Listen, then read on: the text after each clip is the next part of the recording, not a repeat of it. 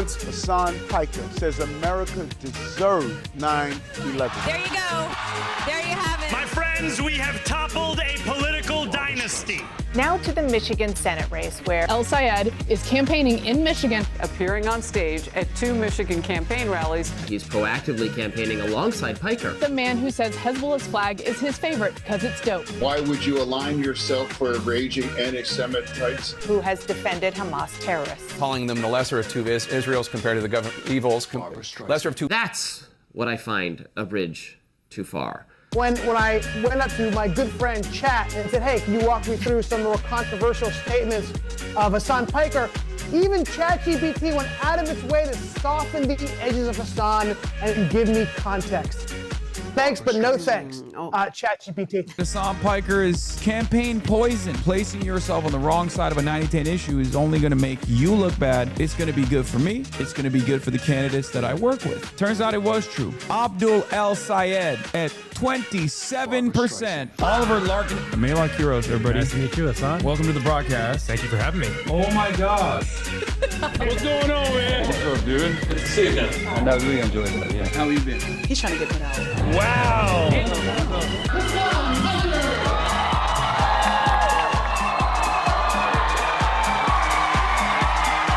What's going on, everybody? I hope everyone's having a fantastic evening, afternoon, prenoon, no matter where you are in the world. I'm Hasan Piker, and this is the HasanAbi broadcast coming to you live from sunny California, Los Angeles. Folks, we're live and alive. I got the blue suit on today, American flag blue. You already know what it is. You already know what's up. Playing the Barbra Streisand intro that many of you have now grown to hate. Because you've seen it. You've seen it a lot. But I still love it. Still has a very special place in my heart. Ladies and gentlemen, boys, girls, and MBs, we're live. We're alive. And I hope everyone's having a fantastic one because today's a beautiful day. Today's a wonderful day. Today's another great day for great American patriots. It is, ladies and gentlemen, Monday, Newsday, 11:29 a.m. on July 6th, 2026. You already know what's up. You already know what it is. Coming to you live from stolen Tongva land. Unfortunately, Mexico lost last night. My heart is with Mexico. As you guys know, I am a Flexican myself, but I think the Norwegian Vikings will avenge the Mexicanos, will avenge La Raza.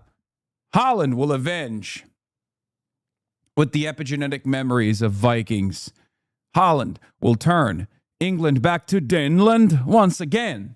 But that's neither here nor there. This is the part of the broadcast where I tell you about my personal news about what's going on in the world of HasanAbi Piker in between the time period where I press the stop streaming button and press the start streaming button. So help me God, that's what I'm going to do.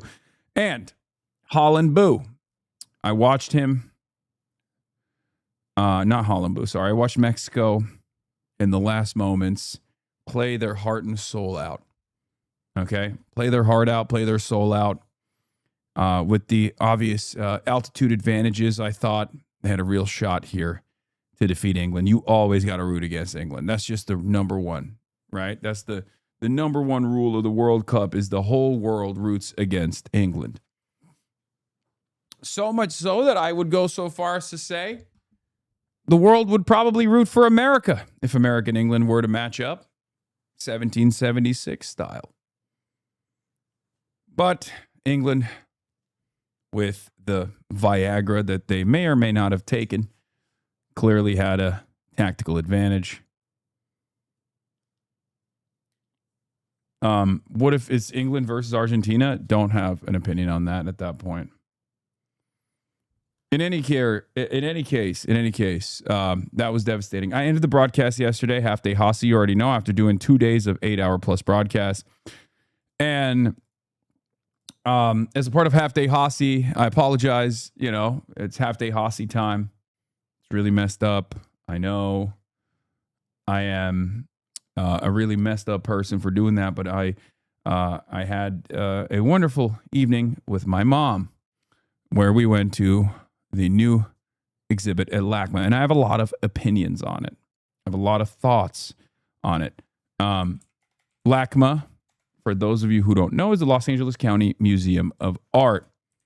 And they have a new exhibition that just opened up. They have a new wing that just opened up. And while it is beautifully sourced, the new David Geffen galleries is yet another clear-cut example of the limitations of brutalist architecture, but also the advantages that it has. Okay? I love that your mom is making you get a life. Yes. So let's start there. So ironically enough, the David Geffen galleries I had been to for the Vanity Fair Oscars after party. Didn't even realize that I was inside of the David Geffen galleries when I did that. This was before it was open to the public, but it's open to the public now. A new Platner smear campaign has hit the election. Smear campaign is an insane way to describe the allegations. What happened? Is Graham Platner cooked? I wasn't paying attention. I'm talking about art. I'm talking about art, ladies and gentlemen. The problem is the haters. I'm talking about art. Get cultured. Get educated. Have a newer perspective on life. Okay? We'll get to the Tyler Robinson, Charlie Kirk saga once again. Is rumors about a story dropping again? Ugh. Whatever. In any case, folks. We'll get to that. We'll cross that bridge when we get there. We're not crossing that bridge right now. Yeah, I got a lot of thoughts. One of the things that I want to say about this new exhibition, the architecture is beautiful, and I think like part of the reason why they're going heavily into brutalism is because the way that light hits the exhibit is important. It changes the experience. Okay. One thing, it seems like no one wants to hear about this perspective, by the way, which is kind of crazy. A lot of you are uncultured swine. I'm trying to forcibly pump culture back into your lives right now, and it seems like everyone is not invested in this at all. They just don't care about art. They don't care about the arts. You don't even see the perspective that I'm going to deliver here. One, it's beautifully sourced. It's supposed to be this like open space. You're walking through, you're going on a journey, learning about how art and culture through conquest, colonialism, commerce, mercantilism has regularly cross-pollinated, right? The ancient Mayans had rubber that was that they got from Peru, right? Like these ancient civilizations were far more advanced than we give them credit, and their cultures were far more integrated than we previously assumed, right? And I think that obviously still very much exists in the advent of the internet. It's maybe even it's turned into this like weird, dare I say, heinous monoculture, and capitalism has played a formative role in this. One of the things that I saw was that in South America, because we first get into the exhibition and there's like a lot of the craftsmanship from all around the world, like ancient Chinese vases and plates and things like that are delicately crafted, were then brought to Latin America, right? They were brought to South America, and it was it's very interesting to see that, like, there's they have these panels, these like Japanese panels, all this like tapestry, all this stuff, and it's really interesting to see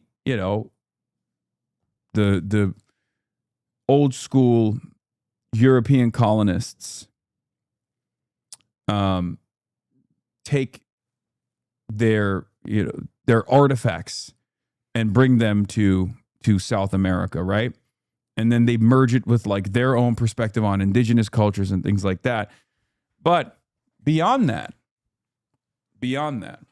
what I found particularly interesting was how much drip and swag people had in the old school, in the old world, you know? Whether it be ancient Mayan civilization or even like Spanish conquistadors, like they put a lot of time and a lot of effort into the little knickknacks that they carried everywhere with them. Obviously, it was a display of their wealth, but it is kind of crazy that we live in the abundant world. And you learned this yesterday. No, I knew about this, man. Shut up. Can I just explain it? Can I explain a story to you? Like I'm going on a journey and I'm taking you there with me. Is that okay? Is that okay? Or do you want everyone to fucking know that you're much smarter than the orator here? Okay, you're much smarter than the narration. Are you the guy that goes, I read about this in a book?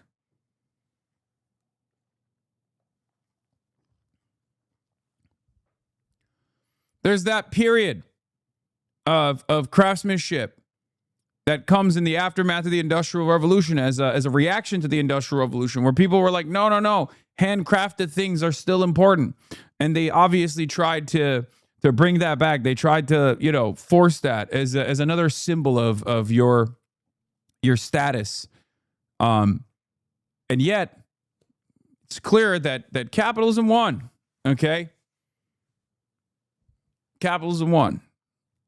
And it has had this nullifying effect on art, artistic expression, or at least in the way that we see it in the things that we use in our everyday existence, right? They don't have these kinds of like crazy. We don't have these crazy chairs, for example. Obviously, like part of that is great because it's like far more comfortable now. Silence, poli-sci chud, a theater kid is chirping. Yeah.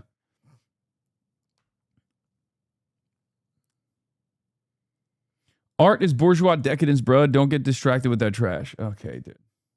Thanks.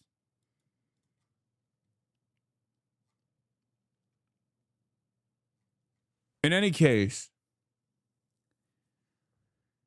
it's interesting to see that flatness, that dullness in contemporary existence, as opposed to like how people, like even the wealthiest people, like the modern day equivalent of a Spanish colonialist with a tremendous amount of wealth over and tremendous amount of power over like entire swaths of the population would be someone like Dana White. Okay, you go to Dana White's home and you look at the art that he has in his home, and it's a Kalashnikov rifle that's like inside of an epoxy case, and he's sitting there and explaining to you like, oh well, this is a piece of our war. Like it's disgusting, it's gross. There's not a lot of thought or effort put into any of this. Look up Adrian Brody's art. I will not be doing that. Sorry, bro. Don't got no change on me. Okay. It's just like, it's crazy. It's crazy that like the wealthiest individuals in society have no need or no taste or no investment in even showing that they have taste. I think we are degenerating a little bit. That's what I think. In any case,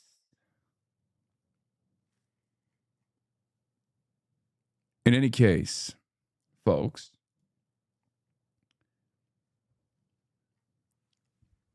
it's just something that I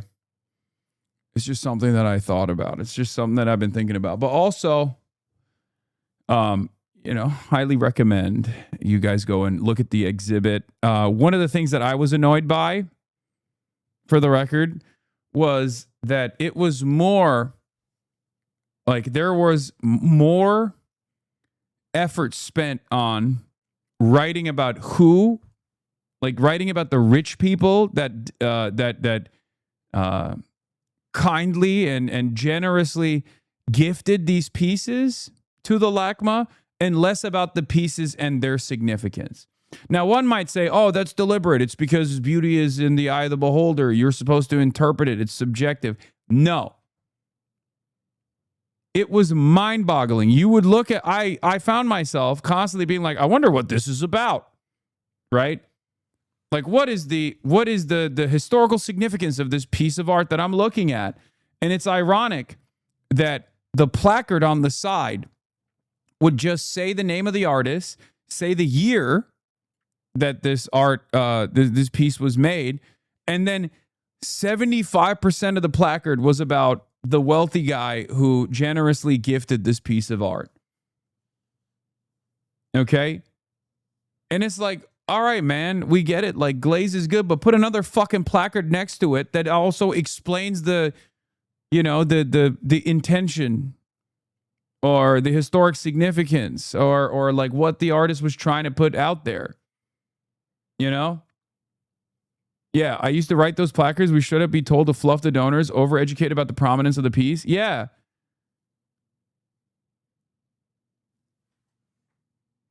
Half the labels on the men are just sculpted figure donated by a Rockefeller. I know. It's fucking annoying. That's LACMA is trash. Autry has better art and exhibits. First of all, cool on that. Chill on that. No museum is trash. All museums are beautiful. Okay. It's like saying a library is trash. You're never going to get me to shit talk a library. You're never going to get me to shit talk a museum. Okay? These are the last bastions of this is the last bastion of defense to maintain an understanding of artistic expression, the journey that it's taken throughout history. These are some of the bravest Fedayeen out there, okay? In a time in space that we live in where no one gives a fuck about art at all, whether it be art history or whether it be contemporary art, it's very important to maintain these libraries and of course museums as well.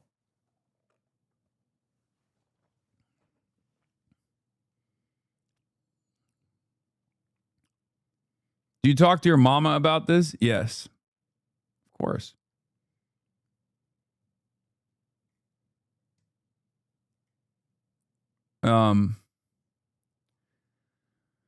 But yeah, it's it's interesting. It was an interesting experience. A lot of HasanAbi heads at the exhibition. A lot of HasanAbi heads working at the LACMA. Okay. I like that they mentioned that it's earthquake proof. It spans over the Wilshire, which I think is really cool. It's interesting, right? My one autistic criticism of the LACMA is that there is no, I feel like there's no harmony with any of the other buildings, and I kind of get annoyed by that, but that's just me. Like everything that they build out, it just is piece by piece. It's so piecemeal. But that's my attitude. Hasan is sheltered as fuck, says Teamsters Paul. Yeah, Cleveland Museum of Art is nonprofit, but a CEO makes $300+ K a year, and the Museum of Natural History Museum top donors are energy companies. Dog, I'm literally criticizing that right now. Hell, did you just hear me say museums are good and then just like didn't hear any of the criticisms that led up to me saying, although, you know, all of this stuff is happening, it's still very important to defend museums? Like, is that... It's so funny. Man, I know. The hell?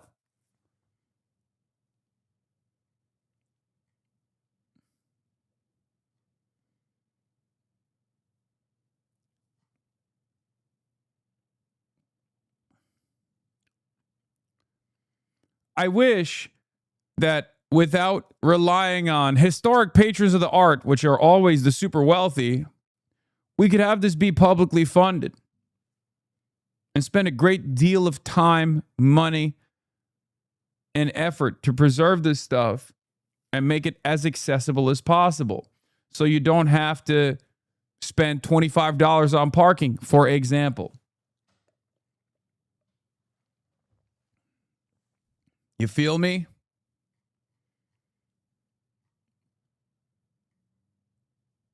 Aura, by the way. Aura.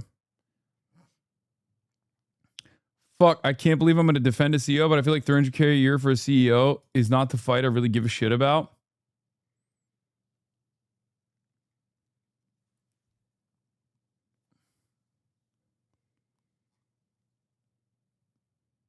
Anyway.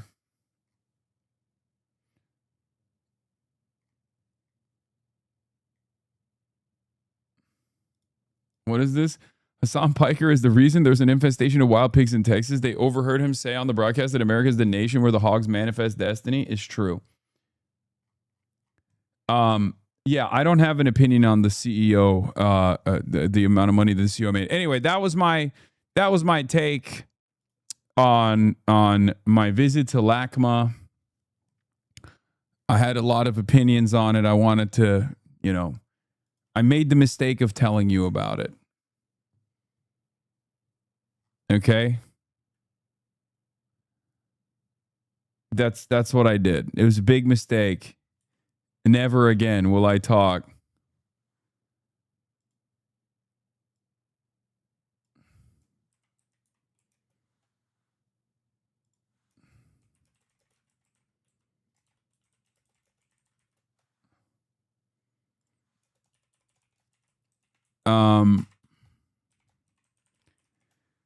Let's blast off. Do we got a blast off meme? Can I join your second art stream? No. Go to Ligma next time. What's Ligma? What's Ligma? Shut the fuck up, Hasan, and share those opinions.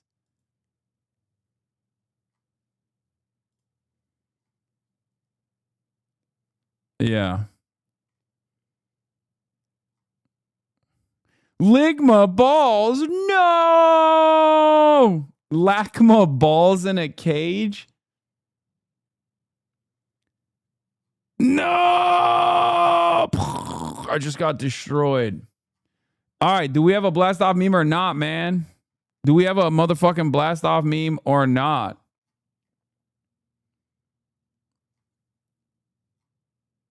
Hyena Fane's trying to hump mate. I saw that.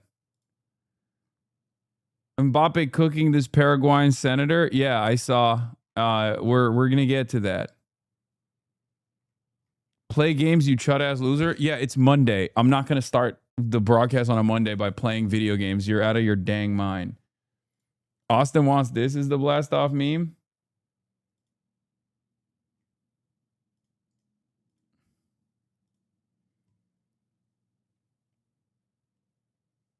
No, we're not going to do that.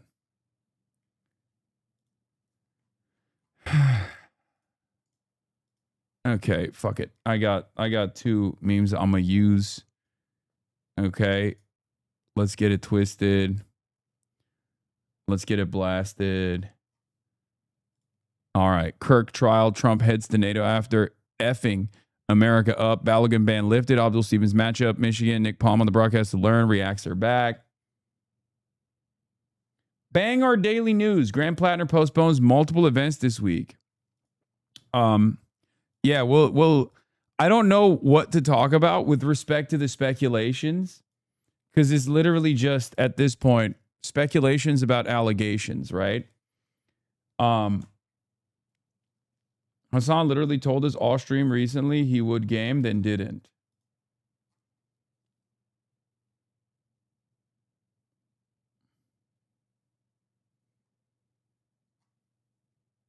Toby Durden's nickname for Larry Roden. It involves Biden.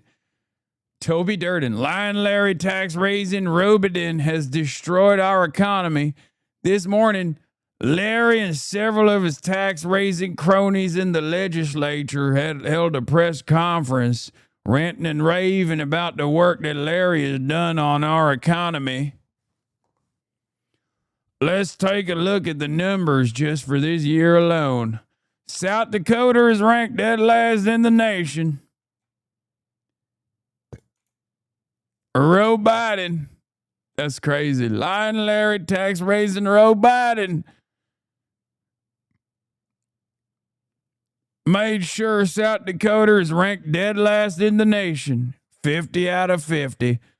Our GDP declined by 1.6%. What is this? Hasan Piker is pushing Democrats towards a luxury belief agenda. Oh my God. I can't believe it. I can't believe it. Unbelievable that it's a luxury agenda to demand health care. These luxury agendas, dude. These luxury beliefs. Anyway, let's get back to a real American, okay? Toby Durden. South Dakota is ranked dead last in the nation. Our GDP declined by 1.6%, double the second worst state in the nation.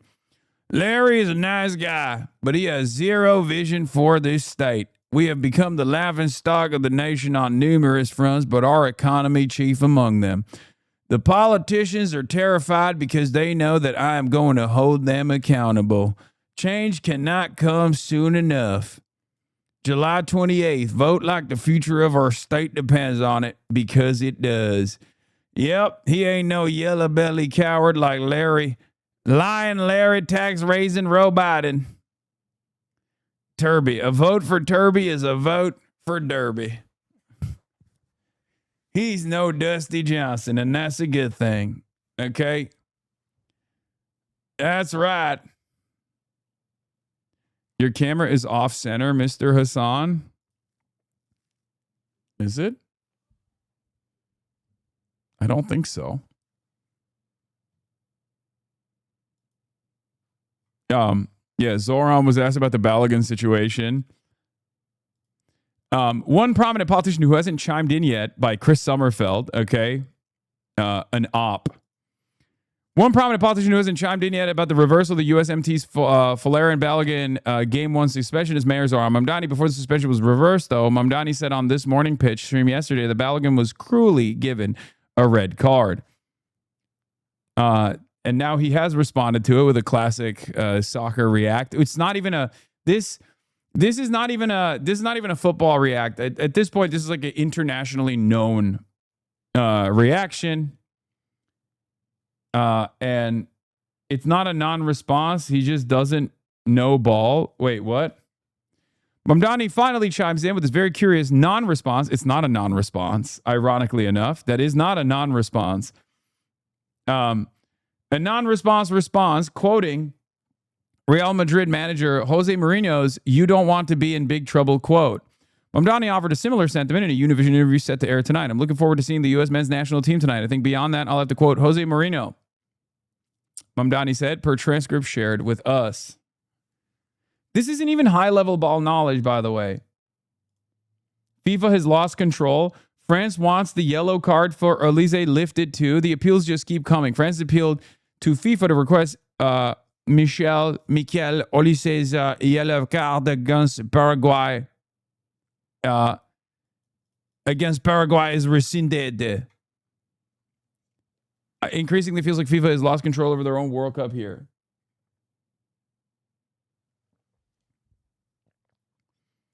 Any comments?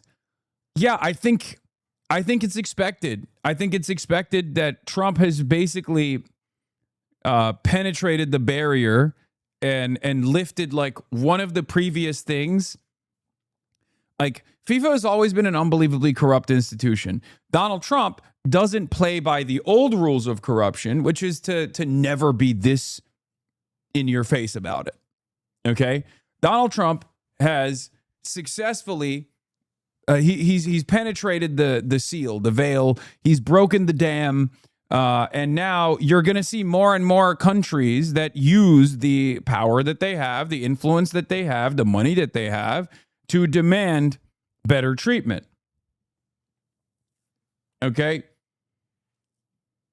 And Infantino is perhaps the best person to do this with because he is. There's no way you think this is expected. I keep up with the news to a reasonable degree. My jaw dropped when I found out, and I didn't even watch football. No, I'm saying France's decision is expected.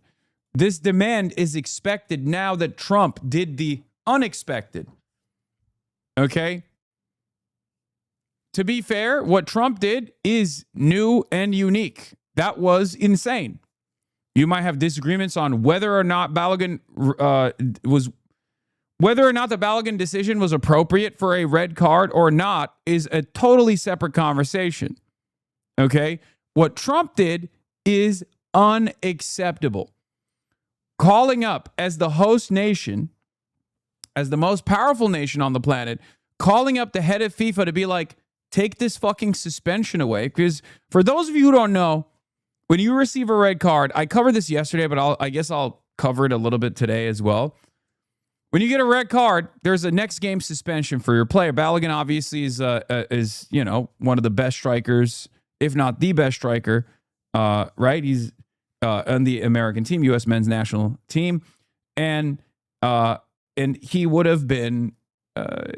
He is going to be an incredibly important player in the Belgium game that is leading off to the quarterfinals.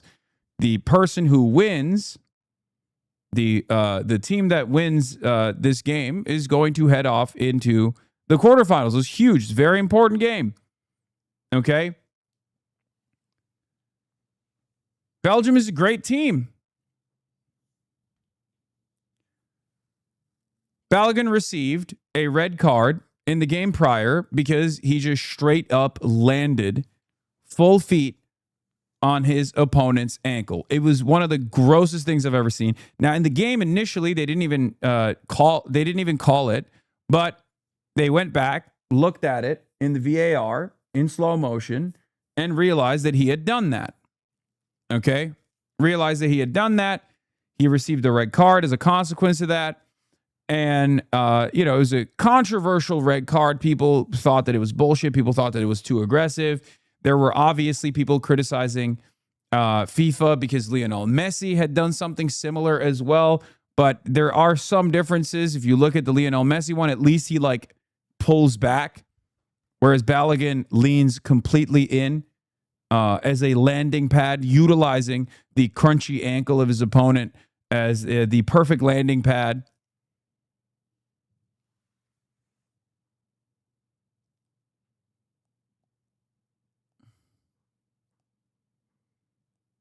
It absolutely is not controversial. It's a red 100%, no doubt, if you watch football. I know. I think so as well. But my perception of reality feels like it's breaking. Satire writers couldn't even write this. I mean, yeah. Let's just say Americans considered it to be a controversial decision. Okay?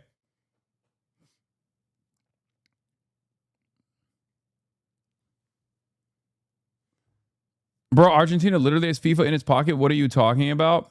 Dude. No one is contesting whether or not FIFA is a fucking corrupt institution.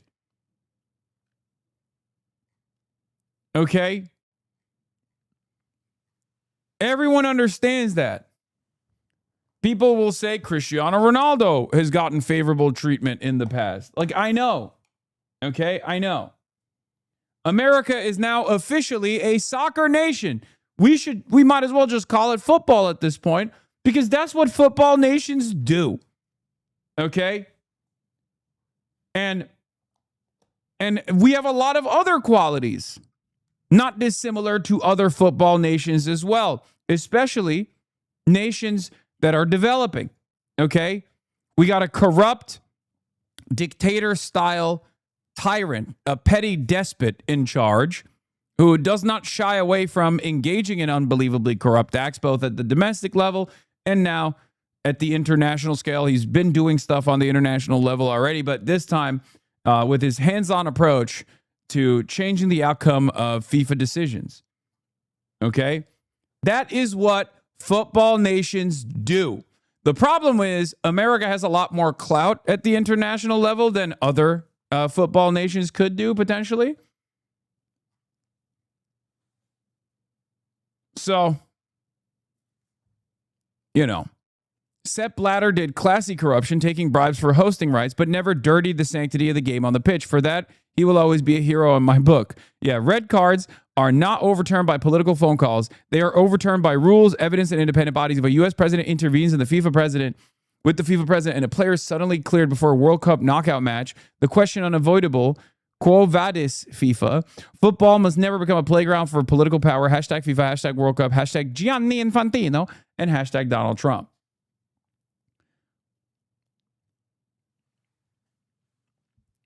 Like, let's be real.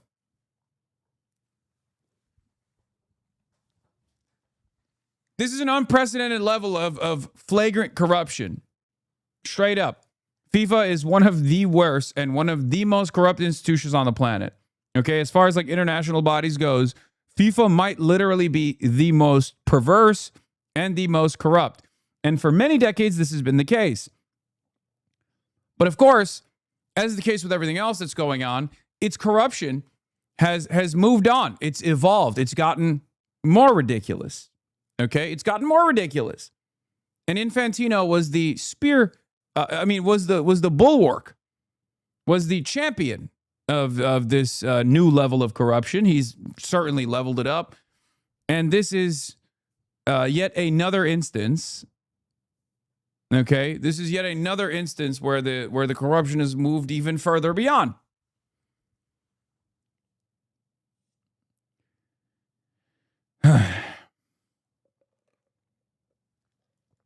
Sepp Blatter calling Infantino out is absolutely hilarious. Like Hitler criticizing himself in the mirror. I mean, the irony is that because of the thing that I just mentioned, like where the situation is getting worse, like Infantino is unironically worse than Sepp Blatter. Blatter. Hitler versus Mussolini. In any case,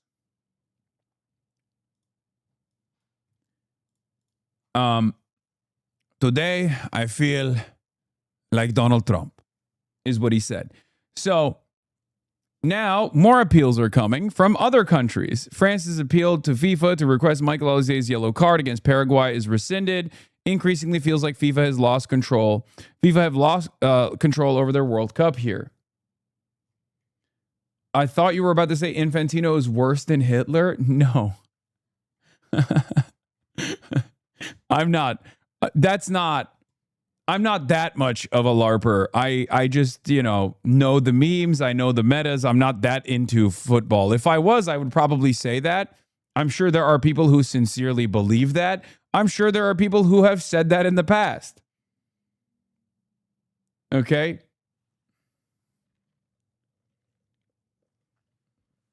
Can Iran appeal the gold that was stolen from them? Good. That's funny joke. Thank you. Thank you for making the funny joke. If anything, the hurdles that Iran had to climb was also another aspect of this fucking corruption.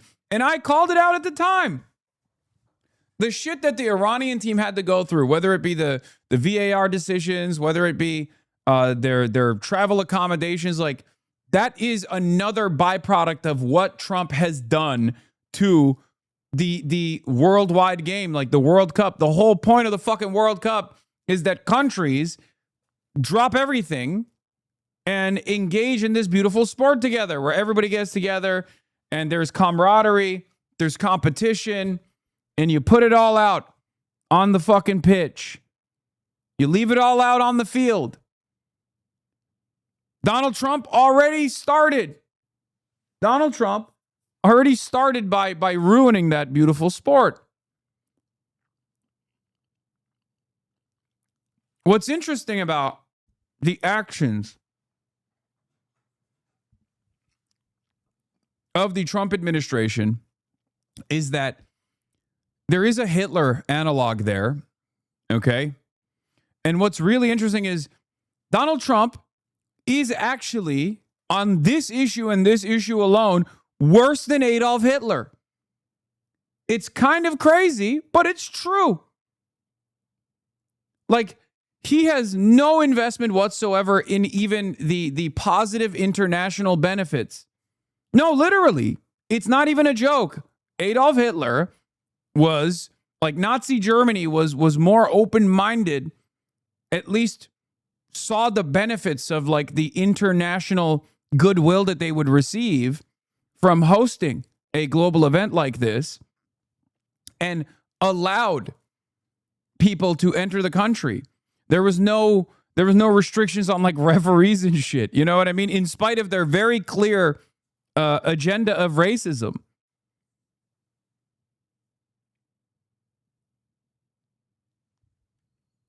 It's insane.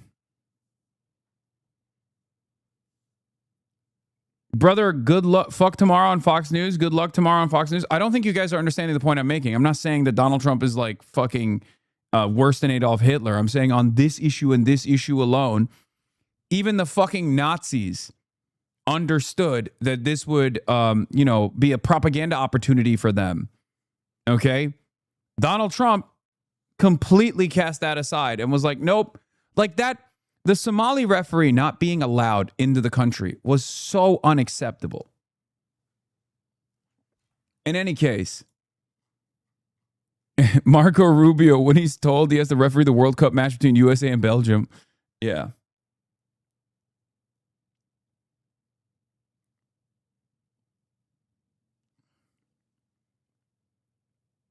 So, it's a strange time that we're in, where a lot of Americans probably will look to what Donald Trump did as like rank corruption, but they'll be like, well, it's for us, so maybe it's good.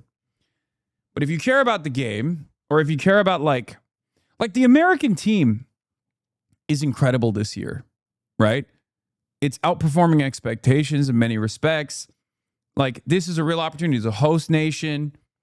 This is a real opportunity for America to have a long-lasting positive impact. And Donald Trump had to fucking go in and destroy that opportunity by leaving the game intact, right? Like, he had to go in and he had to molest it somehow. He's just such a fucking molester. Lester the molester ass motherfucker had to go in and cheapen it. He had to go in and do the Trump thing. He had to make sure that people had issues coming into the country. He had to make sure that, there was definitely a decent amount of racism involved in the decision-making process.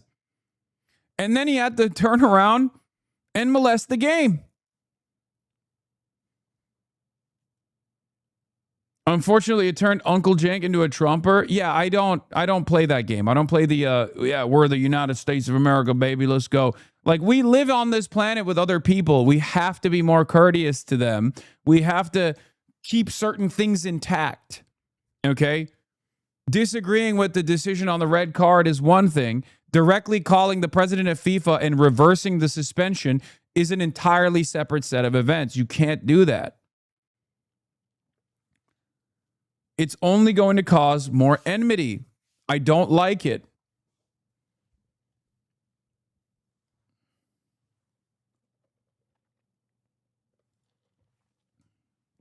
Corruption. Yeah, I mean, this is Jank and everybody else that saw this. Okay, and they said this. It's not bad. Corruption is only bad if I'm not involved. Yes.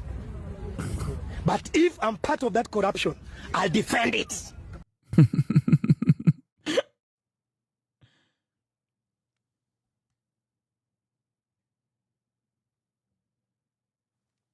Yeah. America's finally a football nation. It's time to drop the soccer moniker. It's time to call it football. We are officially a footy nation, though. Okay? Engaging in this level of fucking flagrant corruption for footy-related reasons is the most fucking football thing you can do. It's coming home, lads. It's coming home, lads. That's right. Football's coming home. And I'm not talking about England, brother. I'm talking about Alabama. Football is coming home.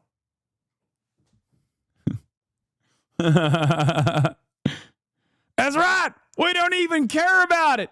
We got a different name for it. We call it soccer around these parts, but it's coming home to South Dakota. Football's coming home, brother. Roll Tide. War Eagle. Go Birds! And by that, I mean We're not talking about no goddamn NFL. We're talking about MLS, or now MLF, Major League Football.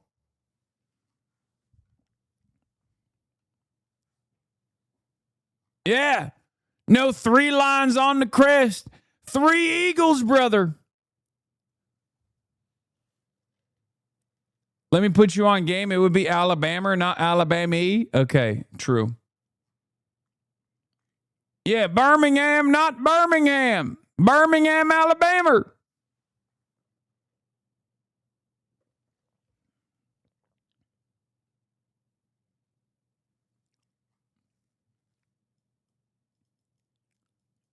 Yeah.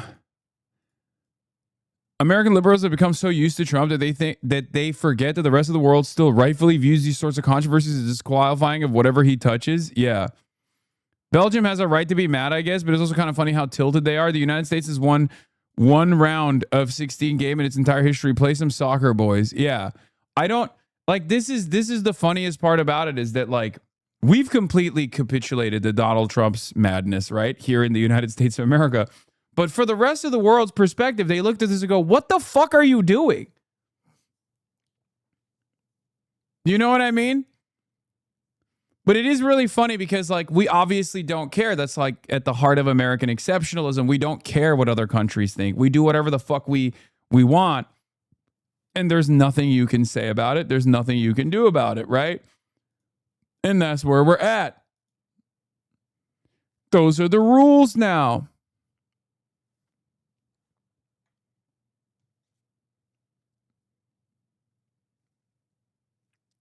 Turkey levels of corruption, we're used to it by now. Yeah. I mean, the question always is, what happens? Look, the question always is, what happens if the Fourth Reich is a nuclear armed state that happens to be the most domineering force around the planet? What happens if the Turkification sets in the most powerful nation on the planet? That's not a good place to be. Okay? It's not a good place to be. And that's kind of where we're at right now. Okay? Because at least there was some level of parity in the pre-nuclearized world, right? Like before mutual assured destruction, before nuclear proliferation, there's some level of parity at least, right? There, you know, you can muster up the forces and fight back. That's what World War II was about, right? What do you do when the most powerful nation on the planet has nuclear arms and decides to become just as corrupt and as ruthless and as tyrannical as countries of the past? What do you do? How do you fight back against that? And what is our responsibility as American citizens to move away from this attitude? It's important to think about these things, okay? Simply sitting around and hoping that China save us is insane. That's not how that works. Last point I'm going to make on football is Mbappe was a victim to racialized animus, this time from a senator in Paraguay. He responds, Madame Celeste Amarilla, you are a despicable woman and unworthy of your position. You do not represent Paraguay, that country which has sweated passion and honor through the competition. Through your recklessness and brazen racism, the entire world has already forgotten the journey and the historic effort that your players accomplished during this World Cup, making way for an incompetent woman who gives the worst possible image of her country. I will never allow people like her the freedom to spread their hatred and racism across the world. The dictator has spoken.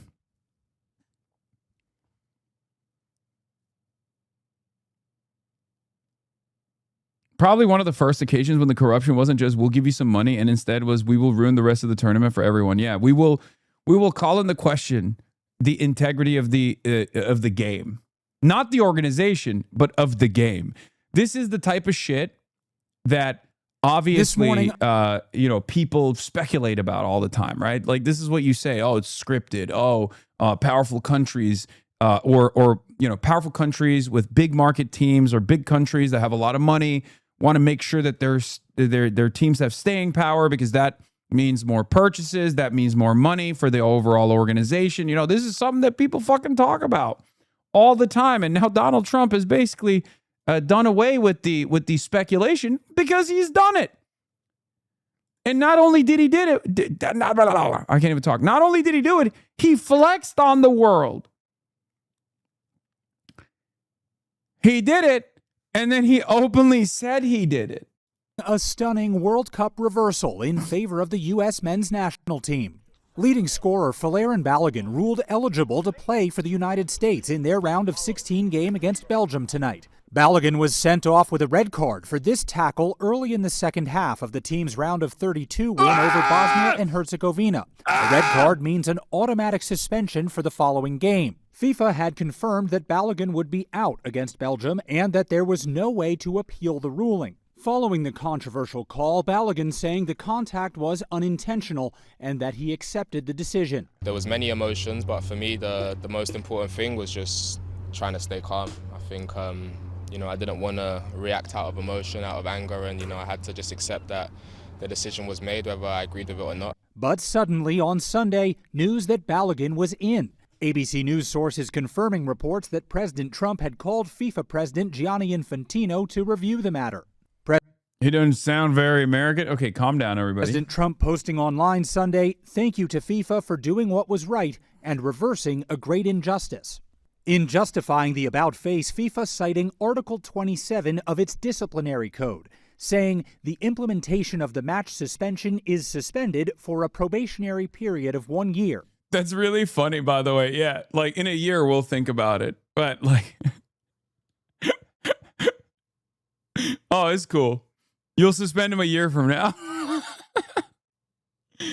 Balogun should refuse to play. That's not going to happen. Don't be insane. FIFA's not admitting they made a mistake. They're not admitting that the referee on the field made a mistake and gave the player a red card when it shouldn't have been a red card.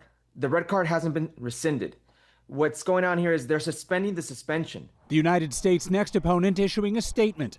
The Belgian Soccer Federation saying that it was astonished by FIFA's decision. Dude, Jordan Henderson's arm break, I'm not going to watch it because it also destroyed my brain. But it was I'm sorry, that's sad, but also kind of funny. Like, dude, are you serious? Are you fucking serious? You jumped over the banner and you fell on your arm and you broke your fucking arm? How is that possible? Clean snap. I saw that shit. I don't want to watch it again. Belgium's coach mocking the decision, saying, "I didn't know that at the World Cup, the 5th of July is actually the 1st of April. Upon learning the news, Balogun celebrating with his teammates. We're really excited. He's been so good for us this tournament. Overnight, U.S. team captain Tim Reams speaking to GMA. I think he's just excited. The Platner story is fucked if it's true. Why do people know what the Platner story is? What's going on?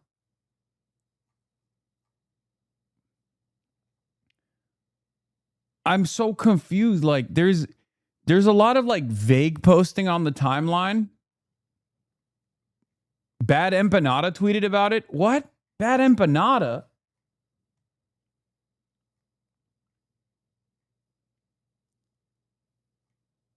Dog, what the fuck is happening? It was Gremlo talking about this morning. I don't know what happened. I have no idea what it is. And so I have no idea. It's a bunch of vague posting. I mean, there's a Politico drop that just came out from Adam Wren, who says that there's a sexual assault allegation now. We'll get to it. So maybe that's what people are talking about. I don't know. There are rumors that he sexually assaulted an Iraqi child while deployed. Yeah, that sounds. I saw, if it's coming from where I saw initially, there was some guy who was like former platoon guy who was like, that's a thing that happened. I don't know if that's real. You know what I mean? You don't report allegations like this without talking to the person making the allegation. You know the allegation reported, Ryan. The Platner campaign canceled events over the weekend and has since canceled more as word swirls among consultants, super PACs, and lawmakers. A very damaging allegation is coming as early as this afternoon. At what point is there just smear fatigue? I mean, I don't know. Is it a smear or is it real? Like, I don't know. I don't know what's going on. Again, ironically enough, there are a lot of liberals. Ironically enough, there are a lot of liberals on the timeline who yesterday were saying Abdul is bad because he hangs out with Hasan. Graham Platner is good because he doesn't hang out with Hasan. And there's truth to that. I have no connection to the Platner campaign. I have no idea what they're up to. I have no understanding of what has taken place thus far. So the liberals might have actually unironically locked themselves into a weird bind. But we don't know. We don't have any information. What I do know is what I've seen thus far. And what I've seen thus far has been, great exaggerations. This might be real, though, right? This might be totally real. This might be totally valid. But in this circumstance, in the Graham Platner situation, yeah, this was the ridiculous one. This was the ridiculous one. This is, yeah, dude. This is that is totally ridiculous. Oh, they would go into like an Iraqi home or something, and yeah, that seems like a Israeli disinfo campaign that isn't that doesn't have any legs whatsoever. You know what I mean? But if there's a more serious accusation, we'll look at it. If he does drop out, could another Democrat run? I think it's literally the reason why they're doing it. The reason why this push is coming right now, the timing of it, whether it's real, whether it's because I don't know anything yet. Yeah, for context, that guy's previous claim to fame is pushing that Biden admin was trafficking kids from Ukraine. I know. That guy's insane. I'm not saying that allegation is insane. That one is bullshit. Politico has dropped something. We'll take a look at it. But the timing of it is somewhat interesting because the dropout date for Graham Platner is July 13th, I believe, right? So if Graham Platner drops out before July 13th, they could just hand select another candidate. They could hand select another candidate and put another candidate in his stead. 15th is reporting for funding. And I do find it very odd.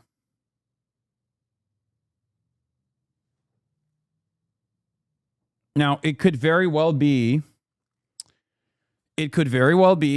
an instance where people were, like some Democratic consultants knew about it and they were, waiting to see if they should drop this at all, given that it's a damning accusation, right? So we'll read it, we'll look into it, and far better investigative reporters than, my commentary ass will identify the veracity of the claims. Having said that, let's finish this Balogun thing, and then we'll get to it. That he can actually contribute on the field and not just be a cheerleader. But Balo's, he's got a big smile, and he's been beaming ear to ear, since we all found out the news. And the European Football Association, of which Belgium is a member, put out a statement this morning saying, part in quote, "We express our disbelief at such an unprecedented, incomprehensible, and unjustifiable decision." And for their part, U.S. Soccer saying, quote, "We accept the decision of the disciplinary committee, and we are pleased that Balogun is eligible to compete tomorrow." This has happened once before in 1962. A Brazilian player named Garrincha was reinstated. But this is really, we haven't really seen this before. Yeah, 1962. the suspension. Exactly. All right, Will, thank you. He's playing. It's also crazy because Trump literally earlier today came out, Mr. President, and very publicly took ownership over it. Okay, so there's there's no element of secrecy here. There's no like people don't know if this is real or not. Or what am I saying? People know that this is real. Like, this is something that Trump did, okay? And it's insane that he is like he's openly flaunting it, okay? I'm sorry. This is not normal, okay? Remember when I said there is no country on the planet where the leadership is this out and about with their corruption? Like, I'm Turkish, okay?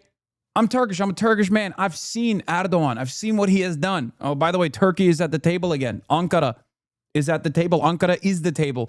There's a NATO summit happening in Turkey. Trump is going to it. We'll get to that in a little bit. But what I was going to say about Turkey is like, Erdogan is an unbelievably corrupt tyrant. Okay? So is Vladimir Putin. Right? He oversees this kleptocracy. But there is a level of discretion that these tin pot dictators and petty tyrants engage in, where there is like money exchanging hands, and it filters to their family members, but they don't do it so out in they don't do it so openly, so flagrantly. Donald Trump has done away with that, where what's unique about it is he doesn't even feel the need to hide his corruption. He doesn't feel the need to hide his corruption at all. And I find that so strange because, look, as Americans, we fancy ourselves to be real revolutionaries, carrying on the spirit of 1776. But it's not a secret that in most circumstances, we're very servile.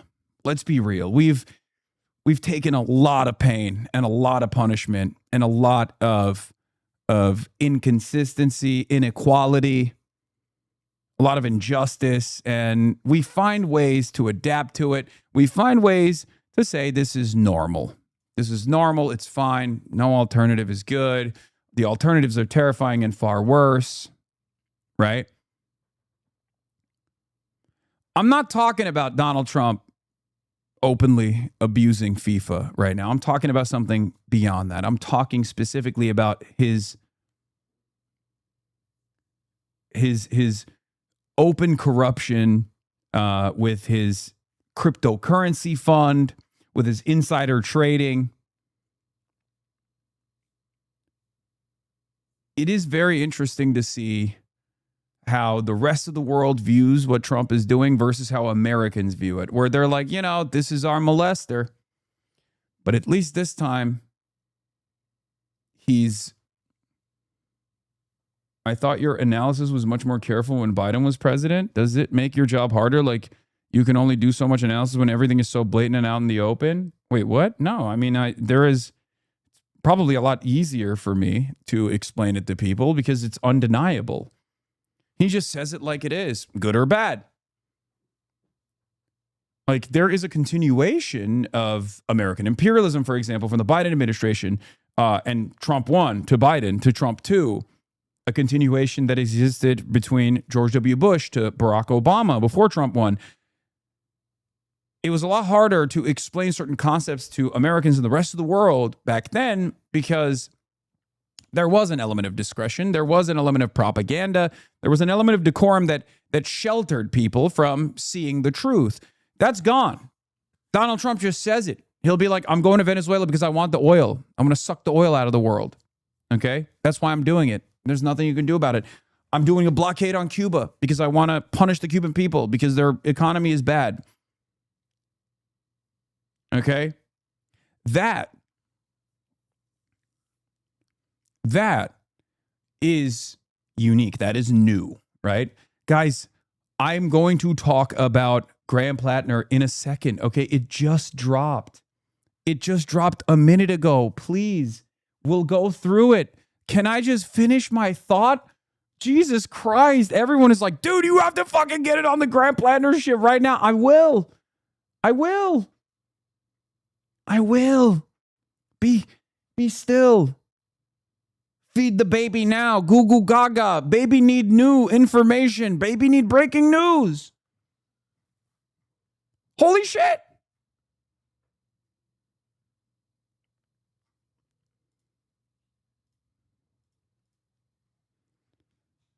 Anyway, this level of ownership, this level of taking ownership over the flagrant corruption is not going to be received positively by the rest of the world, I think. And it shouldn't. And I want to congratulate you on your historic leadership. I gotta pee. The document hanging on that wall just turned 250 years old, as did the nation that it created. And the bell that you just rang on the Resolute desk, I believe, heralds in that the next 250 years will be even greater than the first 250. You mean the bell that I'm not giving back? That I am not giving back. I think everyone knew you were going to keep the bell. And on behalf of all Americans, thank you for getting rid of that ridiculous red card. This is his. That was interesting. It was spectacular. There was a reason the FIFA trophy sat here for as long as it did. Support journalism you trust. Support PBS News. Donate now, or even better, start a monthly contribution today.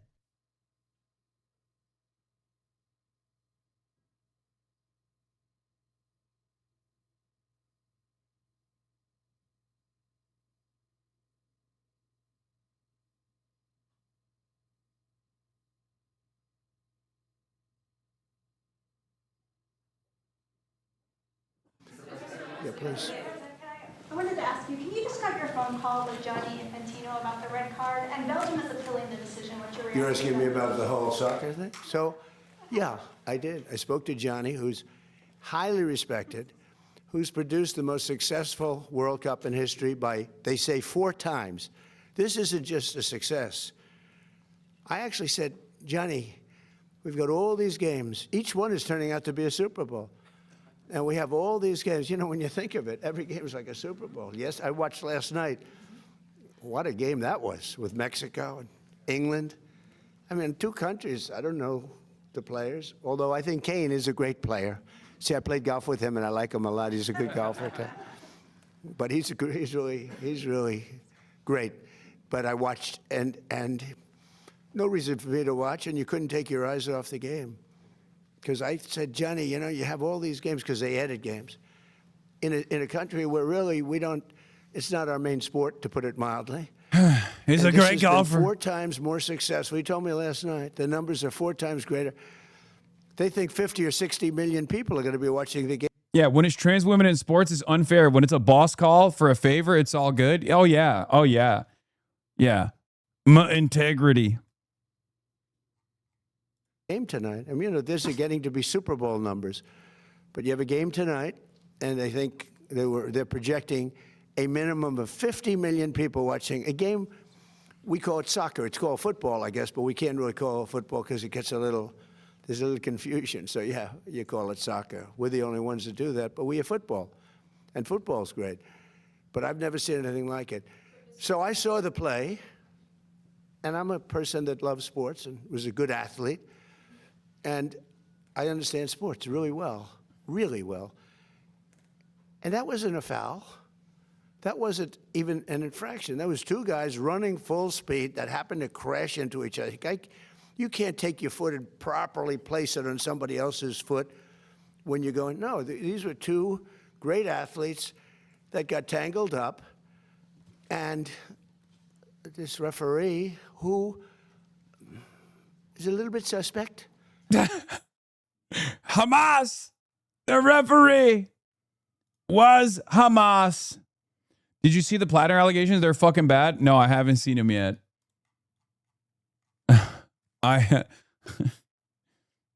I'm currently covering the Donald Trump molesting international football. No, I know.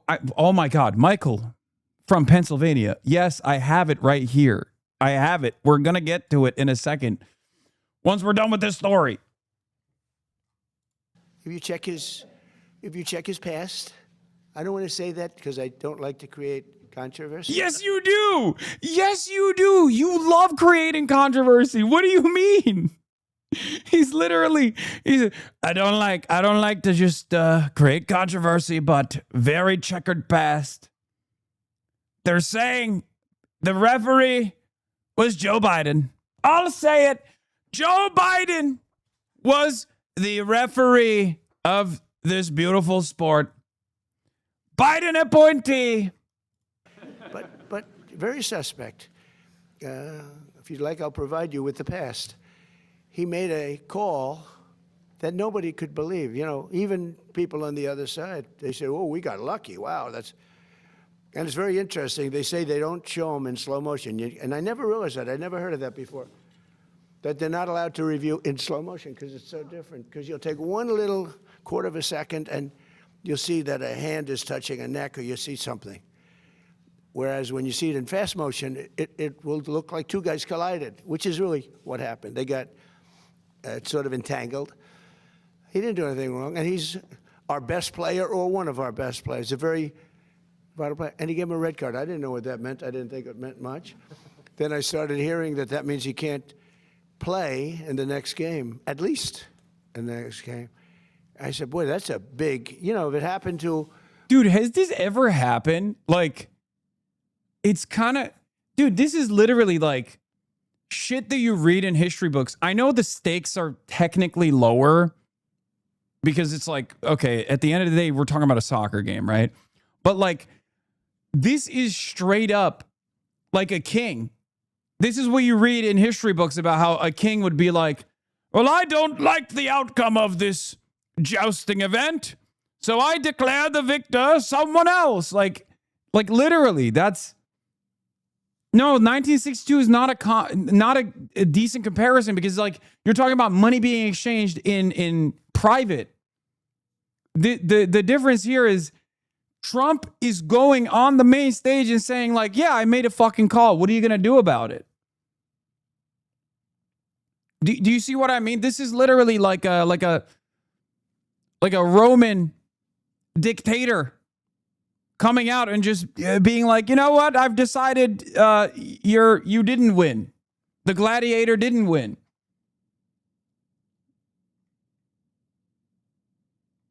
Do you see what I'm saying? It's not the corruption that is unique, even though the type of corruption is unique. But what's also unique is the public nature of it, where he is not just being corrupt, but he's also celebrating it. He's flaunting it. You know what I mean?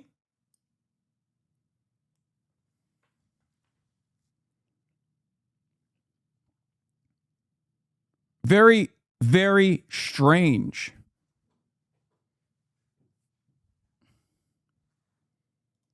Another player, it would have been unfair, but when they take your best player or just about, they have some great players, and they say you can't play, that's very unfair. That's, you know, it's one thing to penalize somebody for the game, but how do you penalize them for a game that hasn't been played yet? It's very unfair. You can't do that. So, yes, I asked for a review by FIFA. I spoke to a man who's highly respected, and by the way, whose level of respect has gone up tenfold. And he was good before this started, but you know, he really pushed it in this country. I'm the one that got them to do it. It was not Biden. Biden was asleep. I got him to do it. In fact, it was very sad because I got him to do it. And if the progression was normal, I would have been retired now. The Democrats are saying, man, we should have just let him have his way. We would have had him gone. But I said, you know, the saddest thing is I got the Olympics and I got the World Cup. Biden would have never made the call. He doesn't even know. He's got a rotary phone. Doesn't have Infantino's phone number like I do. I tried to claim 250 years too, but that didn't work. They said, that one is what it is. No, I tried, but it didn't work. But wait. So I got him. I was so proud of it. And then I realized, you know, I wouldn't be president during that because I would have been out of office by that time. I felt badly. The beautiful thing about what I did is I ran. I never thought of it. And then all of a sudden I realized, I just got the Olympics, and I totally got that myself.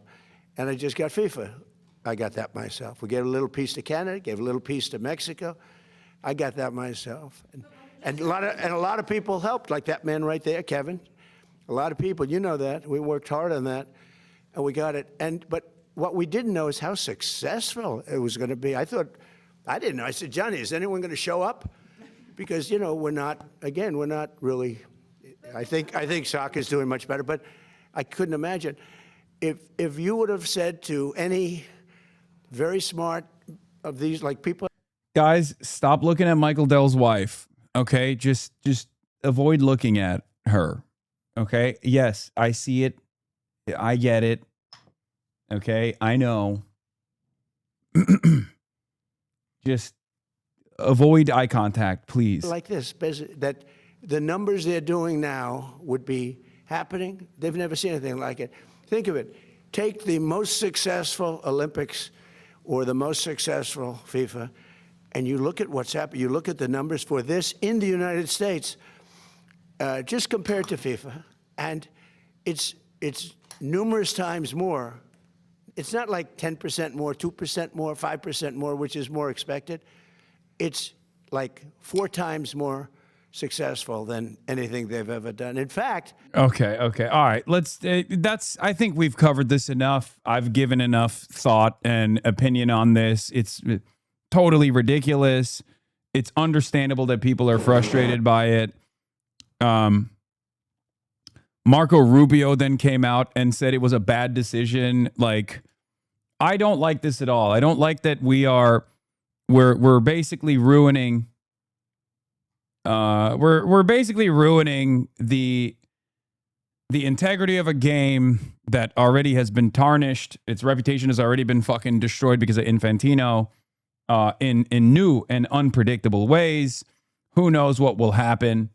But at least in the past, the corruption was about certain countries being able to host FIFA games, right? This level of direct involvement has this level of direct involvement and the open nature of this direct involvement has, I don't think, ever happened before. And it's not a good look. I don't know what else to say. People will say I hate America or whatever, and I should just like suck it up. But I do think that this kind of like American exceptionalism is a big part of the problem, right? It's a big part of the problem. It's annoying. It's annoying for the rest of the world.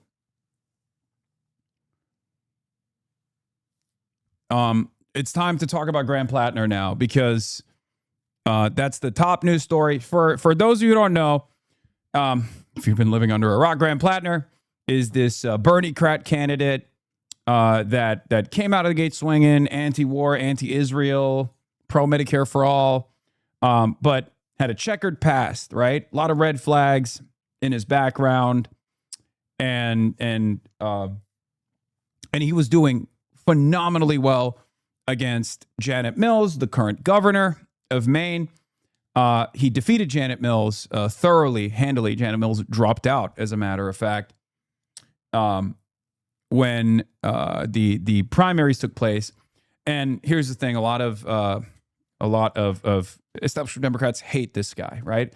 A lot of people in the pro-Israel side hate this guy.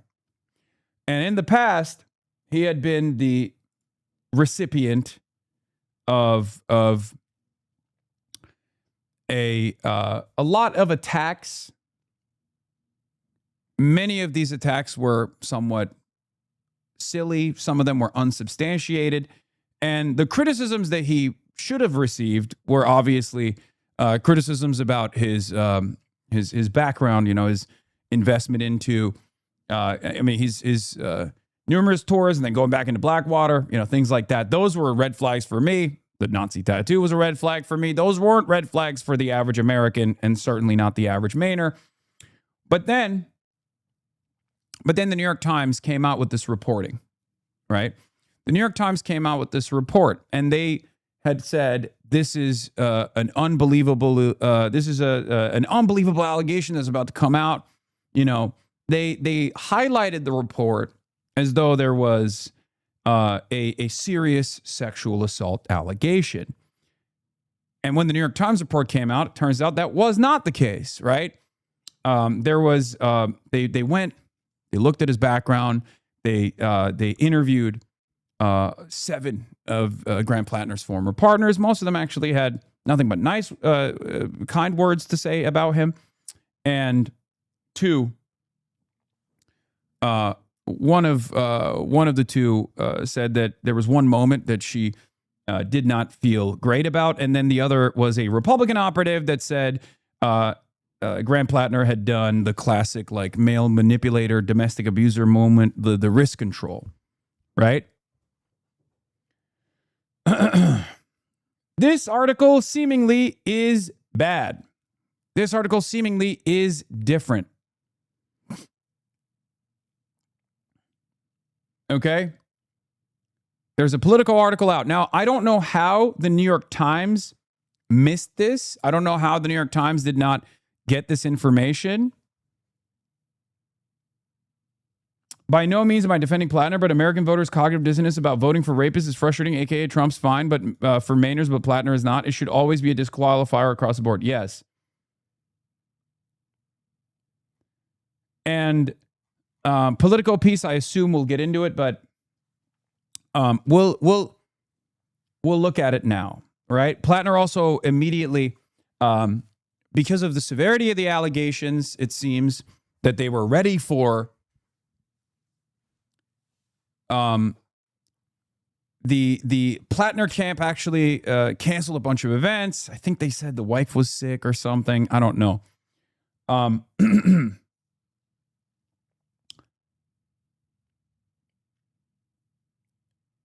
So let's take a look at the latest Graham Platner. New York Times knew this, but the conversation was off the record. Okay. Woman who dated Graham Platner says he sexually assaulted her. The Maine Democrat denied the allegations and said any accusation of non-consensual behavior is categorically untrue. A woman who dated Maine U.S. Senate candidate Graham Platner says he forced her to have sex with him nearly 5 years ago, despite her repeated objections, an allegation Platner denies.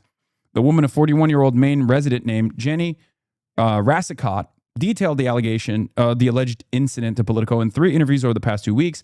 Politico also spoke with a man Rassicott dated and confided in the years after the alleged incident, and reviewed documents, including emails between Rassicott and her therapist and messages between Rassicott and acquaintance. That is curtains. Okay. Mossad paid her ass? No. That is the trifecta. Okay. That is the trifecta of a reliable allegation. That's holy shit. Okay.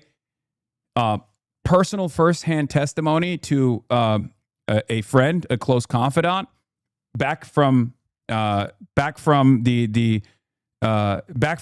before Graham Platner ever fucking ran for Congress. Are you kidding me? And then also direct testimony from a therapist. That is very different. It's very different from a Republican operative coming out and being like, oh yeah, I had a touch and go moment with Graham Platner. I wouldn't even say he like physically abused me or anything. That's very different. There is not direct testimony from a therapist. No, sorry. Emails between Rassicott and her therapist. Okay. Emails that are dated. That seems a little bit different than previous statements and previous things that were talked, previous discussions around Graham Platner's misconduct or alleged misconduct. Okay?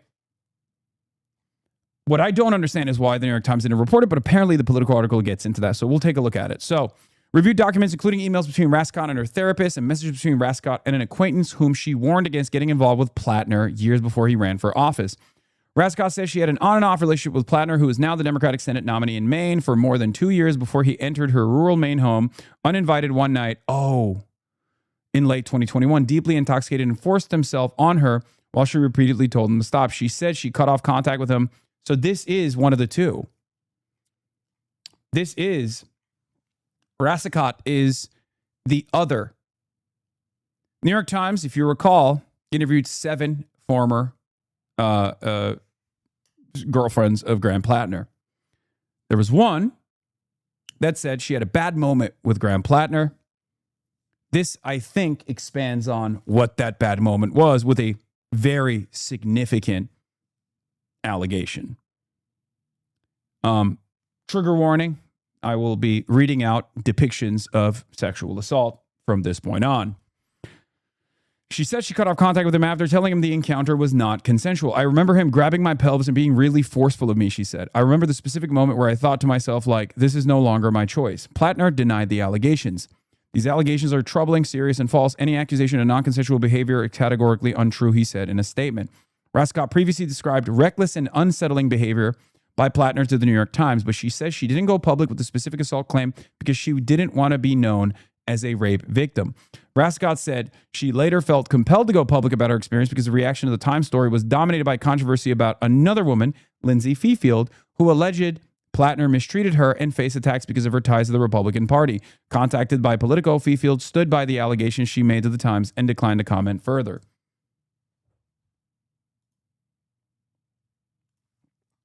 My part of the story was just a read over, Rascott said in an interview, and the story was just Lindsay and the accusations of her being politically motivated. Rascott said she was torn over coming forward in part because she agrees with Platner politically. One of the reasons I didn't come forward sooner was the huge moral conflict that I had between supporting his politics but not supporting him as a person, she said. I just want the truth out there. I just want people to have the whole scope of who he is as a person. In a statement, the Platner campaign reiterated his denial and accuses critics of trying to drive him out of the race. These allegations are very serious and Graham vigorously denies them. They are also coached and coordinated by out-of-state establishment operatives. For a year, opponents of this campaign have thrown everything they can at Graham, calling him a Nazi, a war criminal, and a communist. None of it has been true, and this is no different. It is not a coincidence that this story comes a week before the ballot deadline, just as the previous false allegations came a week before the primary. Graham began this campaign to fight for a Maine where everyone is treated with dignity and where Mainers are put first, and no amount of desperate smears will stop this movement from seeing that vision through. What do you mean audio? What's wrong with the audio? Platner, an oysterman and political newcomer when he launched his Senate campaign last August, easily won the Democratic primary last month to face GOP Senator Susan Collins in one of the nation's most highly watched Senate races. His remarkable rise has been tainted by controversies including offensive online comments and allegations of past mistreatment of women. He has not previously been accused of sexual assault. So here's the thing. Okay? Here's the thing. This is a serious accusation of the highest order, and it has all of the hallmarks of a verifiable accusation. Okay? Conversations in the past, far before Graham Platner came on the scene as a political operative, is a fairly reliable way to verify these accusations. I'm sorry, it's just the truth. Okay?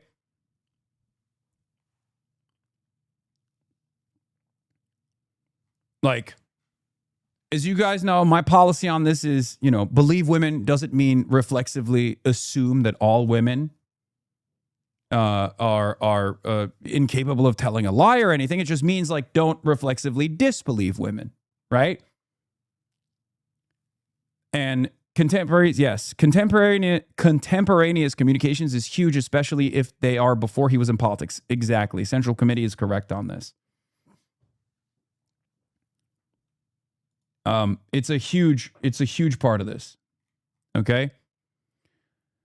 I assume that they will explain as to why the New York Times didn't get into this, but here's the other side of the story. Okay, I believe this accusation. I believe this allegation. Let me just make that very clear, especially because, once again, there are other friends with correspondence from before Graham Platner became a known entity, right?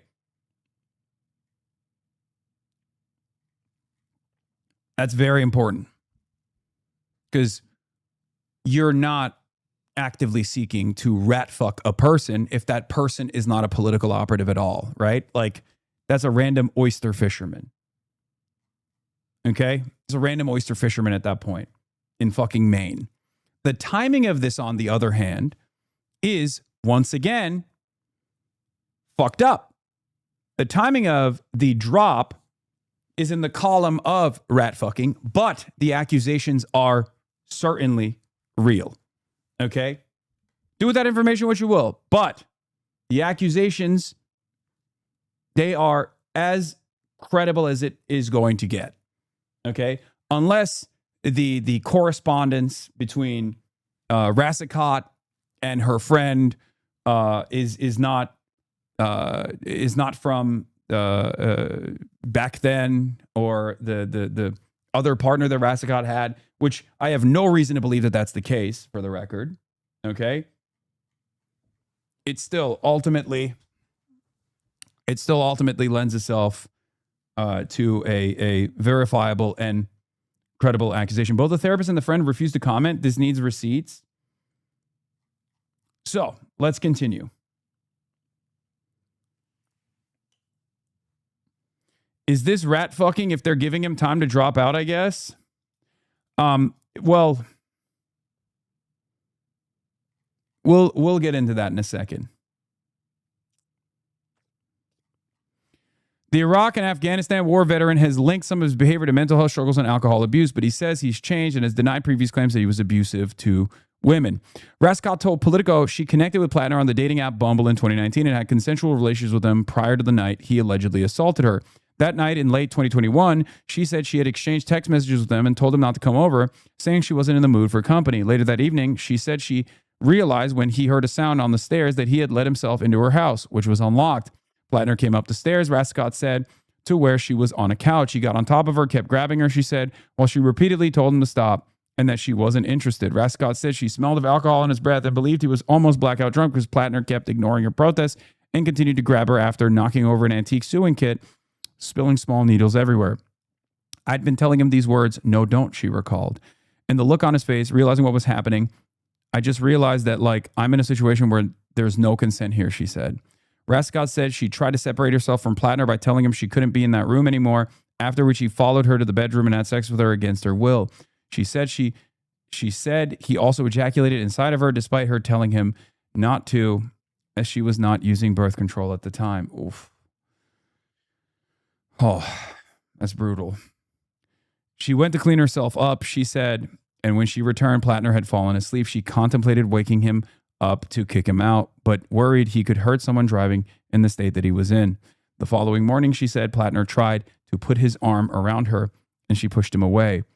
She said she asked him whether he remembered what had happened the previous night. According to Rassicot, Platner said he didn't remember. Rassicot said she told him to leave and never contact her again. Rassicot said she waited several weeks until she got her period to ensure she wasn't pregnant, then sent Platner a private message on Instagram saying that the encounter was not consensual and she did not want to hear from him ever again. Rassicot had no further contact with him after that, she said. Rassicot said she later deleted all of her text and social media correspondence with Platner as she tried to move on from the assault, and said she has not been able to recover the Instagram messages she sent him about the incident. In the weeks after the alleged assault, Rassicot says she considered going to the police but struggled with shock and confusion about what had happened to her and did not file a police report. Even as time passed, she said she felt uncomfortable potentially telling a police officer about such a personal experience and feared retaliation from Platner. At first, she confided only in her therapist, who she continues to see. Rassicot showed Politico recent emails with her therapist in which Rassicot explained she was talking to the media about her relationship with Platner and said the sexual assault rape using an abbreviation for sexual assault. In the message, Rassicot was not ready to go public and was seeking help corroborating her account in conversations she was having with the reporters on condition of anonymity.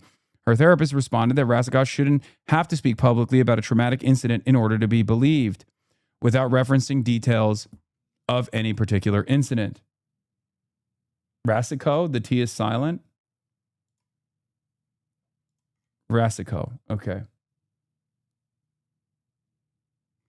Yeah, not going to the police is perfectly normal in situations like this, for the record, just so you guys understand. So they don't have the therapist who Politico agreed not to name at her request declined to comment when reached on Monday. So Rasko also shared details about the alleged assault of the man she dated after Platner, who she began dating in 2022. The man, who was granted anonymity out of concern for his personal privacy, told Politico that Rasko had told him in bits and pieces about a bad experience with Platner before confiding the full details of what happened in 2023. His account of what Rasko told him about the incident matched what Rasko told Politico. Okay. Rasko shared with Politico a series of private Facebook messages she exchanged with an acquaintance in 2023, about a year and a half after the alleged assault and well before Platner launched his political career, in which she cautioned the acquaintance against getting involved with Platner. In the messages, Rasko says she had ended up in a bad situation with him, describing Platner as a consensually careless and saying he doesn't listen to you when drunk. Reached out by Politico, the acquaintance said she received the messages but declined the comment. Politico granted her anonymity at a request to protect her privacy in her main community. What's his deal? Should I not fix him up with my friend, assuming he's single? He can be charming and funny, and he's a decently intelligent person, but he's not all bad. But I ended up in a bad situation with him, and I will just very politely call him consensually careless at times. When drunk, plus PTSD. I knew about the PTSD. He lies also. Forces himself on people. Wait, what? That's the cutoff?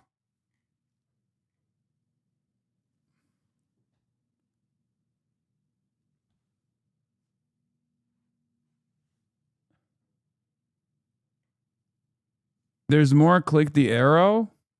Oh. No, this is the earlier. I saw your post about oysters the other day. I feel morally obligated to warn you if you were anything more than just friends with Graham. But if you're not, then I'll just shut up for now and give you the scoop sometime, lol. Just friends. Would love the scoop, though. Is he still engaged? I was working on fixing on a friend. Oh, I have no idea. With who? Oh, a girl. I think her name is Jen from like the Rockland area. I don't know. I haven't heard of anyone. He was as of last summer that I know of, but also my timeline's a little sketch. So maybe it was the summer before, but either way, they've been on and off. But then I was told they got engaged. Yeah, COVID totally messed up my timeline for everything. What's his deal? Should I not fix him up with my friend, assuming he's single? He lies also. Okay, so here is they were out of order. I don't know why the fuck Politico put it out of order like this. God damn it. Bunch of fucking boomers, I guess. Forced himself on people.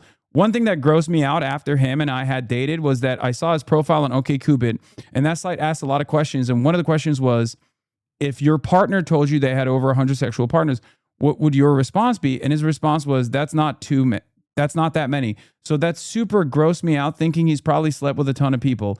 Doesn't listen to you when drunk, ...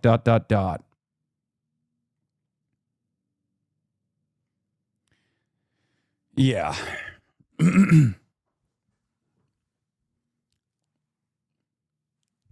So that's corroboration. That's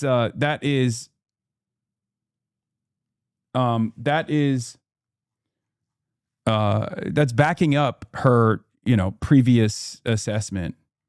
But I don't know what she says. I don't know what the other lady says after this. And then I don't know what her response is afterwards. But Politico also spoke with a friend Rasko had told about the alleged assault last summer, shortly after Platner launched his campaign.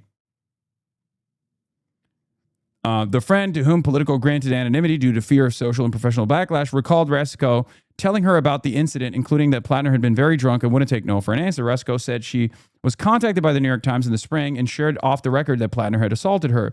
She told the Times that she had some positive memories of her relationship with Platner, but thought he did not respect women and had cut off contact with him after an incident in 2021 when Platner had come over drunk. But the Times article stated that Rasko declined to elaborate about what had happened, only describing his behavior as reckless and unsettling.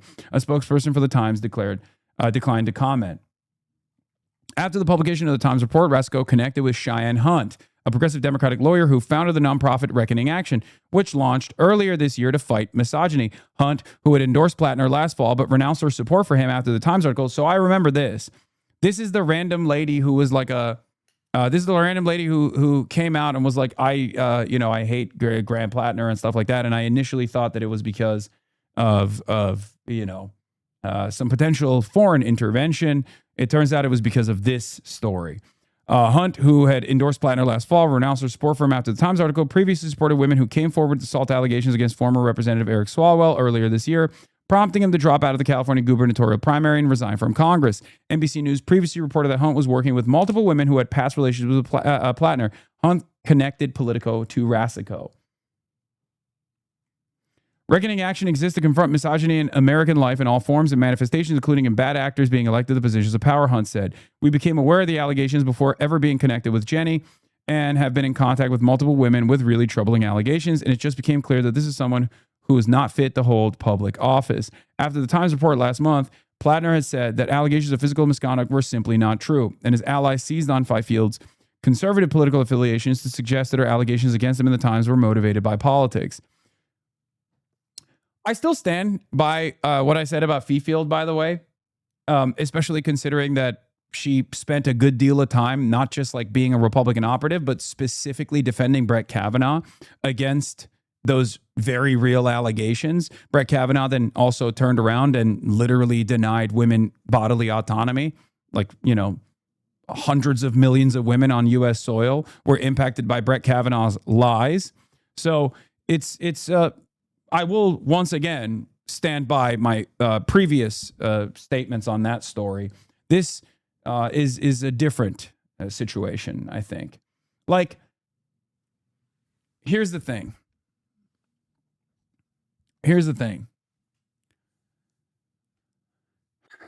There is, I mean, this is as airtight as it's going to get as far as allegations goes, right? As far as allegations goes, this is fairly airtight, okay?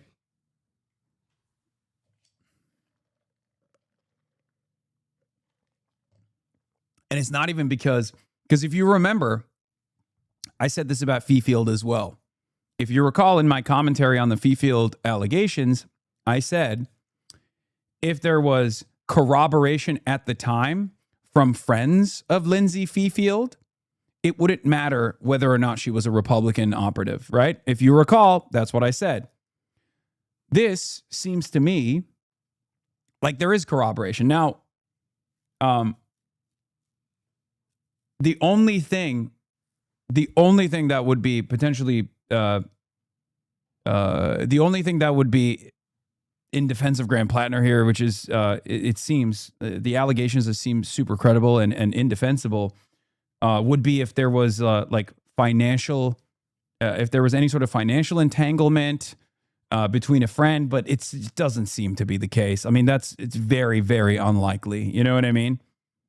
Just so you guys understand. And the reason why I'm taking this position is to show you that there is a lot of veracity to these claims. Like even in the most heavily scrutinized version of events, in order for this allegation to be untrue, would only happen if this experience is real and she felt uncomfortable by this experience, understandably, because this is, you know, clear-cut date rape under the influence of alcohol, right? But she previously did not, she felt conflicted about it, maybe confided in her friends, maybe confided in her therapist, worked through it, and then after the fact, and breaking and entering as well, which is, you know, not the main point here, obviously. The violation of consent of someone's, you know, bodily autonomy in the process of a date rape is probably, you know, it's a breaking and entering is also another violation of consent, but nowhere near as significant as you know, rape. For this to be untrue, she would have had to been slandering him in 2023 because no. This is much worse than the allegation that Fifield made. That's why I'm saying it's credible 100%, right? No. What I'm saying is, like, I don't think it's disputed that Graham Platner actually violated this person's consent. There's no dispute there at all. Okay? None. Because it's ridiculous, right? It would be totally fucking ridiculous. Bro, it's just rape, not date rape. I mean, date rape is rape, chatters. There's no distinction. I mean, it's just rape. It's violent sexual assault. So here's the thing. What I was trying to say is this definitely happened, right? For this to be something that she is she's like reconsidering, regardless of whether or not it happened, because that is not in dispute at all. But for her to like reconsider and then come out right now, the only thing that would tarnish the credibility of this the victim here would be if there was like any additional coaching or something, or if like outside groups came in and were like, hey, this is a serious allegation, you should definitely come out and speak on it. And even then that happens at times, because it takes a lot of courage for victims to come out in instances where they're accusing someone of sexual assault, especially when the person that they're accusing of sexual assault is now running for Senate and is a fairly popular candidate, right? So no matter what, this seems very, very reliable. And it doesn't even matter if there's it doesn't even, like, there would need to literally be like money exchanged. Okay.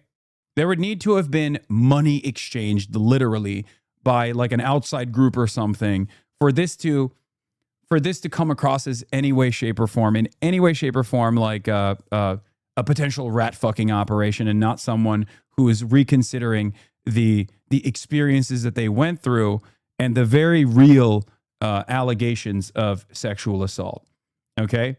Once again, I'm trying to give you the most critical lens here as someone who definitely believes Rasico's firsthand account here, especially because, like I said, contemporaneous conversations from back then with other people, especially before Graham Platner became like a known political figure, it's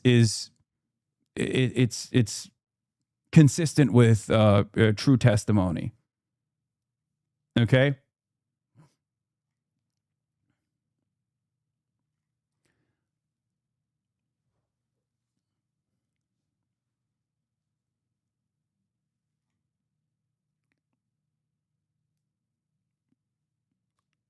Anyway. Wow.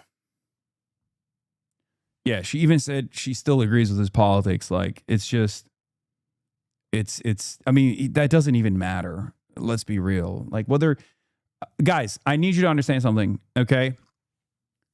From my perspective, I looked at Lindsay Feefield's testimony, and what did I tell you? Her politics are secondary in this, even though it was directly related to the Brett Kavanaugh situation and doing PR for Brett Kavanaugh, which obviously makes her a less credible accuser.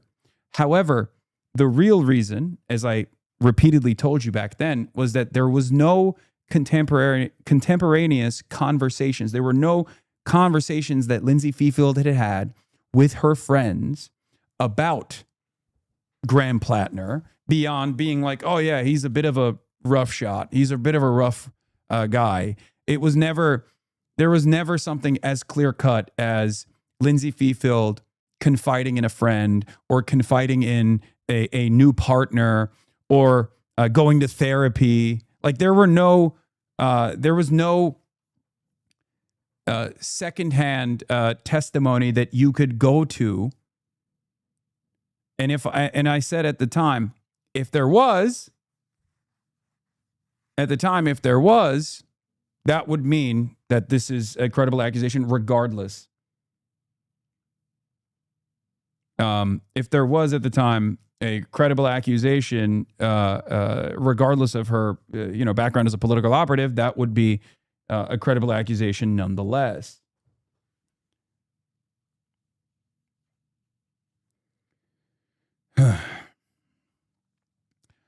On MS Now last month, after the New York Times report, Platner denied claims that he had physically mistreated women, anything alleging physicality, anything alleging that I knew my tattoo was. These are statements of someone who's politically motivated. He told MS Now, alluding to unrelated allegations about a tattoo resembling a Nazi symbol. Platner had the tattoo resembling a Nazi symbol covered up last fall and said he had not known what the symbol meant. Rasico said she was bothered by Platner's public denial that he had been physical towards women. I know that he's capable of putting his hands on women, she said, so I don't believe that to be the truth. So that's the Politico reporting. Now let's get to great suit. Your suit arc must be permanent, I think. Thank you. Not the point. Graham Platner came out with a statement after this article came out.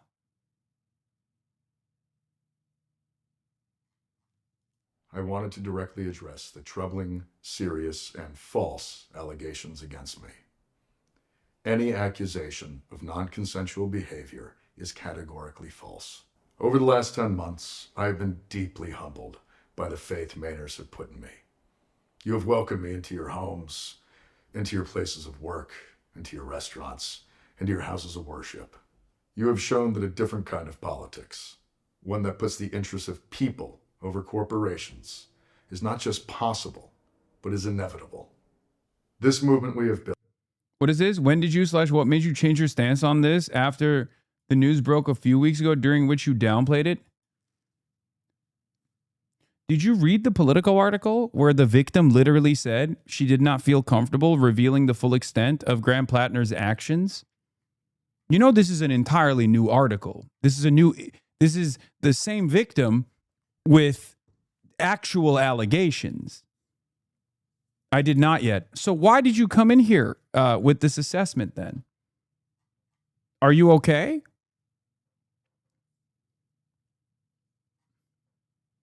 This new article came out an hour ago. This new article actually has like verifiable and very credible allegations of sexual assault. The previous article, which featured the same victim, did not have these allegations. And what's interesting about it is that the New York Times did not report on it. It was a choice that she had made. From what I understand, there's going to be a story beyond the choices that the media made. New York Times simply called it unsettling behavior. That was Rasico's statement on the record. Very different. Unsettling behavior can be a wide range of things. Lots of centrists blaming you today for Graham Platner. Out of all of the crop of left populist candidates, Graham Platner is the one left populist candidate that I have not done any campaigning with. It's the one left populist candidate that I have shown scrutiny towards at times. Incredible.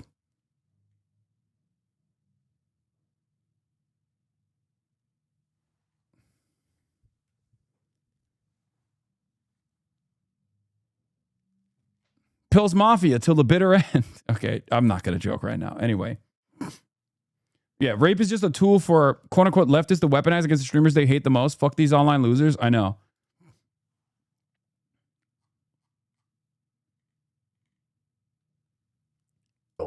The largest volunteer base in the history of Maine politics. The hundreds of thousands of grassroots donors and the supporters across the ideological spectrum. We were united in a love of Maine, a belief that our politics must change, and a focus on defeating Susan Collins. So this might be an unfair question, but I would like to know what you think should be done if Platner drops out and if there's still a road to go for Maine. I mean, I think it's fucking cooked. I think it's cooked. I think he probably will drop out, and I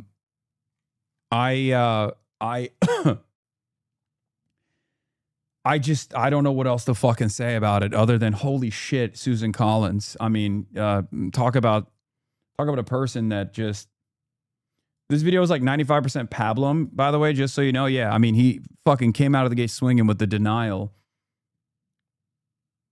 If Platner drops out, his hardcore supporters will be insanely pissed and Collins will absolutely win. Any replacement will be seen as an establishment stooge. Yeah, if Platner drops out, it has to be a fucking has to be a commie. Chris Rabb being skeptical when questioned about Platner a few weeks ago is just so justified right now. AOC staying away from the Graham Platner campaign comes across as, fairly, it just looks very different in hindsight. Yeah, I mean, he had a lot of red flags that I also pointed to. This is beyond red flags, though. This is irredeemable. I said it even back then. I said it even before the New York Times report came out, where I said, like, look, if there's sexual assault, and it's over, it's fucking irredeemable. It's unacceptable. And it's true. It remains to be the case.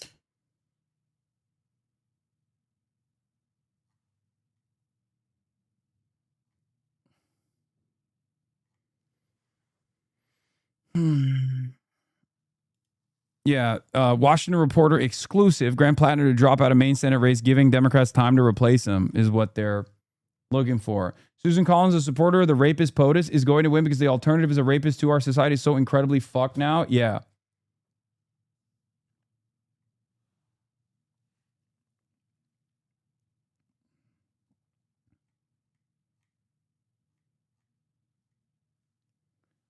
Yeah, I mean, this is a clear cut. This is not like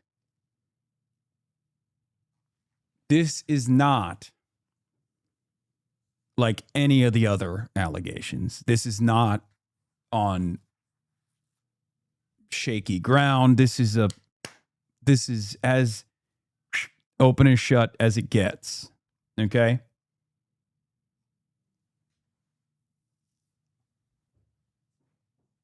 Apologize to everyone who's been warning you about Graham Platner from the beginning, you performative coward. Yeah, okay, dude. Regardless of the inaccuracy of the reporting, but mindful of the political reality it will inflict, we are taking the time to reflect on the best path forward for the state that I love, the people. I love when, what's funny? I love when people go, hey, this ginormous incident with significant accusations of sexual assault took place that's shaking up national news. How can I make this about my least favorite Twitch streamer? Are you okay? How are you any different than the fucking weirdo Epstein fans who literally saw October 7 and then watched as Israel started bombing Gaza, immediately killing more people than October 7, and went to work to be like, this is our opportunity to make sure that we compile every single thing that Hasan says so we can make this a national story later down the line. If you see, incidents taking place of national consequence and your first thought is, how do I make this about a fucking Twitch streamer? You're not going to make it. Shut the fuck up.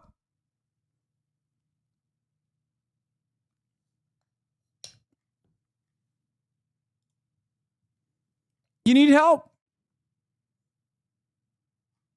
That I love, the movement I belong to, and the goal of defeating Susan Collins. Those were the goals when we launched this campaign, and they remain my goals today. On June 9th, 154,058 Mainers, the most in primary history, voted to reject a broken politics beholden to Washington and the donor class. They voted for hope, for change, to take back our economy, to take back our power. We're not making it about our least favorite Twitch streamer. We're asking for some accountability since you absolutely give positive coverage to this guy after knowing what he did in the Middle East. You're supposed to be on our side, but you run cover for people you know are war criminals, even though sexual assault is where you draw the line.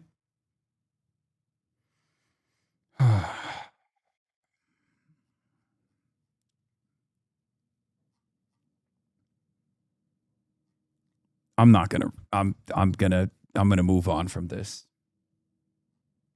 Okay? Please shut the fuck up. Please. And to take back our Senate seat. Throughout it all, you never turned your back on me, and I will not turn my back on you now. Every one of you deserves to see that vision come to fruition and see Susan Collins defeated. And we will use every tool at our disposal to do so. As Maine goes, so goes the nation.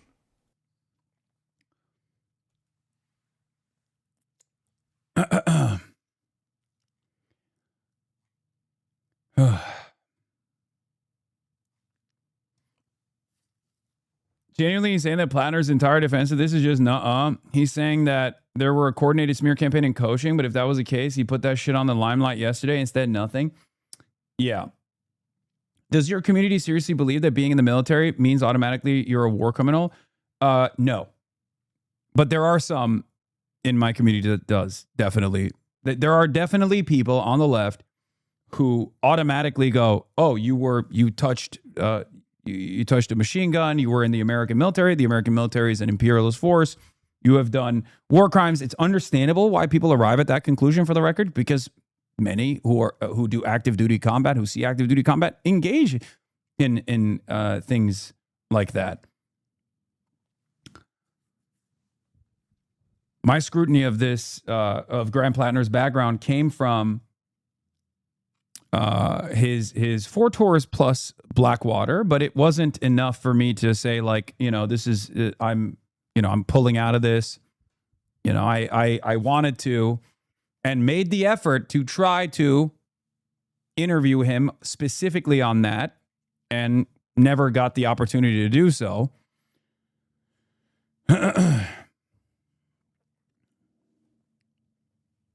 For the record,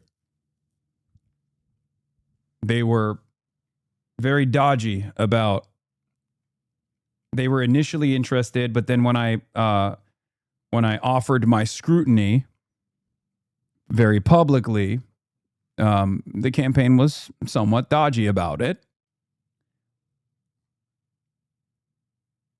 And I never got to actually ask him personally about some of these questions that I had. But if you recall, one of the things that I had said on a Pod Save America podcast was a comparison between Abdul and Graham Platner.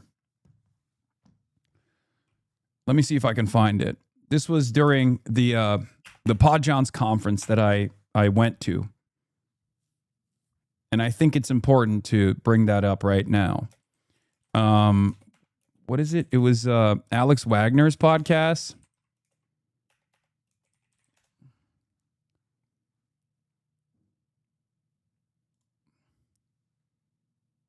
Hi, everyone.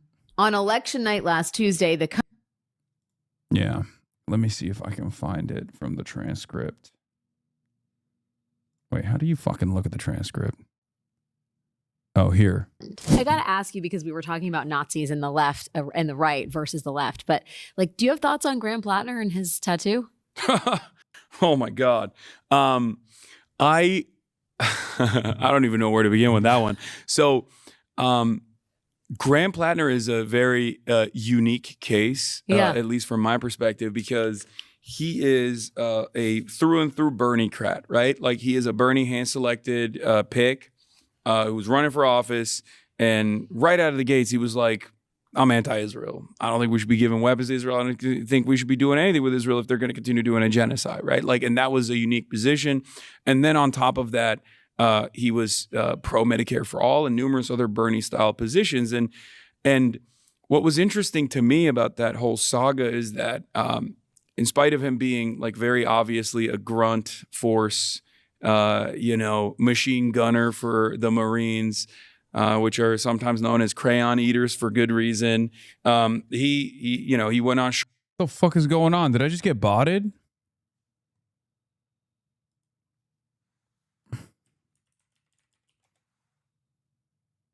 What the fuck? Why the fuck is someone botting me right now? Holy shit. We went from 36K to 50K.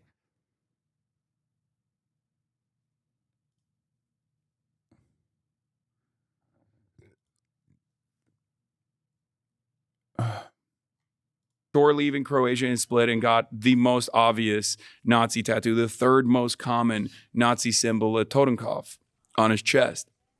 In spite of that, Maynard seemingly didn't care about that situation at all. And I think that's a really interesting moment in American politics for where the liberal base is moving. Yeah. Because for far too long, I think the organs that work alongside the Democratic Party that are like liberal adjacent or, left adjacent, whatever you want to call it, have often weaponized a version of identity against the left flank, right?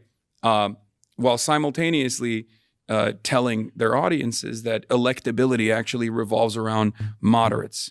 Moderate positions are how you win. Yeah. And this is actually a real battle that is still currently taking place within the Democratic Party. The Welcome Pack piece that came out, the Welcome Pack report that came out was, again, another version of this exact same thing.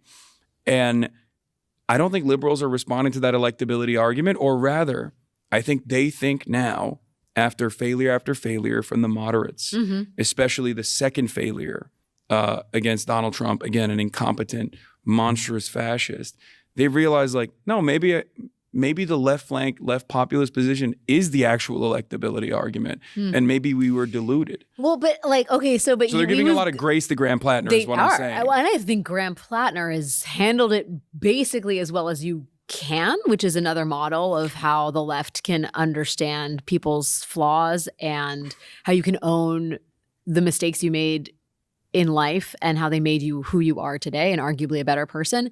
But like, just like, as you say, one of the top 3 Nazi tattoos, like, is that not fucked up? Like, what? No, I think it is. I mean, what? So, I think like, it's are not liberals just becoming more okay with that? And like, is that a problem? So I don't know. there's 2 things that I think about in that regard. I think that we'll see, because we saw it with Zohran Mamdani, right? Yeah, like, and I want to talk to you about a lot of liberals were very forgiving of like the faucet of misinformation and angry lines of attack that were completely, in my opinion, unjustifiable and outright racist at times. Like the notion that he is like a scary anti-Semite is honestly an incredibly permissible form of bigotry, like institutionally permissible form of bigotry. The assumption that like he's gonna be anti-Semitic, he's anti-Israel, he's Muslim, come on. Like, and these are very real fears. Like, we don't treat white supremacy in that same vein. Like if someone were to say, as a white Christian, as many have, right? I think like desegregation is a real problem. I think that I don't want my children to live in a racial jungle. We would be like, okay, that's your problem. Like, you need to deal with that on your own. But in this circumstance, because, Jews are also a marginalized identity in the United States of America, and there is a lot of historic violence towards Jewish people on the virtue of being Jewish, that there is this conversation that takes place where we place a lot of emphasis on whether or not there's this like broad majority of Jewish people that are truly terrified of Zohran Mamdani because he's seemingly or considered to be anti-Semitic. And I think that's genuinely a racist position to apply to someone like Zohran Mamdani. I think it's ridiculous. He's done nothing and said nothing that is even remotely anti-Semitic. And yet he staked out a position on Gaza that is comports, that is not in favor of what Israel is doing, but that does not mean he is an anti-Semite. And here, I'll give you an example. Sometimes I like to think about it as like, if Zohran was like a white Christian guy or a Jewish guy, and he was saying that, would these arguments stick? Yeah. Would there be this much? I mean, look at Graham Platner. He's a fucking totem pop tattoo. This is what I'm saying. And even then, people are like not even making that argument, right? Give him a pass. So my point is like, that is institutionalized Islamophobia. There's a big part of it. I don't like to talk about it too much because it's like a lot of people tap out when they hear that and they're like, I don't want to hear this. Oh, whatever. Here we go again. But the reason why I'm saying it here is that like we shall see if the liberals are more forgiving of guys like Graham Platner because he's a white dude and they think that is like the primary version of electability for liberals in general? Yeah. Or is it because he came out of the gate swinging with very leftist, like left flank policies, and that's the reason why they're forgiving of him? And I think the contest I'm paying close attention to is ABDULxSTEVENS, a person who has none of the red flags whatsoever, another person that basically has an infallible reputation and has actually more experience in politics as well. He's run for the governors. He failed to defeat. I think it was Whitmer that he failed to defeat on a Medicare for All campaign, and he is the real deal, right? And he's also another early Bernie pick. He's also anti-Zionist. We shall see if liberals are just as forgiving of a brown guy that is running on a very similar campaign to Graham Platner without the tattoo. Yeah, without the Nazi tattoo, but he's a brown guy. Does that mean that it's like scarier? My point is a white dude with a Nazi tattoo. I think we know the answer, don't we? Well, I think we know the answer. No, I don't. As a brown person, I think I know the answer. No, I think that's defeatist, and that's I don't abide by that. I recognize that there's a hurdle, right? There's a hurdle. There's a higher threshold, but you can climb it, and you can make up for that higher threshold by instilling messaging discipline and then not stepping on any landmines to the best of your ability, and also just. Are you proud of yourself for supporting an unrepentant mass murdering rapist? Did you just not watch the video? Did you not hear the words that I literally, even back then, focusing on over and over again. This is November 13th, 2025, before many of you knew even who Abdul was or were barely learning about Graham Platner, where I say, look, this guy has a lot of red flags, okay? But liberals are seemingly very forgiving of his red flags. Is that because of the populist messaging, or is that because he's a grunt force guy who is, thinking like a woke but acting like a chud, walking like a chud, thinking like a woke? Turns out he wasn't just thinking like a woke either. He was also thinking like a chud.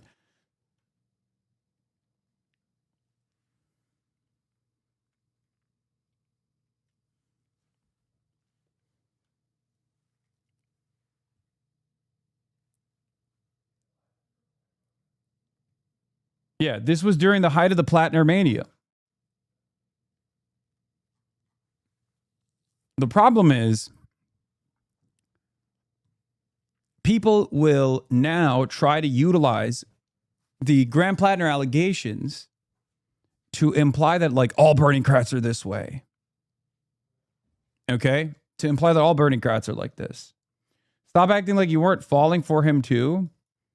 I mean, I told you honestly and sincerely, given the information that was readily available at the time, that regardless of my scrutiny, that he was a far better candidate than Janet Mills, who was pro-Israel, and a far better candidate than Susan Collins. Okay? Which is true. What are we talking about?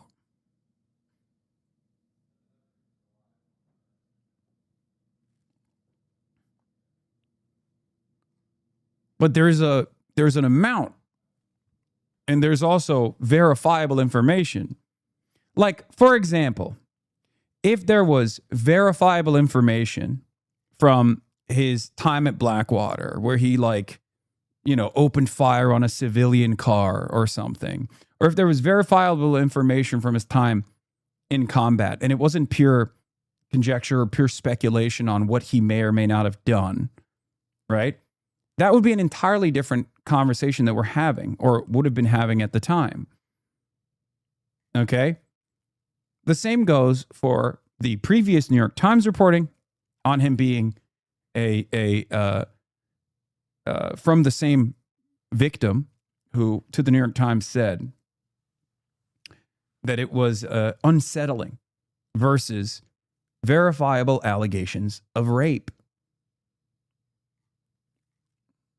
If new evidence presents itself, then I'm going to change my perspective. It's that simple.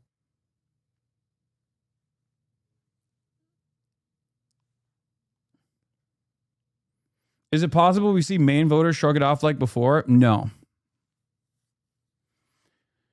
No, I don't think so. Especially because it comes with a faucet of red flags and heightened tensions from before.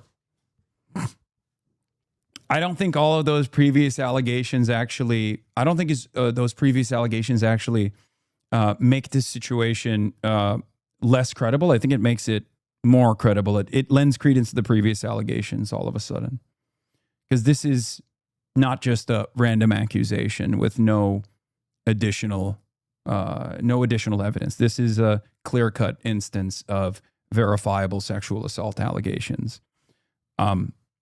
It's completely irredeemable.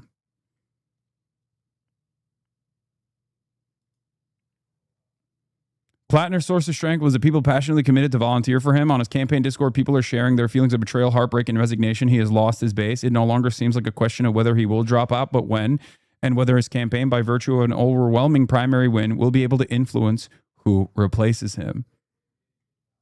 Yeah.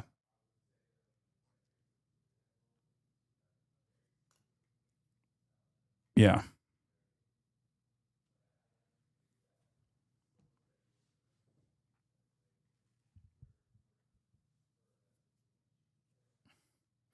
I would go so far as to say that the timing of this is maybe not even potentially a rat fucking, but instead the timing of this is most likely so that there's an opportunity to swap out the candidate for the Democrats. Like it lends even further credence to the fact that one of the accusers, the victim, Rasico, was someone who clearly is both wronged by Graham Platner, but was conflicted on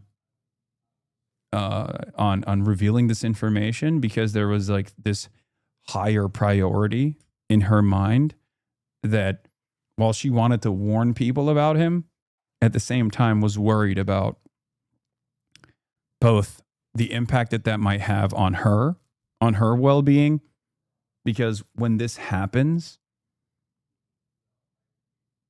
when things like this happen, obviously no one believes you, people attack you. Graham Platner was a very popular person at this point, like a person that has a lot of followers and a lot of fans. They're all going to come after you. You're worried about that. And then there's an even larger weight on your shoulders where you feel like you are now like in control over the Democratic Senate majority.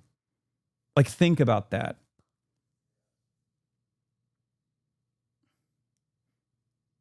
Like, that's huge. If this is, because when you are talking about the Democratic Senate majority, you're talking about potentially millions of people, hundreds of millions of people. Will the Democrats gain the Senate majority and be able to hold Trump accountable, be able to set up hurdles in front of Donald Trump? Like, that's a huge ordeal. That's why I was so critical of Jake Auchincloss for casting aside the Senate majority because he was worried about Graham Platner's perspective on Israel. It was fucking ridiculous at the time, right? Because that's huge. There are plenty of people I despise, even in the Democratic Senate, that I would never cast a vote against in order to build a reliable coalition against Donald Trump, to hold Trump accountable, right? Adam Schiff. I voted for Adam Schiff. He's my senator. He's a freak. He loves Israel. Not a great Democrat at all. And I voted for him. Why? Because you have to have some level of accountability against this administration. It's just something that you do. You know?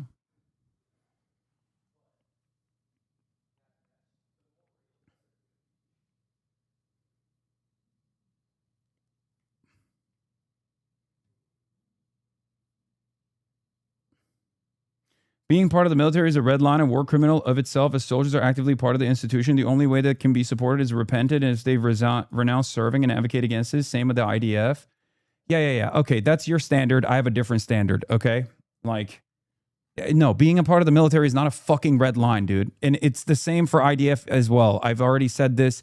It's entirely dependent on how you maneuver this landscape, okay? Yes, I get it, dude. You think everyone that's a part of the American military, murdered children personally, directly. They ate the babies. I got it. Okay. If we're having a conversation about the institution in and of itself, about anti-imperialism in and of itself, it's an entirely separate conversation. I hate having this back and forth with like 8 to 11 people that maintain this supposedly quote unquote principled stance when we're having a conversation about fucking elections. Okay. Please. Please. This is a totally separate conversation. Okay. You're brilliant. You're morally righteous. You're pure. The best possible candidate is someone who, the best possible candidate is always and forever going to be an art history PhD that went and worked at Starbucks and has your background. Suspiciously is identical to your lived experience. We got it. Someone who has spent most of their time reading theory. It's no person who has ever been a part of the American military is ever redeemable. You got it. Thank you.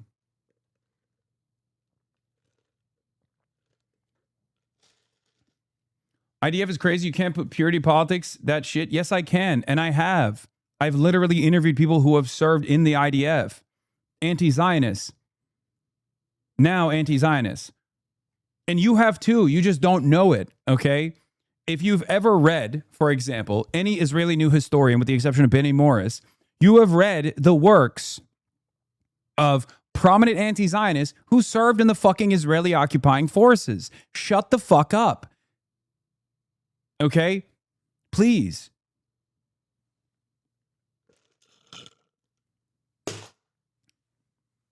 I've never wavered on this principle that someone's past is only indicative of who they are as a person now if it corresponds to their current behavior. Okay? Norm served in the IDF? No, Norm is an American. He's not an Israeli. He's not a new historian.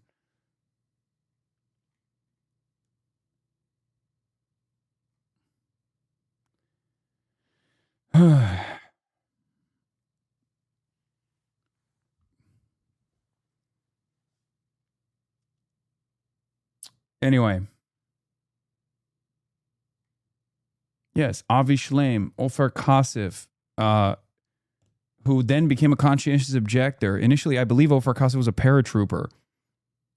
Became a conscientious objector who refused service.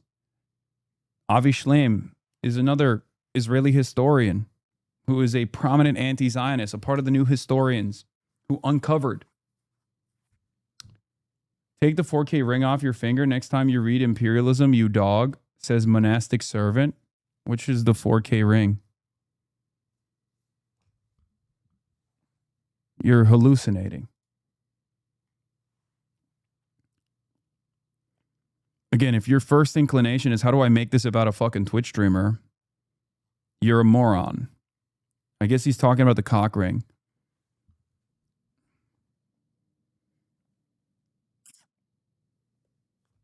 Anyway.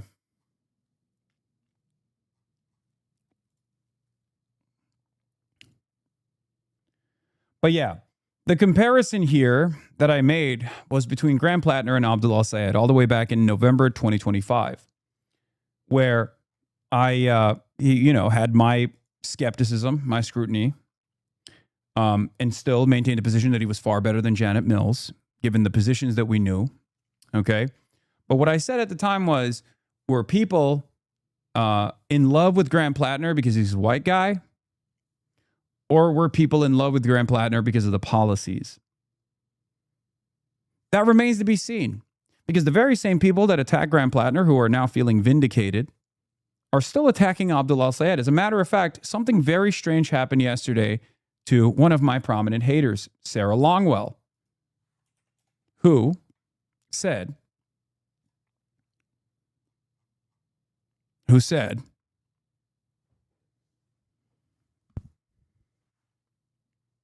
does anyone have this Sarah Longwell quote from yesterday?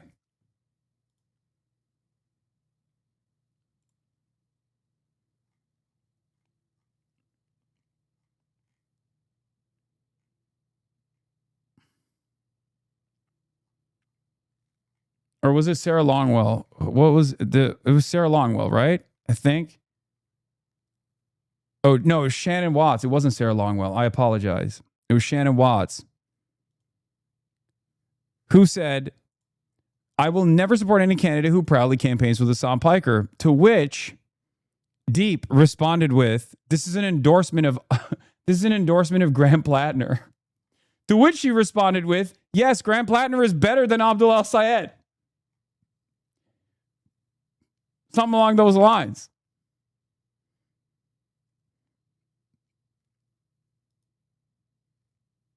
Shannon was not ABDULxSTEVENS. Probably the worst possible time to come out with an endorsement of Graham Platner over ABDULxSTEVENS, a take that will live in infamy.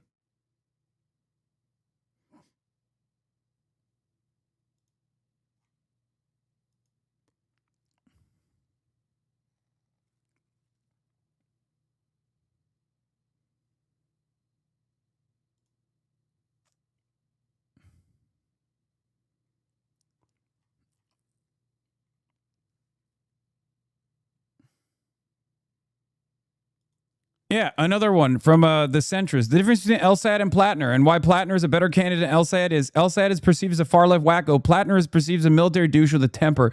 Voters love douches. They hate socialists. Again,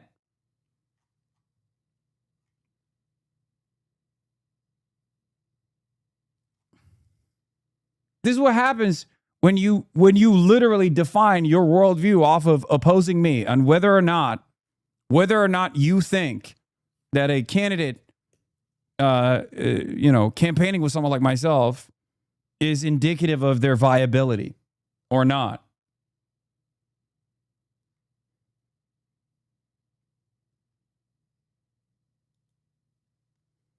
Yeah, look, Shannon Watts endorses Graham Platner for Maine. He hasn't asked. Persuade me. I appreciate that he hasn't aligned himself with Hasan Piker. It's the one smart thing his campaign has done so far.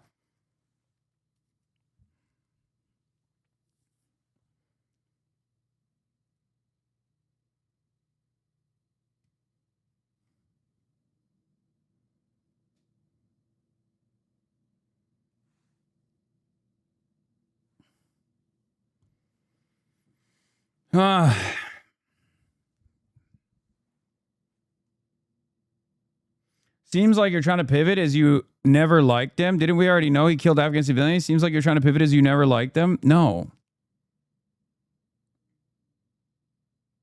I was willing to let my scrutiny of his background aside, given that he was far better than both Janet Mills at the time and also Susan Collins. His policies are what mattered to me. But there is certainly a level of things that you have definitely done that are verifiable and credible that I'm willing to forego my scrutiny over. And obviously a verifiable sexual assault allegation goes past that standard.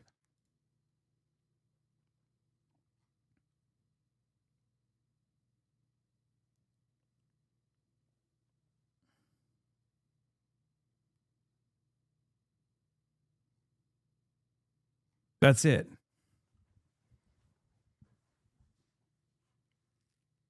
That's it. The lesson for the left, you should only ever run Muslims. I mean, this is a joke, but there is an advantage that comes along with running a Muslim candidate or a black candidate or a brown candidate. You have to overcome great fucking trials and tribulations to get to that point. Yes, you have to be an overachiever with an untarnished reputation. So yeah, it's kind of baked in, yes. They are held to a far greater standard, which was ironically the point that I was fucking making on that Pod Save America episode, making the comparison between ABDULxSTEVENS and Graham Platner.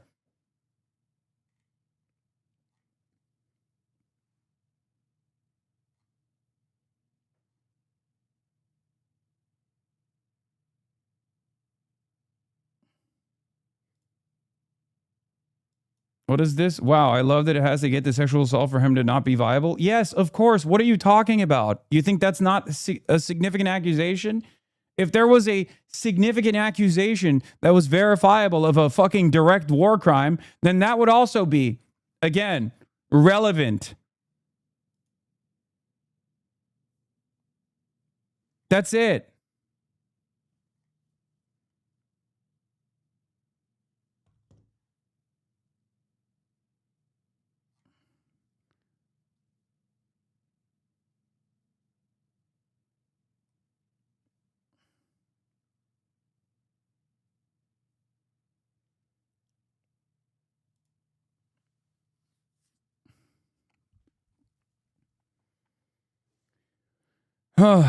Where's your Mexico shirt gone? I mean, I wore it yesterday. I'll wear it again in the future.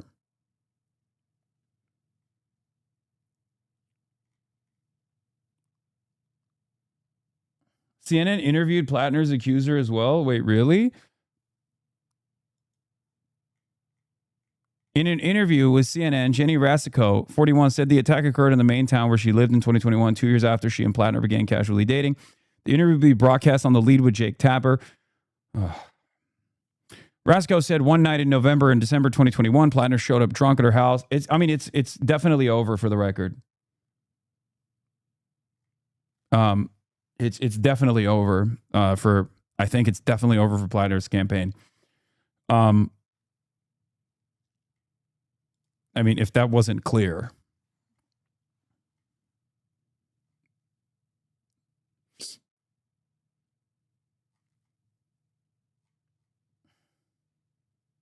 Will he still win the primary? He already won the primary.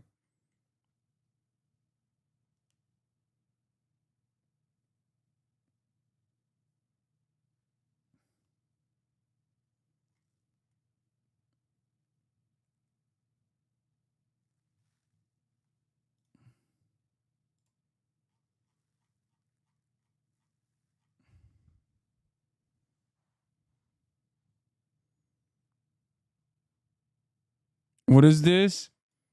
You're going to call Hasan Piker the same name as y'all called me or so? Rape is a hard line. Not sure why that's controversial.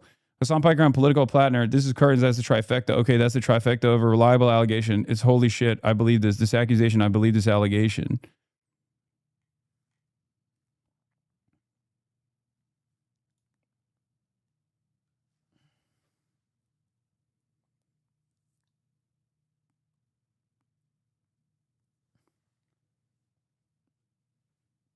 They now have a new goal since Platner isn't fighting it. Tar Morris Katz and invalidate left-leaning political operatives. I mean, listen. I need you guys to understand something, okay? Morris Katz and the Fight Agency are a very good ad agency, but they are an ad agency, okay? They are not a political organization. Morris Katz worked with Micah Lasher. Okay, Micah Lasher is a massive supporter of Israel.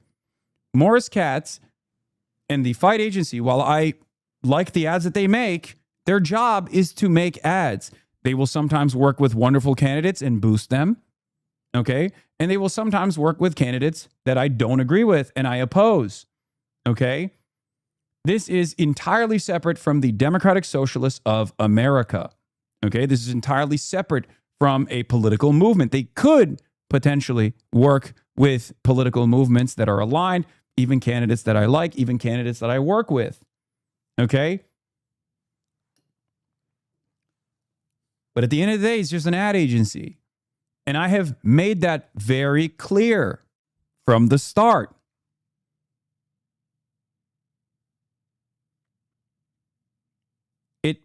It doesn't mean anything. If anything, the person who is a movement builder that will be harmed from this association will be Bernie Sanders. Do you understand?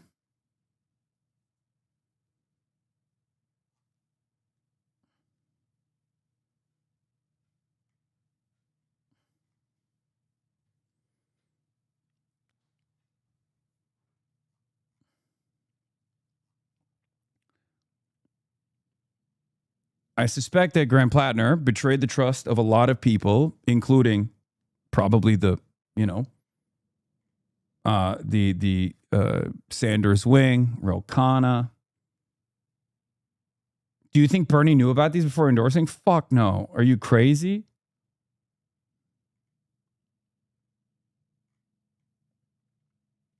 Abso-fucking-lutely not.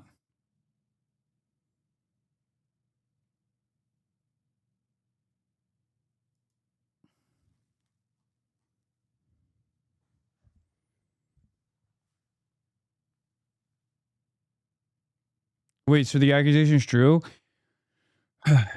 Rasico's testimony, especially given that there is conversations that she had with partners far before Graham Platner even ran for office, have the telltale signs of a reliable accusation. Okay, a real, verifiable, credible allegation of sexual assault. If there's corroboration, then what, like, that is, if you have corroboration, if you've talked to a therapist about it, and you have, like, any evidence that you can point to, if you've talked to a friend about it at the time, that is the hallmark of a reliable allegation. That even lends credence to other accusations. Because one of the things that we went through the Me Too era, right? Believe women does not mean women are incapable of lying. Believe women means don't reflexively disbelieve women. And there are certain things that you can look at in an accusation that lends credence to it. Okay? One of the things that you can look at in an accusation that lends credence to it would be, are there other victims? Do they have similar experiences? Have any of the victims talked to someone else? Did they write in their diary at the time? Did they tell another person at the time? Right? Did they tell a therapist? Do they have a therapist? Do they tell a therapist?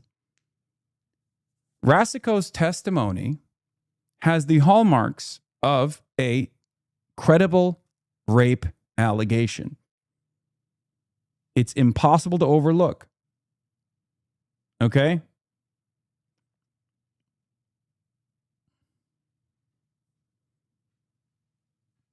The messages of him, like him being a dog or whatever, like him fucking around, talking to other women, all of that stuff is, it shows that someone is of not the highest moral character, but that's things that, that you can add on and people can make a decision on whether or not that means that this person has the best mindset or not. But this is something beyond that.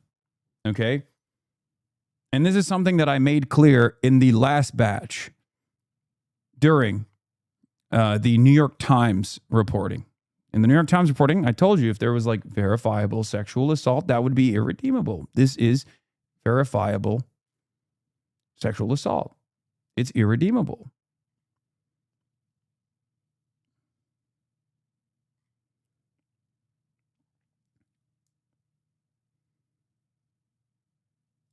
They quote you in this new Politico article. Platner says he's taken on the time to reflect his candidacy. What did they quote me as? I didn't even give a quote to Politico, but I guess it's from the stream. This is current progressive commentator Hasan Piker said of Platner's candidacy while reading the article of his to his Twitch audience. I believe this allegation. Fellow progressive commentator Emma Vigeland called the allegation immensely damaging while arguing that Platner had not been fully truthful during his past scandals. The Platner campaign insisted that nothing new was coming, and that was obviously not the truth. Just devastating, she said on X.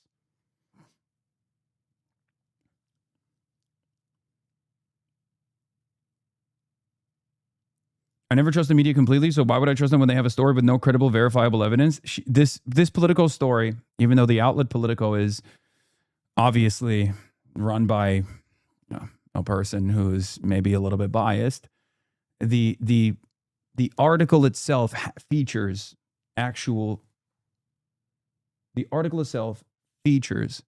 actual reliable evidence. What is this? If you're going to start listening to women in the party, then stop listening to this vile misogynist who insists that we all blindly support an unvetted, unqualified, untrustworthy man.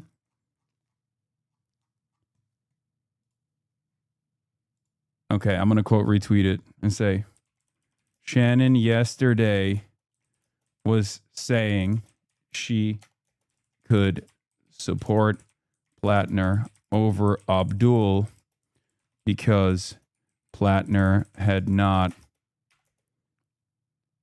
campaigned with me while Abdul had. Don't try to rewrite history, Shannon.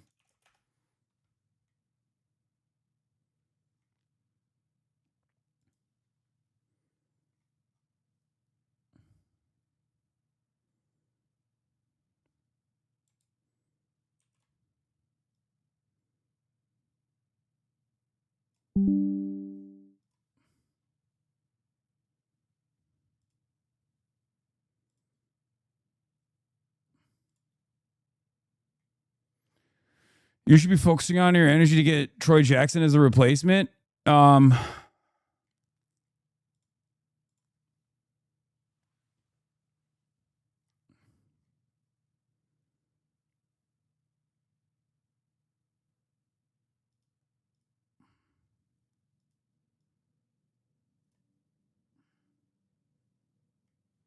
Anyway,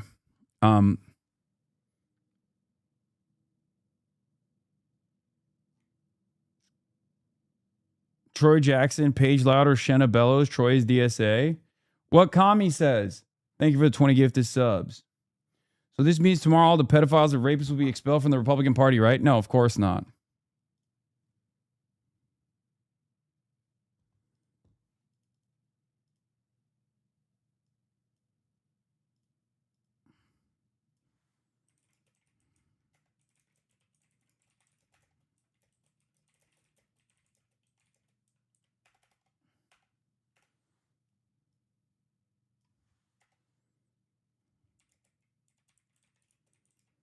That this would be a stupid metric.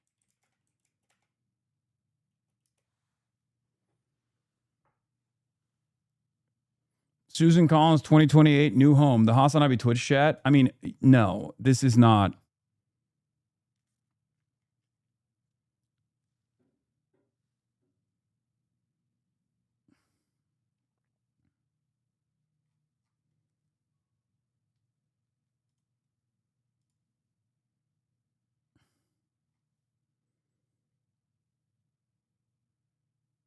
You know what? I'm not even going to fucking... Heard you sponsor this amazing video. Austinox is always right. What is this? Oh, AOC says of Grand Platner, I haven't waded into that primary. She absolutely needs to stay 10,000 feet away from that race. Yeah, he was correct.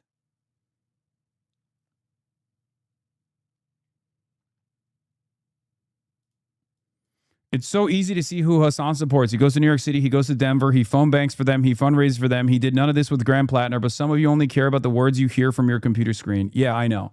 I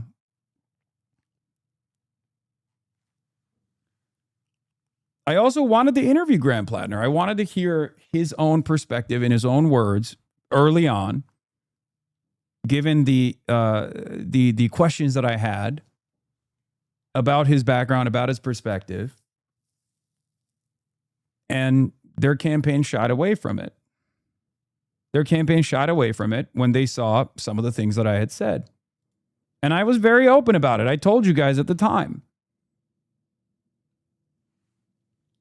That doesn't mean I'm going to fucking lie to you and say that Grand Platner is not a better candidate than Janet Mills or a better candidate than Susan Collins before all of this new information came out. Suck my dick. You know what I mean?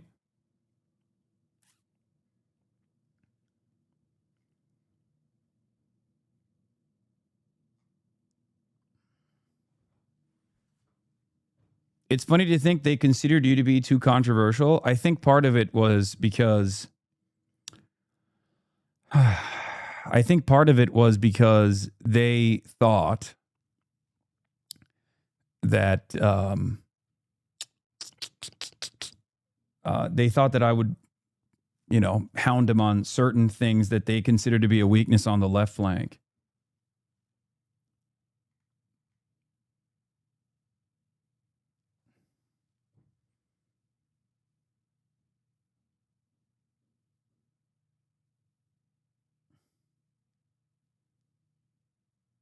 They didn't want any scrutiny from the left.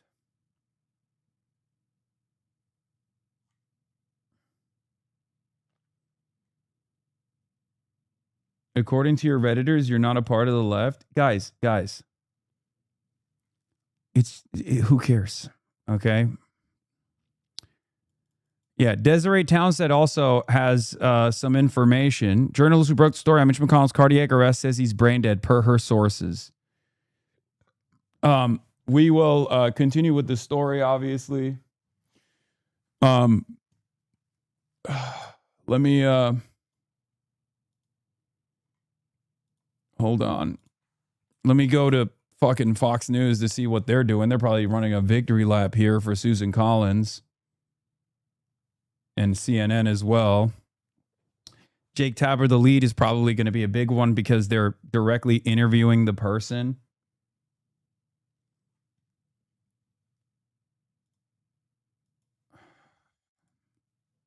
Stairlifts has the most rigorous quality.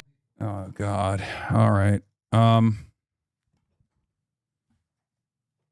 Laura Loomer's also saying that Mitch McConnell's brain dead. I have to pee. Watch this ad for now. I'm sorry.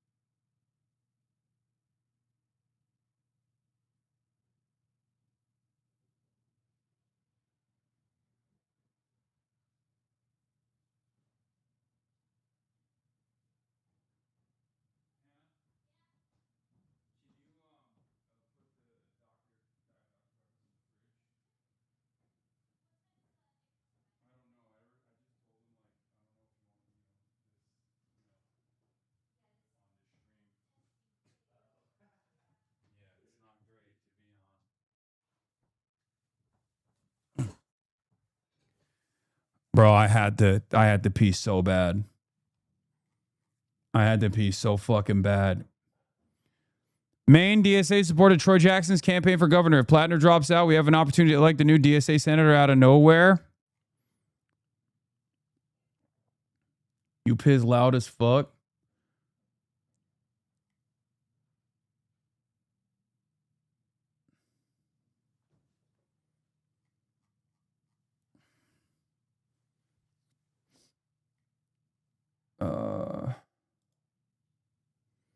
As people have said, the saving grace here is that there is a lot of Maine Dems waiting in line in the wings here who are very credible. Troy Jackson is the obvious one, but the governor candidate, Hanny Pingree, has 10 plus faves and has been leading her race by double digits. It could also be a full circle moment because her mother, Representative Shelley Pingree, lost the cons in 2002. She's a very different kind of politician, to say the least, but also one who ranked choice majority of the vote in the 72% Platner primary electorate.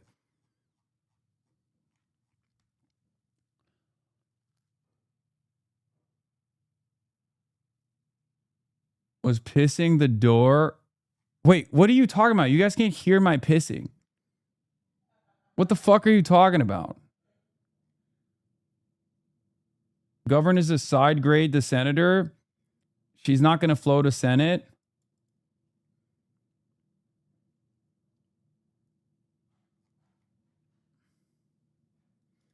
Yeah, there was a Troy Jackson, Maine U.S. Senate poll. Troy Jackson against Susan Collins at 48 to 43. But that's, you know, I don't know how reliable that poll is.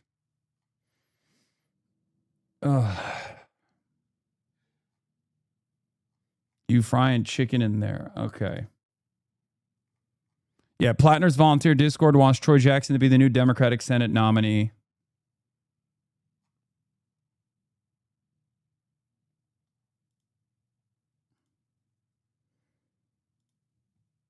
I'm surprised that they're not covering this story yet. They're just like not, it hasn't hit the airwaves. Like they're instead talking about fucking Chuck Todd whining about Trump ruining 4th of July for him. Mitch McConnell brain dead. Everyone test your Coke, please God. You're so stupid.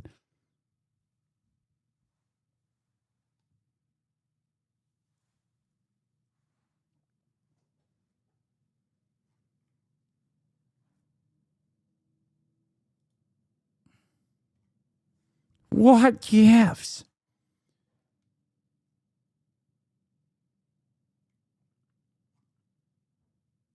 What's happening with Platner? We have no idea. Only one person can replace Graham Platner? Okay.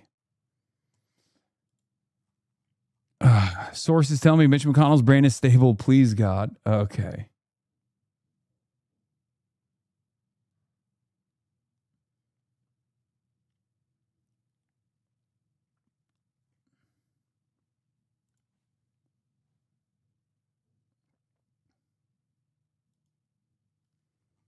Swapping out Graham Platner is obviously the right move. It should probably be Troy Jackson. He's from the same wing of the party. He got the Sanders endorsement. He's a favorite of local unions. He also held down a Collins plus 35 and Trump plus 15 state Senate district. It preserves the intent of the primary electorate as much as possible, in my opinion. You can say the wind. You can see the way the wind is blowing. You kind of look like Mitch McConnell. Thank you, chatter.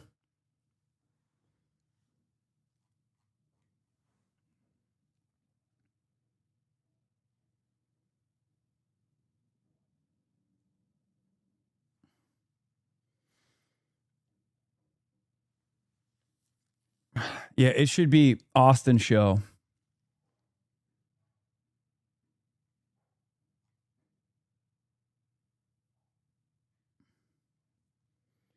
I think one of the problems with one of the problems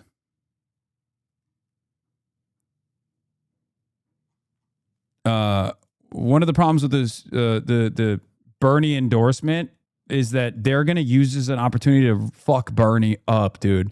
They are going to beat the shit out of Bernie for this, which I don't think is appropriate. I don't think it's acceptable. I think it's unacceptable. But I think the establishment Democrats are going to use this as an opportunity. I mean, they're already fucking attacking me. And my level of involvement with Platner is non-existent. And they're fucking making it seem like I was the one who found him out of nowhere. So they will absolutely, both the right wing of the party and the far right, the Republicans, and certainly the wait, hold on. The far right, the Republicans, the fucking right wing of the Democratic Party are all going to use this as an opportunity to shit on Bernie Sanders and like left populists amongst their ranks. They're going to try to fucking hit this with like, they're going to try to be like, oh, this is just like Abdul or something when there's no comparison whatsoever, right? And they're nasty little perverts.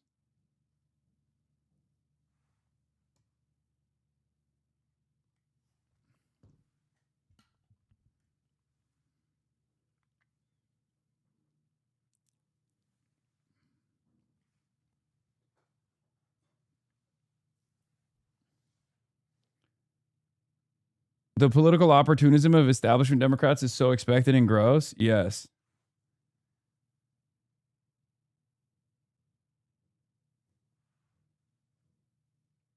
They're gonna try and fucking swing this on DSA candidates and stuff like that when Graham Platner is not endorsed by the Democratic Socialists of America. All this stuff. There's gonna be a lot of like rat fucking, a lot of opportunities to just like the establishment Democrats are gonna use as an opportunity to just like do whatever the fuck they can. You know. But yeah, he's not DSA.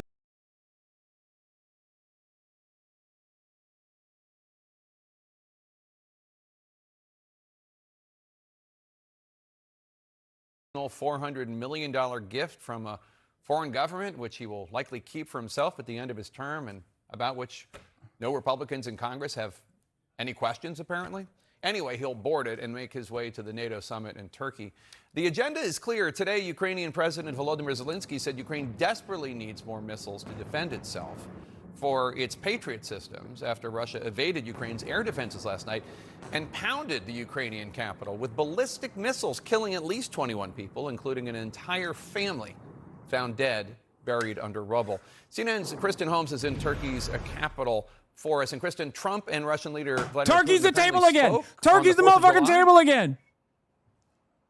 Turkey That's is right. the And according to table the Kremlin, again. it was It's at the incredibly table. long It is the conversation. table. Now, President Trump Pakistan's said in that the he bottom, but offered to also help remember Putin that. end the war, although Remember that. it can't be Turkey told is to the me by table. any more Asbayrakları. specifics what exactly President Trump would Turkey or defeated could America in the commit World to Cup. in Never this forget. bilateral meeting that he's having with Zelensky. Now, here's how President Trump described at least part of the call.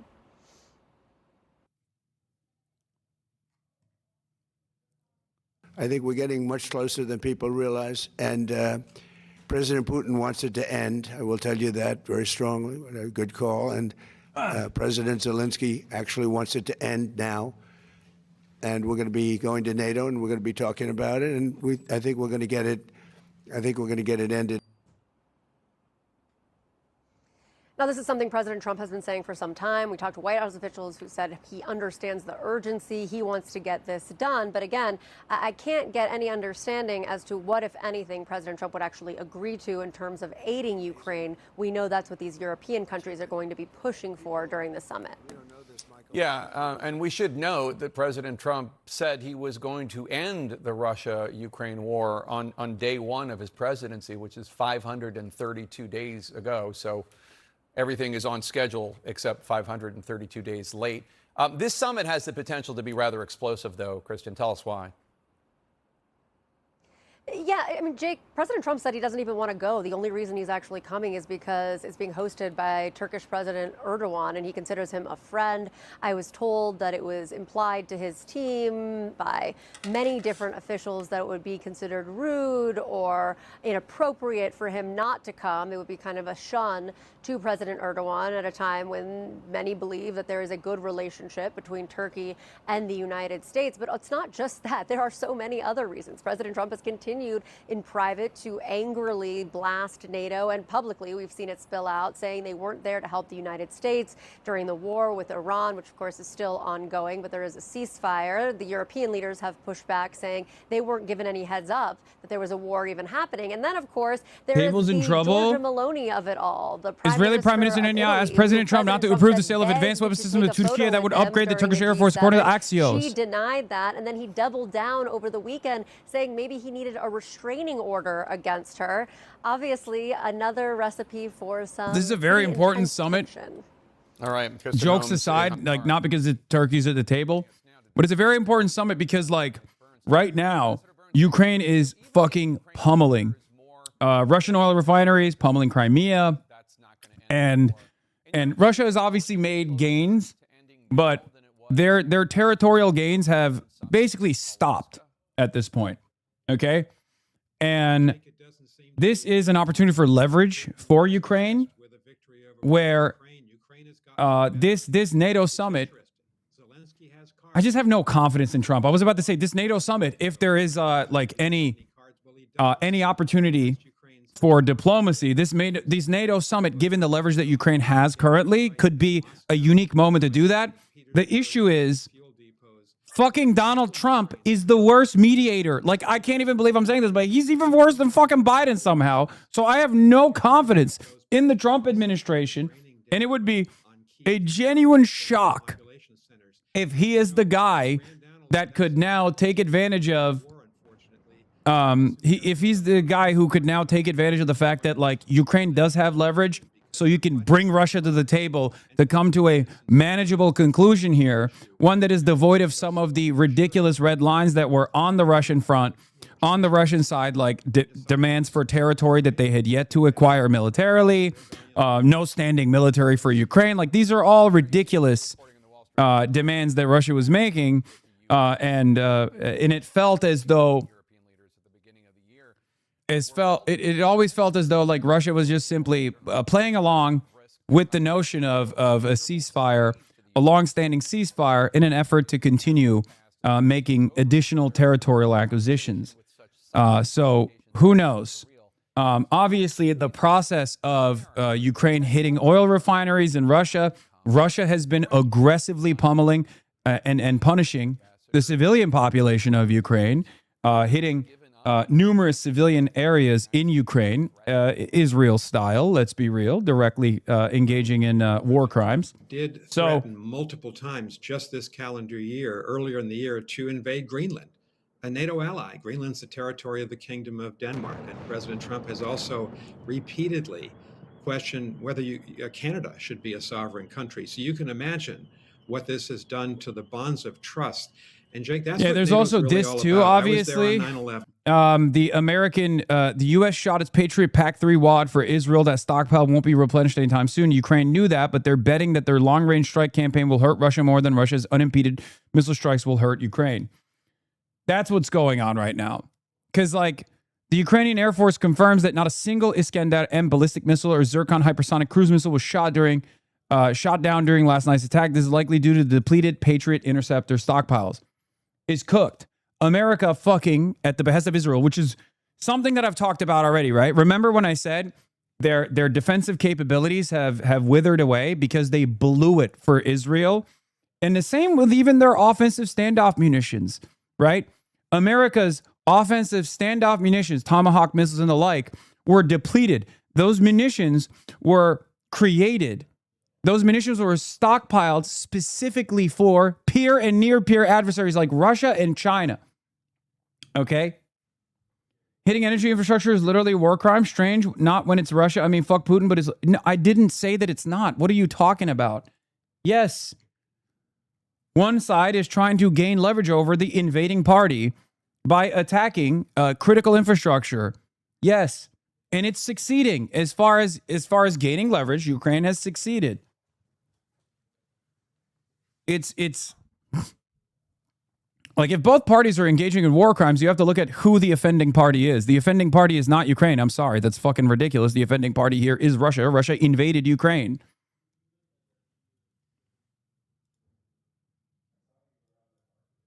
Why did you keep saying rat fuck? Did you learn that word from Jennifer and now you just love using it?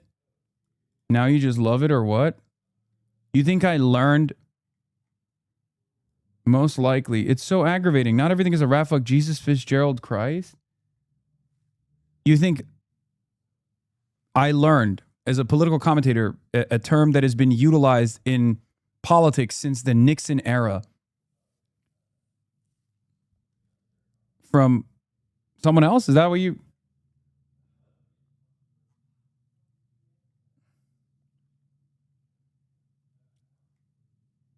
Also, I didn't even say that this Graham Platner story was a rat fucking operation. I just never heard you say it, and I've been watching for 2 years until she said it. Perhaps in the last 2 years that you started watching me, do you feel like maybe there is actually an active political campaign taking place because it's the midterms? And usually you engage in rat fucking when there's an active contest? Perhaps that's the reason why, as someone who's been watching for the past 2 years now, you're hearing it for the first time ever, considering that I would not deploy this terminology when there is not a political contest taking place. Do you think maybe that's the reason why? Because that's where the term comes from? Stupidest discourse on your stream to date? Yes.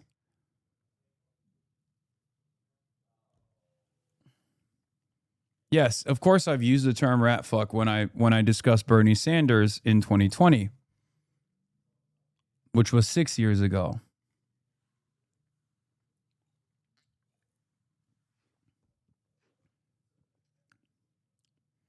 Anyway, on that note, I'm going to test something very new. Okay? I'm going to test something very new on the broadcast. I have a guest. His name is NMPOLOM. He hasn't been on the broadcast in quite a while, but he's back. He's in Los Angeles. All right, get in here. And we are going to try something new for the first time ever. Okay. All right, get over there. Yeah, get over there, dude. Okay. All right. That's right. Ladies and gentlemen. Oh. Look at that. I didn't even do that. Single shot. Is this where you want me to sit? Single shot. Right here? Yeah, get in the middle. Get in the middle of that. Yeah. Hello. Can you guys hear me? Hello. Back a little bit. Oh my goodness. Do you see that? This is a professional. You go even further. There you go. There it is. There it is. We've angled it. Look at that. I'm in the corner of the chair, you know? Yeah. And you're Wait, is the mic listen, on? Your microphone is on. Low. I think it's low. Oh shit. What the fuck? Why is it so low? Oh, his mic is off. Is it muted? No, I don't know why your microphone is unbelievably low and it's got no fucking. Wait, hold on. Give it some boost there. Yeah, I'm gonna turn on the noise gate and then. Wait, where is the noise gate? Hold on, I'm gonna fix it. I'm gonna turn on the noise gate, and then I'm also going to. No, hold on. Don't worry, I got it. Okay, and then I'm gonna crank up the gain. Can you hear me? Yeah, there we go. I think we're good. Yeah, it's good now. It should be good. Oh my goodness. This is it? Am I the first one to sit in this chair? Yeah. Wow, I have a good view of the whole room. Yeah. No, it's scuffed. It still sounds echoey. Wait, why? That's the wrong mic. Oh, wait. Were you doing this one? That's too. Oh, we've swapped the microphones, bro. David, cook me. Hello. Oh my God. Here, speak now. I might be loud as heck now. Am I good now? Yeah, you're fine. I'm gonna lower it now. Alrighty then. Yeah, no, that's what it was. Jesus Christ. God bless us. This is great. How are we feeling? A little bit of tech. Oh, a little tech got you stressed. It's classic. Okay, Oh my it's goodness. classic. It's a classic job from. I got a team. Yeah, I was talking to him. Okay, I got a team, and they're, sometimes they God bless them, as Joe Biden would say. Yeah. Anyway, how professional is this? Look at this. This is like a professional conversation that we're having. Yeah. Well, yeah, it feels like it. Yeah. Got the nice colored This is mics like here. so. What I'm trying to do, and you're the consummate professional when it comes to, obviously, he's still too quiet. Wait, really? I lowered his audio. Maybe that's why. Wait, Maybe better now. Test. Okay, Usually I use the word anal, but yeah, maybe not this here. should be fine now. Yeah. Yeah. Okay. So he sounds muffled. Wait, really? Uh-oh. He sounds muffled. Gain too high. Oh, yeah, maybe because you cranked the gain. Maybe put it back at 65. No, that's not. That's You no. sure? Hold on. Let's see. Hello. Oh yeah. They're trolling. No. Your gain is high. As long as we shouldn't be peaking red. Test. Yeah, but I peak red too. Really? I crank it. Can you hear me, Chad? Yeah, you should be fine now, but yours should be a little bit lower. Wow, use the old school activity feed pop Yeah. up. That's crazy. Wait, what do you use? I mean, there's a independent Stream Elements has its own special app, but it is what it is. Could use. Oh, I don't have Stream Elements. See, Streamlabs. They have an app too. Oh, do they? I don't use any of the apps. I raw dog it. OBS. You do. This is old school. It's good now. Yeah. Oh my God, I'm back home. Yeah. This is Noise where I gate was is born. weird now. Crank it up, turn it up. Noise gate is too crazy. What? How? It looks the same as. I actually hate that mixer, by the way. It's so tricky. Yep. Not a big fan. Wait, what the fuck is this? Is this working? No. Chat, you should spam as hard as you can because it will fix the problem with your energy. Yeah. Of course. I don't know how to fix the threshold from here. Maybe I do need the fucking. I don't know. I mean, it should be fine. Is it good now? They keep saying audio is good, but I never know. Cut corner Polom. Yeah. Anyway, last time you were here, yes, you got into a lot of trouble. I always get into trouble, but you were also a participant in the trouble. Yeah. An unwitting participant, because I told you about my opinions, and there were plenty of opportunities for people to like clip super short bouts out of people love doing that, by the way. Yeah, they do. They do love doing that. You have a clip here that I'm gonna be looking at real quick. Oh God, is it of me? Wait. Yes, it is of you. Oh, here it is. Yeah. So this was literally earlier today. The problem is the haters seem to be the ones that watch them the most. So you'll watch an 8-hour Hasan stream, hate him, clip him 1,000 times to Twitter, but you're helping him by watching him. And I keep telling people, if you really want people to kind of vanish, just don't talk about them anymore. And it's happened to some people. You know, some people you don't talk about anymore. That, you know, they're gone. They're off in their own little world. You know, spinning slots. No one's watching. You know, you can do that. But people like with Hasan especially and Asman, they don't. It's like you have to. Why are you giving them advice on lowering my relevance? Well, I wouldn't know if it's lowering your relevance. Well, kind of would. Because think of this: do you want them to be so negative and mean about you all the time? No, I don't. Yeah, I don't. And I I'm telling actually you, want them to stop. The people who doing support that. you, okay, are enough for you to be as relevant as you want to be. Can I tell you what my mom said? What did your mom say? So my mother messaged me today. Okay, and she wants some words. And my mom is a Hasan supporter. Yeah. And she has shown me that she has been in the comments defending you. My Wow. own mother. That's crazy. Wait, can you go full screen on Yes. this? My own mother. No. Wait, this, how do we do the? Oh, I just do like this. Okay, now let me read this and keep in mind. My mom literally thinks that you're a better son to her than I am. Okay, I True mean story. she's right. Yeah, she is. So this is what she said. I said, I'll be heading to Hasan's today. Any messages for him? And she goes, yes, tell him that I know he's busy saving the world, but can he please help my son? He has lost his moral compass in search of fame and the almighty dollar.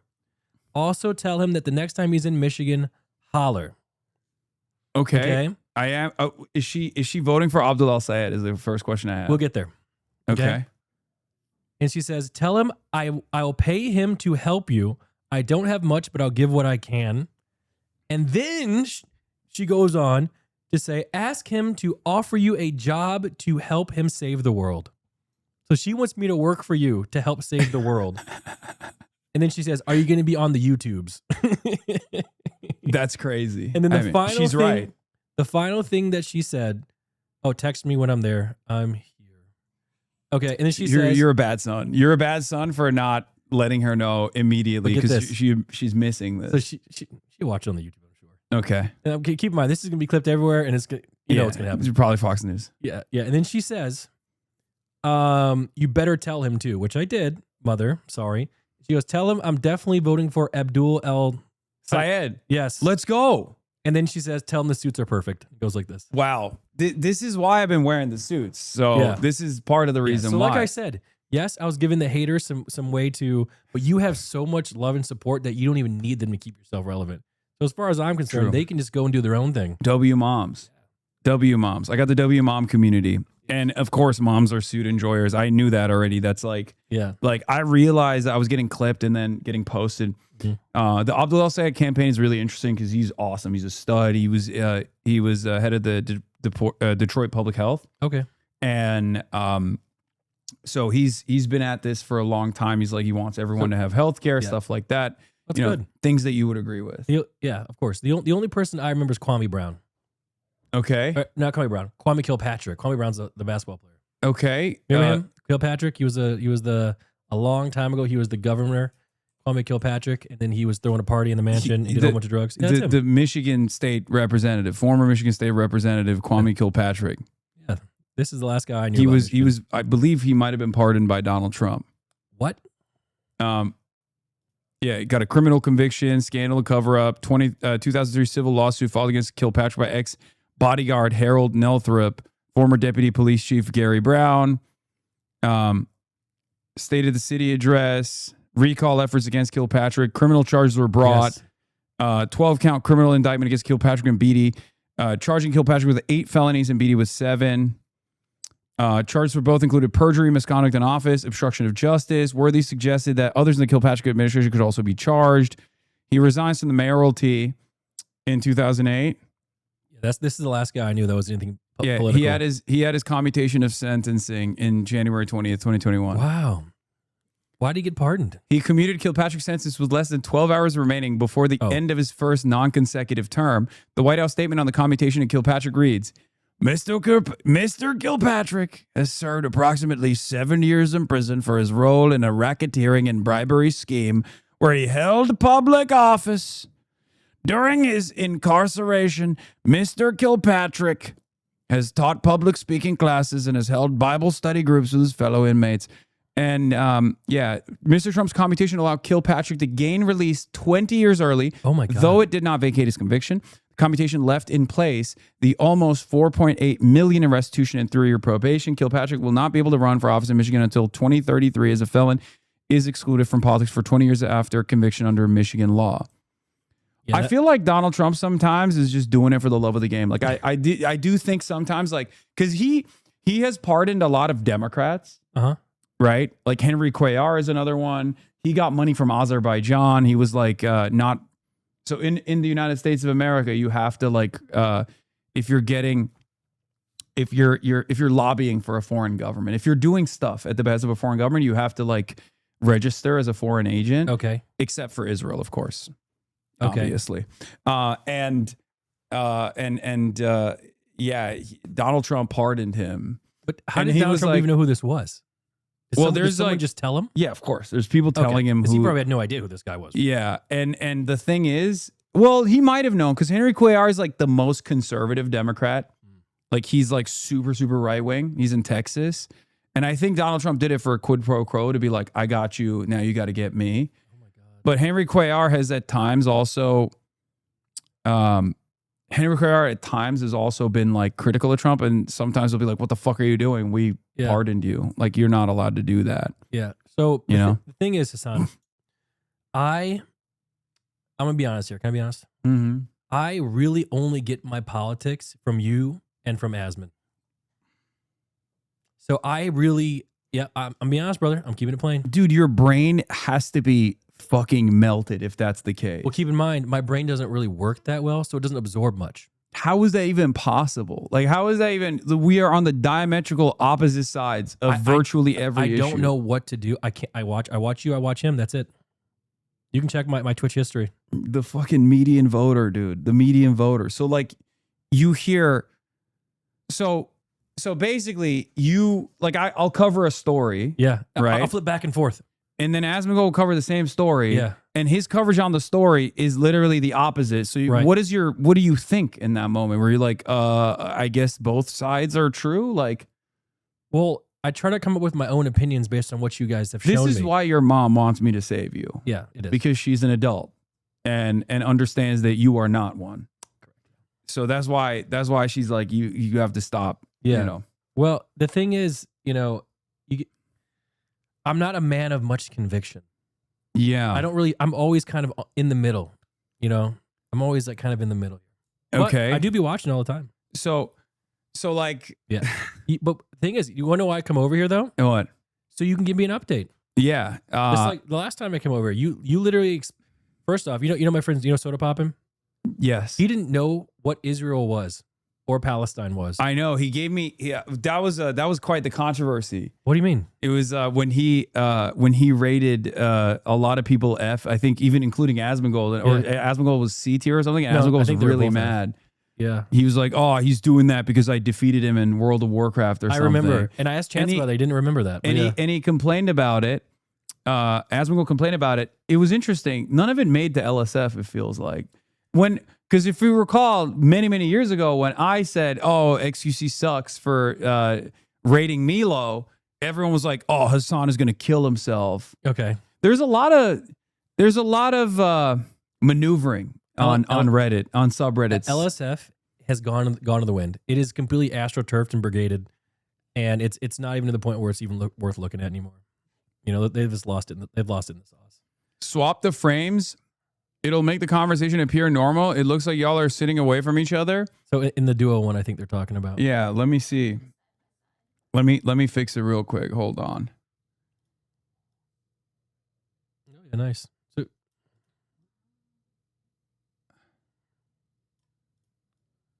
it doesn't. It looks like we're facing away from. You have to invert your camera now there. Yeah, okay, that's true. Wait, no, that's not true because you look at me. Because you talk, you look at me, right? Yeah, but so you look fine. See? Wait, will it? No, it won't. Look at Oh, me. yeah, It it does. It does work. Okay. All right, let's see. Let's do it. Hello. Yeah. It Is works. that better? Did this work, chat? The problem is these angles aren't symmetrical. Like Yeah. I'm sitting perpendicular to you, so no Yeah. matter what happens, it's gonna look kind of weird. I know, but well, this is the problem with like trying to do we're working on it. Mm-hmm. I'm gonna have a like we're gonna do a revamp of the studio. Yeah. So that I can have like a like a real news broadcast, basically go from like doing straight to camera, single cam to like having guests on, and then it's God. gonna be. So how do you feel that you've kind of like evolved past Twitch now, and you're kind of like a real person? I mean, it makes sense. Yeah. You know what? But I liked it. I liked being in both spaces. I like being in both spaces where I could do like, fun shit, go to like a phase party or something, you know what I Can't mean? do that anymore? I mean, I still could, but I have definitely collabed less in the last year or so, in the last couple of years, because like I think when people, I mean, every streamer is a brand. Correct. Right? Every streamer is a fucking brand.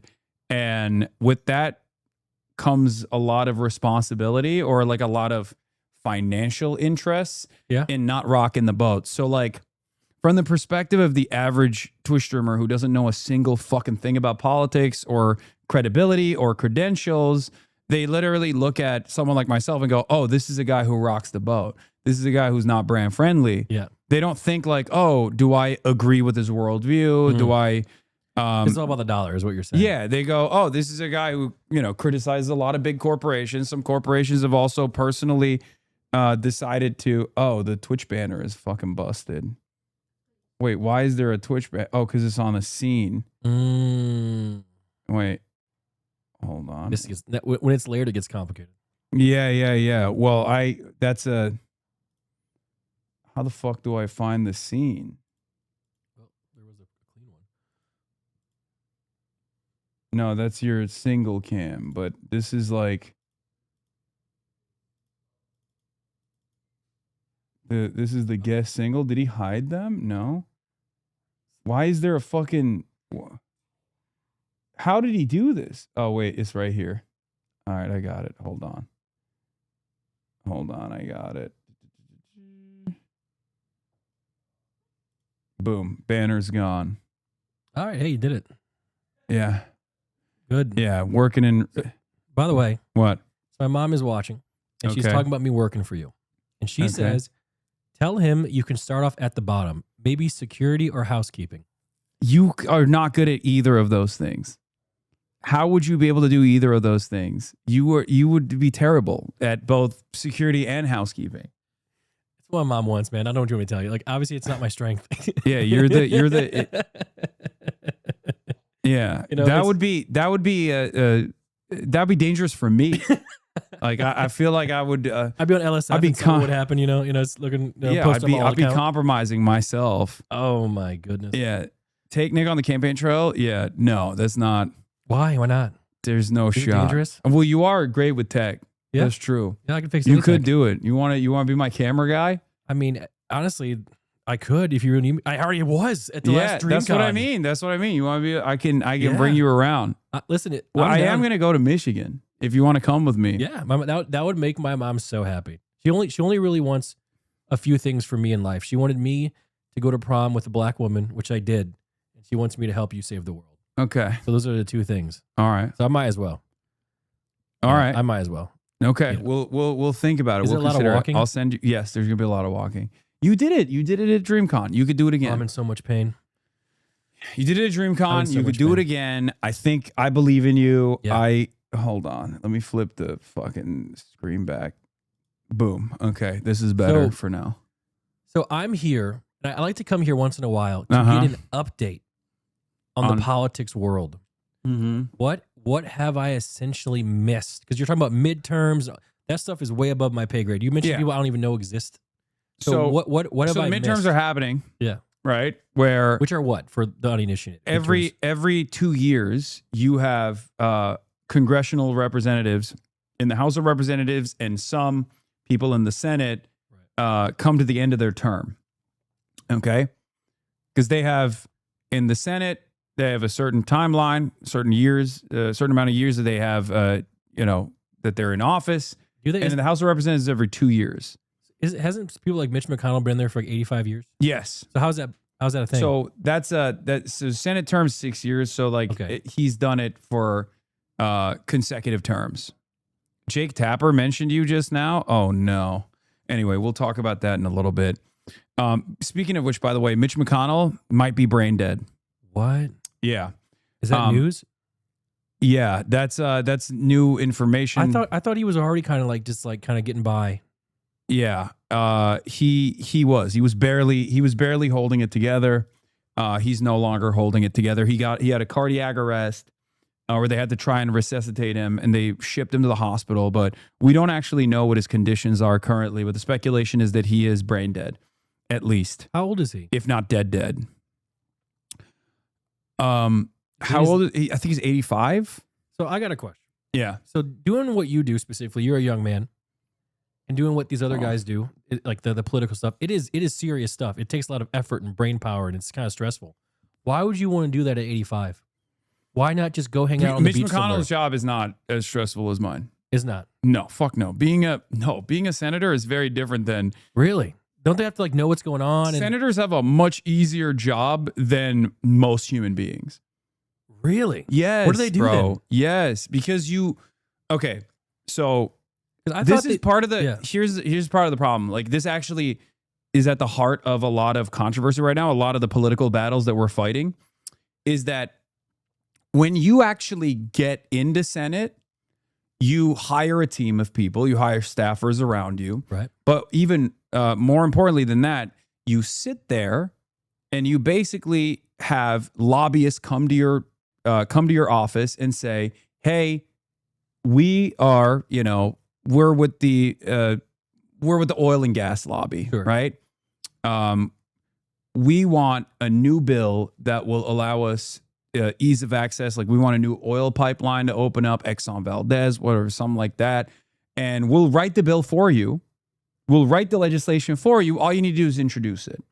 And you can put your name on it and you can introduce it. And if you do that, next time you run, we'll give you, we'll open up our coffers for you. We'll give you like tens of millions of dollars in super PAC I'm money. confused.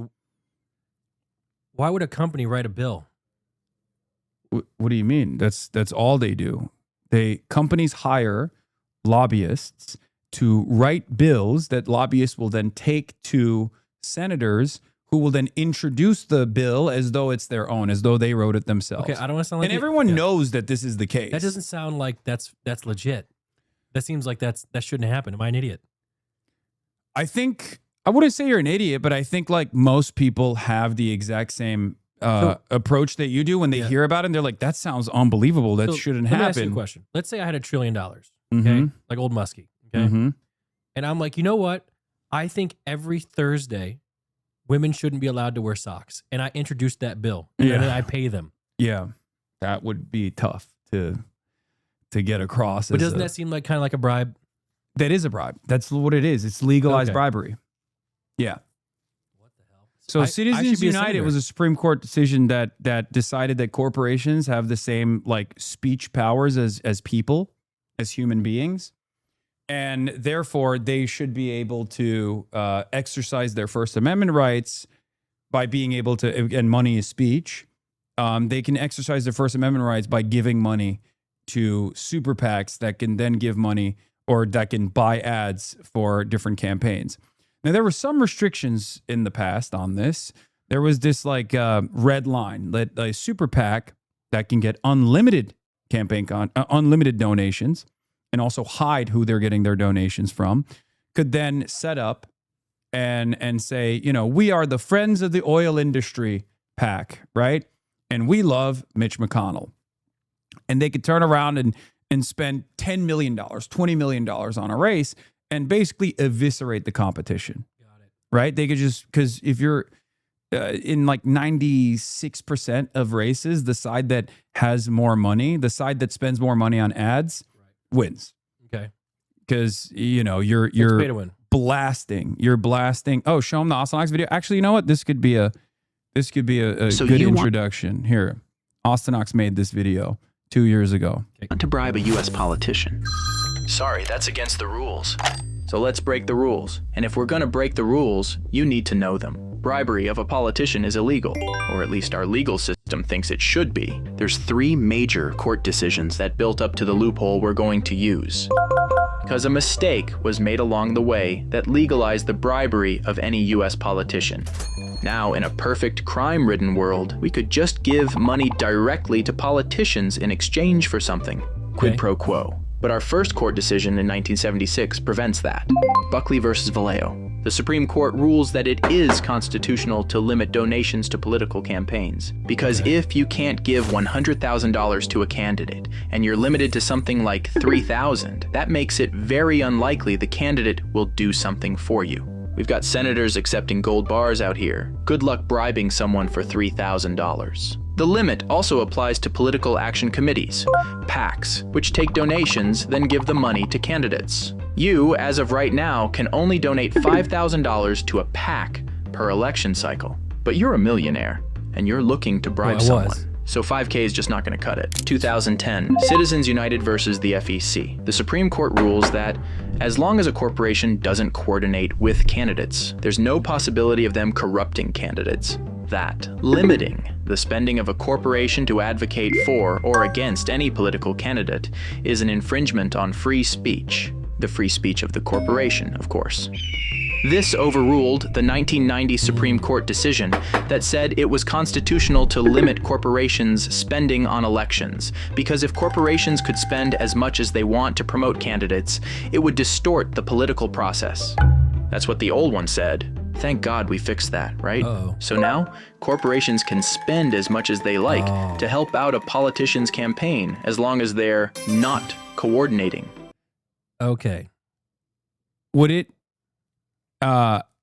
you be shocked if I were to tell you that now the Supreme Court in this last cycle, only a week ago, decided that corporations, by way of their super PACs, can directly coordinate with campaigns as well? Because it turns out that was also a significant violation of their First Amendment rights. Corporations are not only people, but people with a lot of money, unlimited money, but they're also people that can now directly coordinate with the campaigns as well.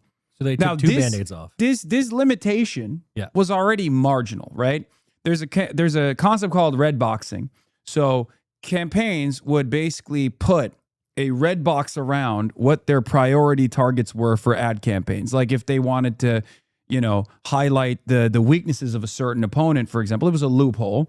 They would just write on their, they would basically put on their campaign website a sequence of demands that they were just simply putting out there about their opposition or out there about on their media page.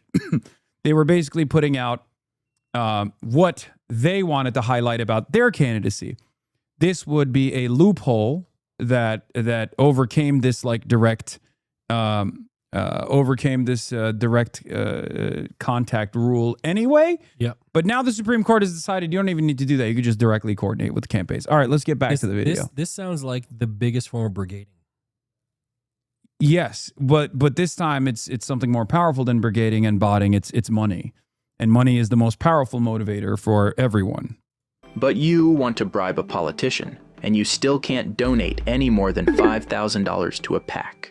Those limits are still there. So we need our third court case, speechnow.org versus the FEC, also in 2010. Almost immediately after Citizens United, with Citizens United ruling that independent expenditures by corporations have no risk of corrupting an election. Then neither do donations to those corporations. Okay, so this That's is the logic. unlimited part then. This is where the mistake was made. And if your donation has no risk of corruption, no risk of quid pro quo, then Buckley doesn't apply anymore. It's unconstitutional to stop you from donating as much money as you want to a corporation, and it's unconstitutional to stop a corporation from spending that money on their own. Important note, this wasn't a Supreme Court ruling. It never reached the Supreme Court because the Attorney General didn't think it would be important. So, if you set up a political action committee, but it doesn't coordinate with any campaign, any candidate, people can donate as much as they want. Those PACs are called super PACs. Try to pause here and figure out how you'd bribe a politician with these tools. How would you bribe a politician? You wanted them to have Sockless Tuesdays. Yeah. Or Thursdays. I apologize. We do Fridays. Sockless Fridays. Yeah. Okay. That's what you would do to bribe a politician. Well, if that's what I wanted. Okay. Let's say like I had a nail polish company. That's how I made my billions. Mm-hmm. So everyone wanted, they want to have their feet out. So they want to make it look good. Yeah. Pay for nail polish. Okay. I thought you were going somewhere pervy with that. It turns out you had a financial acumen behind this decision. You said it's all about the money. That's where I've been. Okay. I'm down a lot of money after maybe divorce. Maybe it's a twofer where like they're also, Dogs Out Friday. You get to see the dogs and you get to make money on I'm the a little side. bit different. I only see Catchy's feet now. There's no other. Okay. I am like this. Okay, that's good You know to know. Catchy, right? You seen her? Yes. Yes, I have. All right. All right, let's get back to the video. Yep. Because now it's easy. All you need to do is promise that politician you'll donate $100,000, maybe There's $1 no million. Just not to them. You'll donate it to the super PAC that's running ads to advocate for them. All they have to do in exchange is give you a favor once they're elected. So you as an individual can only donate $3,500 now. Right. And you can do that for the primary. You can do that for general. So the technical max out is $7,000. Okay. I have done so for many candidates around the country. But that's the limit. But you can go to the super PACs. But if I were to go to a super PAC, for example, I could give unlimited amounts of money to a campaign.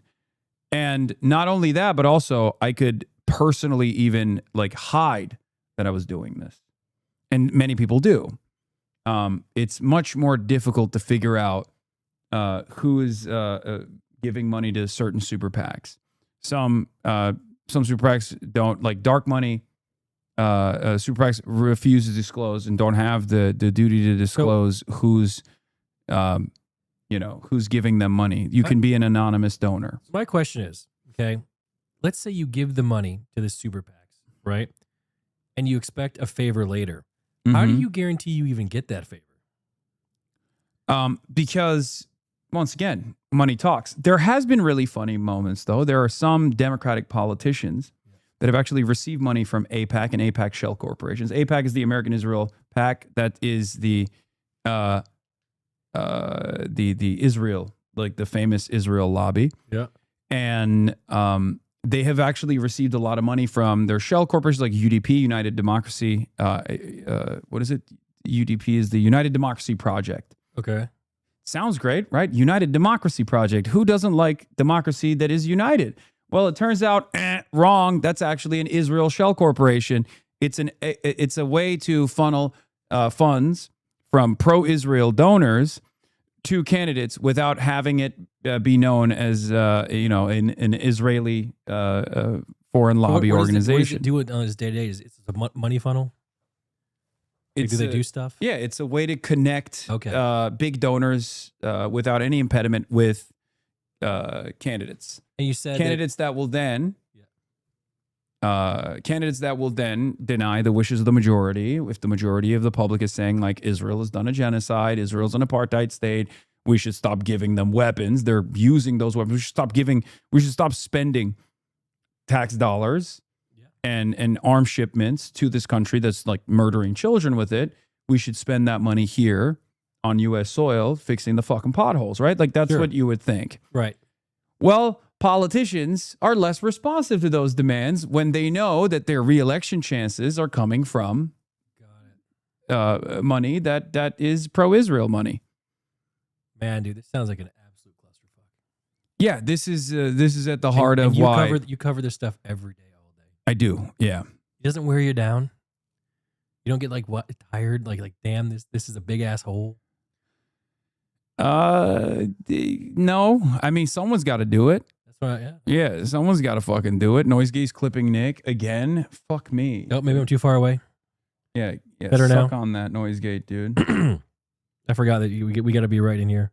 Did you hear what I asked yet? I asked him if he ever gets tired of going after all this stuff. You know, like.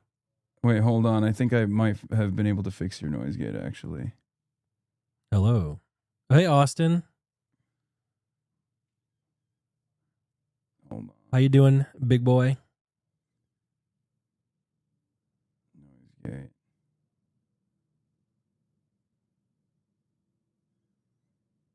Even I think it might be even better now. Hold on. Hello, hello. 1 2 1 2. LA's good this time around. Actually, I had a great time so far. Sounds good. Okay, it should be better now. Perfect. Yeah, I changed the threshold on your Noise Gate. Okay. Yeah. Yeah. All right. Let's finish this video. I forgot. Something for something. And because the courts have declared that this could never, ever possibly cause corruption, you're in the clear. That is how our elections function, and have been since 2010. Now, to any normal person, that's a clear mistake. Because that's corruption. What we've been doing is corruption. It's bribery. Guys, yes, and if you could just give him a little light, that'd be perfect. Okay, I'm gonna stop you right there. These are Lumix cameras. Okay? These are Lumix cameras. They're fixed. And we have one fixed lighting sequence for multiple different camera angles. This makes it unbelievably difficult. This makes it unbelievably difficult to make sure that we have the exact same lighting all the fucking time. I got it. Okay? This is good. I'm here to learn. You know how this fucking works. Yeah, It's not like this is not a like there's nothing I can do about it. Is that a fan email? Okay. What is that? No, it's Morgan. It's Frogan. Frogan's name is Morgan? Yeah. What? Yeah. Nick's solo cam shakes like crazy when you touch the desk. Like, bro, it's an earthquake. Okay, well, we'll fix that as well in the future. But for the time being, you just got to ignore these issues. Your guest needs a little bit more makeup. Come on, man. Bro, this is what I look like. Like, I don't know what to... Wait, what do you mean more makeup? I don't have any on. Wait, are they saying that I'm cute? What are they saying? I don't know. I don't know what they're saying. Oh, my goodness. But I love having fucking 33,000 people giving production notes. That's in really... real time. Trust me, I've been doing this for a long time as well. Yeah, It's I know. brutal. It's the best. It's the best. I love it. They know so much better than I ever could. And it's crazy that they just don't... I'm just so fortunate that they're constantly giving me this sage advice that I have not been able to figure out on my own over the fucking 10 years that I've been doing this. Oh, goodness gracious. Yeah. Did the mic peak? If not, that was actually some text that... No, it definitely peaked. I peaked it on purpose. Oh, shit. Wait, do you still swear? Yeah, I do. Okay, good. Yeah, I try not to. I try not to swear, but I do. Oh my goodness. So give me a quick rundown. Like what is the political climate looking like? Like what, like I saw this thing about Trump talking about soccer, and he like messaged FIFA about the Balogun is a striker for the American team. He got a red card in the game, in the previous game. Yeah, I saw that. Because he stepped on a dude's ankle. Yeah. And then in the VAR in slow motion, they looked at it and they were like, that's definitely a red card. That's like red card worthy. And obviously everyone was like, fuck that. That's bullshit. And then Donald Trump called the FIFA president Infantino, who's a very corrupt guy, famously a very corrupt guy. Okay. And he said, you know, what's going on there? Because when you get a red card, you don't just get ejected from the game. You get suspended from the next game. Huh. So basically, they didn't suspend. They didn't like take away the suspension. They pushed it back 1 year. So they didn't even go back on the decision to say like, oh, this decision was wrong. They found a loophole they found a loophole to basically say, yeah, we'll just suspend him a year from now. And is that because Trump called him? Because I saw him talking about this conversation, and I don't know if it was AI or not, but he actually did call them. He did, yeah. Wow. No, he openly admitted to it. I thought they weren't supposed to talk to the countries and stuff. Yeah, no, it's Trump. He does whatever the fuck he wants. He's corruption maxing. Oh my goodness. Yeah, that's just how it is. That's absolutely anyway. crazy. Let's finish this Buckley v. Vallejo. It's Let's what finish the this law and then intends to prevent. you'll There's be no woke. functional difference if the money you donate is going to a PAC or to the campaign. As long as it helps the candidate, you can use that to influence them. Quid pro quo. It's a clear oversight. This is why most of the spending on modern campaigns doesn't come from the campaigns anymore. It comes from super PACs. Super PACs funded by the rich to buy politicians. The solution is putting those donation limits back, and they can be, once the Supreme Court overrules the court that declared these limits unconstitutional. But until that mistake is fixed, this is your up-to-date guide on how to bribe a politician. Wow. Yeah. So that's what it is. It's just pure corruption. If you're ever wondering, like, why won't politicians advocate? Why won't politicians advocate for good things, like things that would be beneficial for a lot of people, things that like seemingly there's a lot of appetite for? Well, that's because the corporation is out there making money, and they're giving some of the money that they make back to the politicians to make sure that they put the interest of the corporation over the interest of the people. That's why we don't have really good public transport here, because of the car lobbies. That's a big part of it. Yeah. Speaking of corporations, 5 super PACs have spent a combined $32 million to back Haley Stevens, who is now the opposition to ABDULxSTEVENS, your mom's and my preferred candidate. Michigan? This is in Michigan. This is for the Senate run. There's $32 million to back someone else. $32 million have been deployed in Haley Stevens' direction, including 2 of the groups that are tied to AIPAC. And this is in a primary. This is like historic amounts of money being spent. Like, to juxtapose that with the UK Conservative Party, in the entire year of 2024 in the general election, the UK Conservative Party spent $31 million. So this is just one primary out of 50 likely seats. Okay, one fucking primary. So this $32 million goes Or in 100 goes in likely like ads, What? like ad campaigns and stuff, like the ones you see on TV. Is that where that money goes? Yeah. They will buy ads. One of them was actually attacking Abdul, calling him a sexist. Their AIPAC, the Israel lobby, obviously doesn't want to run ads being like, we're the Israel lobby. This candidate really loves Israel. This candidate doesn't. You should vote for the candidate that loves Israel. Because everybody is like, why the fuck would I care about this? Wait, what does Israel have to do with Michigan? Great question. Great question. I'm not going to lie. I grew up in Michigan. Oh, you get a whole bunch of gifted subs. Oh my God. Yeah. What Kami says, thank you for the 50 gifted subs. There's a golden Kappa train that just initiated. That's why. Oh, because I grew up in Michigan, and I'm going to be honest. I went to a school called Oakland University. I had a 3.0 GPA. I didn't even know Israel was even related to America. Like, I didn't know we even had a relationship until like maybe 3 years ago. Yeah. Yeah, no. A lot of people are like you. No clue.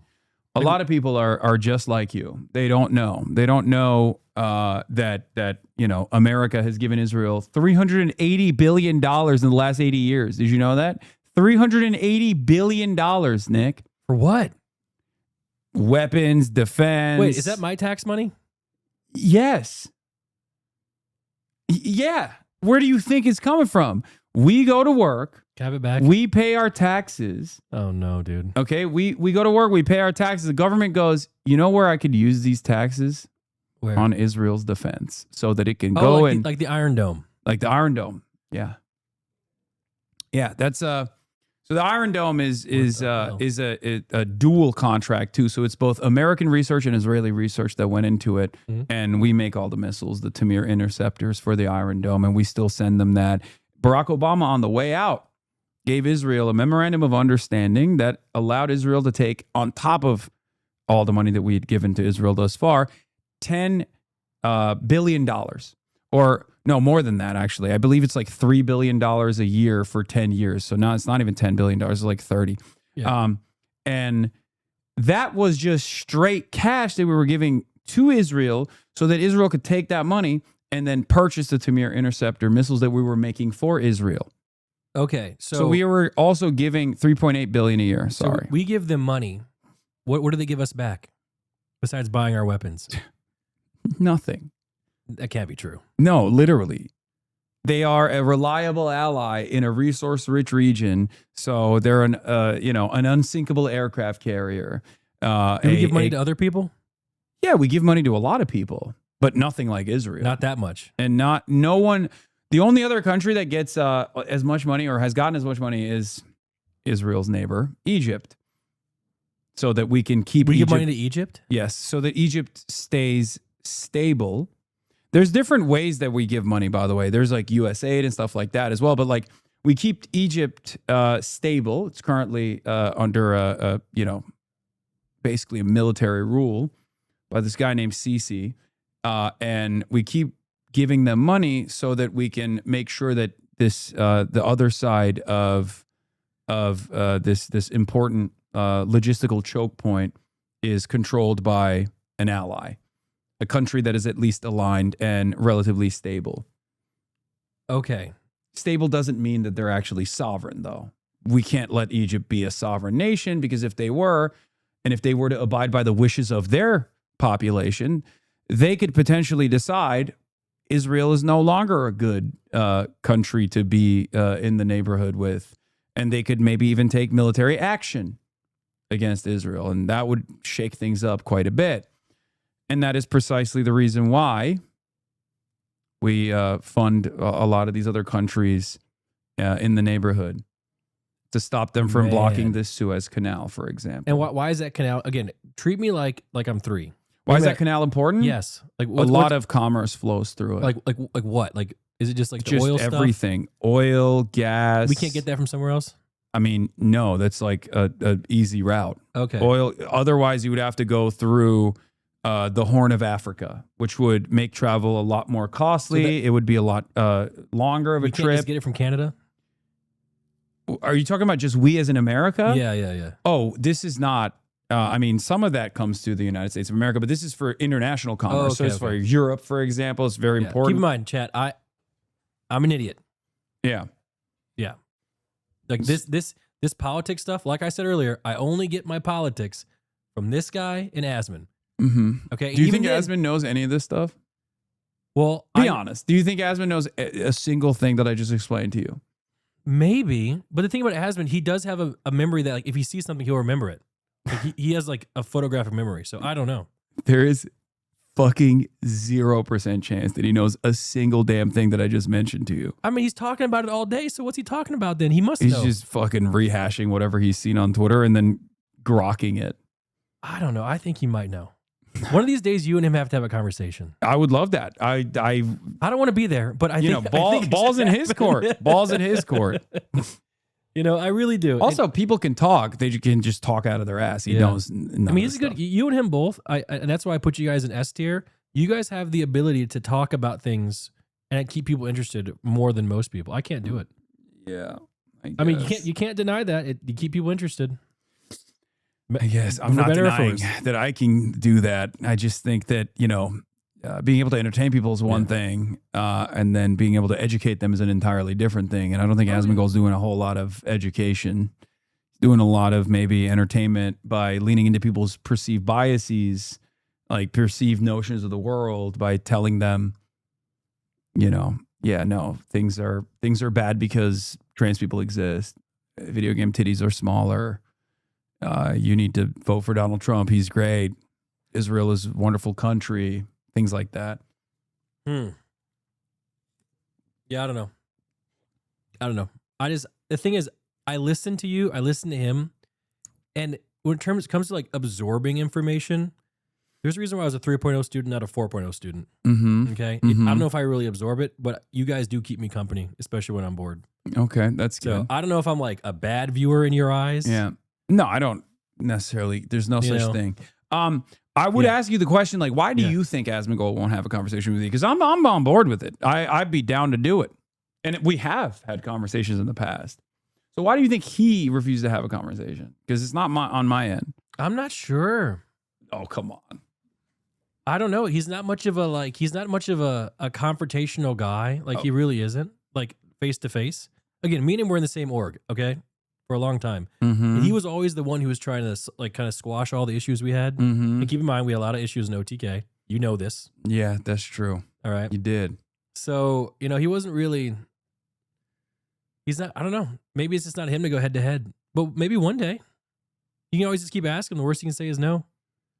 Yeah, I mean, I have. Yeah. He's just not doing it because he keeps saying he would rather farm me to his audience. Well, maybe he'd rather farm you. I don't know. Maybe it's that's more because, beneficial. No, that's because it's because he knows that if we had a normal conversation like the one that you and I are having right now, his audience would realize that Asmongold doesn't really know anything.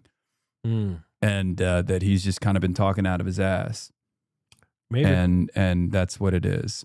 He's very confrontational behind a keyboard. He's very confrontational I think behind most his people screen. Are. Like, again, I think most people are that way. You know? I agree.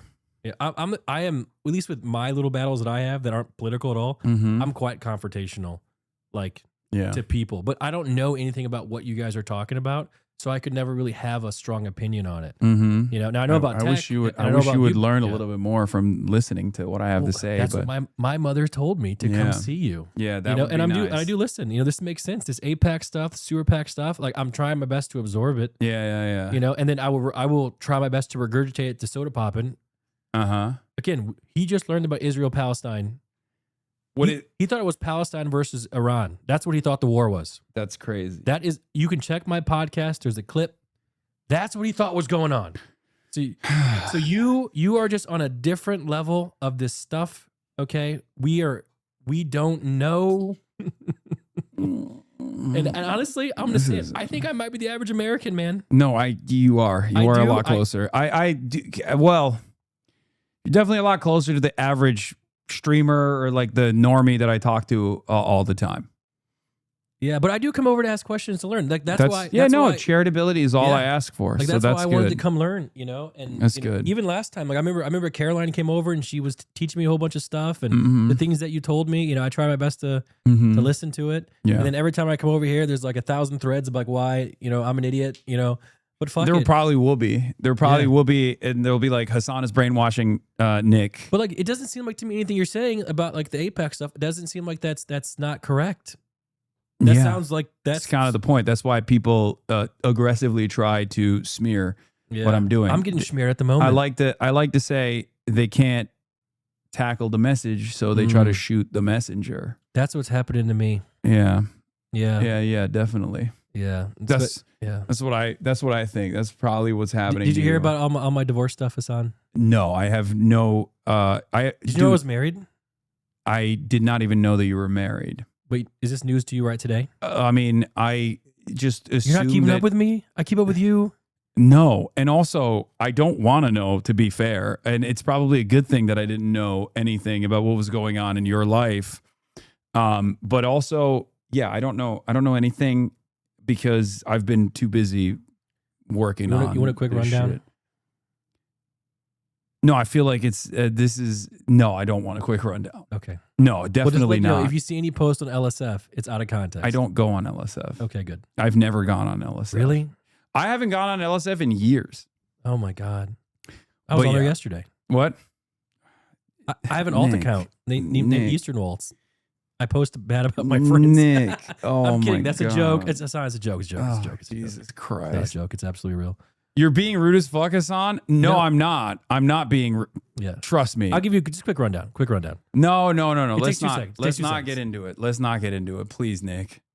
Let's not get into it. I went to court, Hasan. I was in court. I was there. The judge was talking to me. Okay, go ahead. Go ahead. You should go on. So I made a YouTube video, by the way. I got over 1 million views. And the summary is, I went to court because me and Malaya got divorced. Okay. Blah, blah, blah, blah, blah. The judge ruled in my favor. So that's the summary. Okay. And I'm no longer a millionaire. So So the judge ruled in your favor, but you're still not a millionaire? How does that work? Well, because when you only have $1 million and you split it in half. Oh, so the judge ruled in your favor, but you still gave half of That's what I wanted. the channel's That's what revenue. Well, not channel's revenue, just money we made. Uh-huh. Yeah, which is what I wanted. from the Okay. beginning. I mean, it's fair. Yeah. I think. Yeah. To give. Yeah, no problem. Milena that money. Yeah. Okay. That's all. That's what I've been doing. So what was the smear? Like what Oh, so people nowadays are taking out of context clips, like, because you can download any court case you want. Mm-hmm. So they're taking these out of context, like snippets that have already been ruled upon to try and paint me as like a bad guy. Oh, because I told Melina to kill herself like 10 years ago, but she told me to kill myself like 3 years ago, or 2 years ago actually, like 4 times. So they're like, oh, look how mean this guy is. But you know that I'm a jackass, right? This isn't new. I do. This is how we talked. God. Yeah. I hate fucking legal YouTubers. I'm gonna be honest. It's bad. I think legal YouTubers are a blight. I mean, there was a court case that took place. There were numerous court cases from my former podcast co-host who's been on a fucking mission to try to punish as many people as possible. I was in that video. Oh yeah, you were in that. Wait, am I gonna be another one? In the context nuke? I mean, I don't know if he's still, except for Legal Eagle. I love Legal Eagle, but that's pretty much like there are not that many lawyer YouTubers that are actually good. They just have like a lot of biases, or they have like content creators that they despise, and they will use and Emily D. Baker is great too. But anyway, there are a lot of YouTubers that claim that they have law credentials, and then they'll just use that as an opportunity to be like, I'm a serious person, I'm making serious commentary, but in fact they're not actually looking at the outcome of a court case. And in most instances they're just like pummeling their own personal biases and basically lying to people. Doesn't it also apply to like just viewers who watch certain streams? Like, let's say someone will either choose you or has been based on kind of personal biases. No, like, isn't that kind of how everyone just kind of does their thing? Well, is how they feel in a certain way. Like, that's definitely part of it. But here's the thing. My perspective is, I think, not exactly a commonly held perspective, especially in America, because most people either are like you and they don't know anything. Yeah. Or they've been positioned into assuming that my worldview is scary and dangerous, because they'll be like, oh, he's a communist, he's a socialist, all this stuff, right? And therefore, I have to actually convince people. I'm not like leaning into one pre-existing political movement. Like, for example, when Asmongold does, like, he could just be like, I love Trump. And if you love Trump, you're like, oh, I have a home here. Yeah. But for me, I have to actually advocate for my worldview in spite of the barrage of misinformation and barrage of like negative sentiment associated with that worldview. Got it. Because no one wants to hear about how like maybe America is not the most moral country on the planet. When they hear that, they go, what the fuck do you mean? That's unacceptable. I mean, there's no way they think that after all the wars we've been in. No, they still, are you kidding me? A lot of Americans, of course, no one wants to think that their country is doing wrong things. They want to think that their country is doing all the best things. But when has it ever been for any country ever? That's never existed. Yes, yeah, you're right. I'm so confused. How could you just jump to that conclusion? It's Okay, like, but like most people don't want to think that. Most people have never even had that thought in their minds. Really? The argument I make always is I care about Americans, and that America, the entity, if it's not serving the interests of Americans, well, then we have to change it. Yeah. But people will then lean into old tropes. They'll lean into old understandings. They'll be like, oh, this guy doesn't like what America's doing. He hates America. That means he hates Americans, because America and Americans are inseparable, which is bullshit. Yeah, it seems two different things. Because it seems like even America doesn't really have Americans' best interests at heart a lot of the time. Yeah, well, I think a lot of people in the MAGA movement don't put a lot of thought or effort into You know what I was stuff. thinking? What? How about we just do it your way for like 5 years, and we'll see if it's better for everybody. That would be fucking great. Like, why not? Let's just do a quick test. It's 5 years. We all can spare it. Maybe not the older people.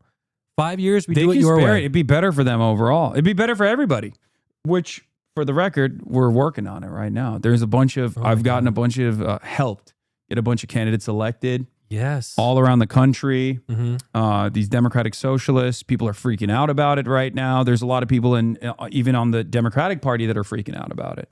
Wait, why? Because remember the video that I just showed you with corporate PACs and lobbying? Oh, Yeah, it's money. my candidates don't do that. My candidates are like, no, fuck that. I am with the people. I don't give a shit about corporate interests. I am going to back the interests of the American public. That's a big problem for a lot of people who have been in power for multiple decades at this point, who have basically almost exclusively relied on corporate PACs and fundraising. Hasan, dude, did it just hit me? Are you just going against the machine? Yes. Which is really funny because all of these other right-wingers will claim, oh, I'm doing the red pill. Like, I'm actually fighting the machine. They're not. They are the machine. They're literally leaning into at least one aspect of the machine. And now they know who I am. Oh, no. Well, no, not. By the way, if anyone wants to know, my name is John. No, I'm just kidding. I'm Nick, by the way. I'm just fucking with you. Yeah. But that's why my mom said you're doing God's work. So, yeah. Yeah. But man, dude, this is crazy. Do you ever think that this is where you'd end up? You know, like when you started this, when I was over your house a couple years ago, like this is Mr. Suit and Tie, and I mean the suit March and in the tie is streets. new, but Yeah. I mean the policies are still the same. The things that I say are still the same. You know what I mean? So you wake up every day and put on a suit and a tie and come down here and talk to chat. Yeah, I work out in the morning, take a shower, put on a suit and tie, and get ready to go to work. You're even wearing shoes that are nice. Thank you. Yeah. It's a full fit, dude. God, this is crazy. So what's the next 5 years? Are you gonna be in like some like mega studio or some office? Like what's up with that? I mean, I'm probably gonna still keep doing this in the same exact way that I'm doing it. I'll just like maybe improve the studio that I already have, but I have been traveling a lot more.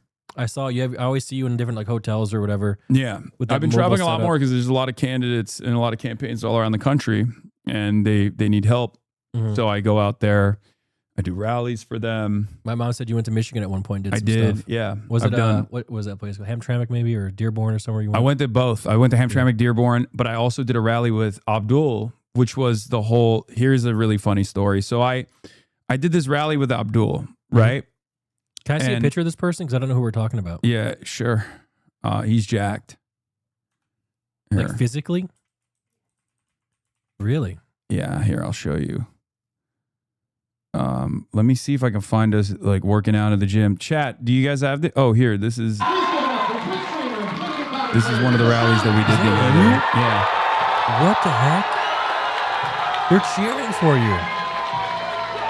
Yeah, you wouldn't think that. What the is this? If you were exclusively getting your information from LSF, you would think like I'm the worst person on the planet. I'm the biggest villain of the planet.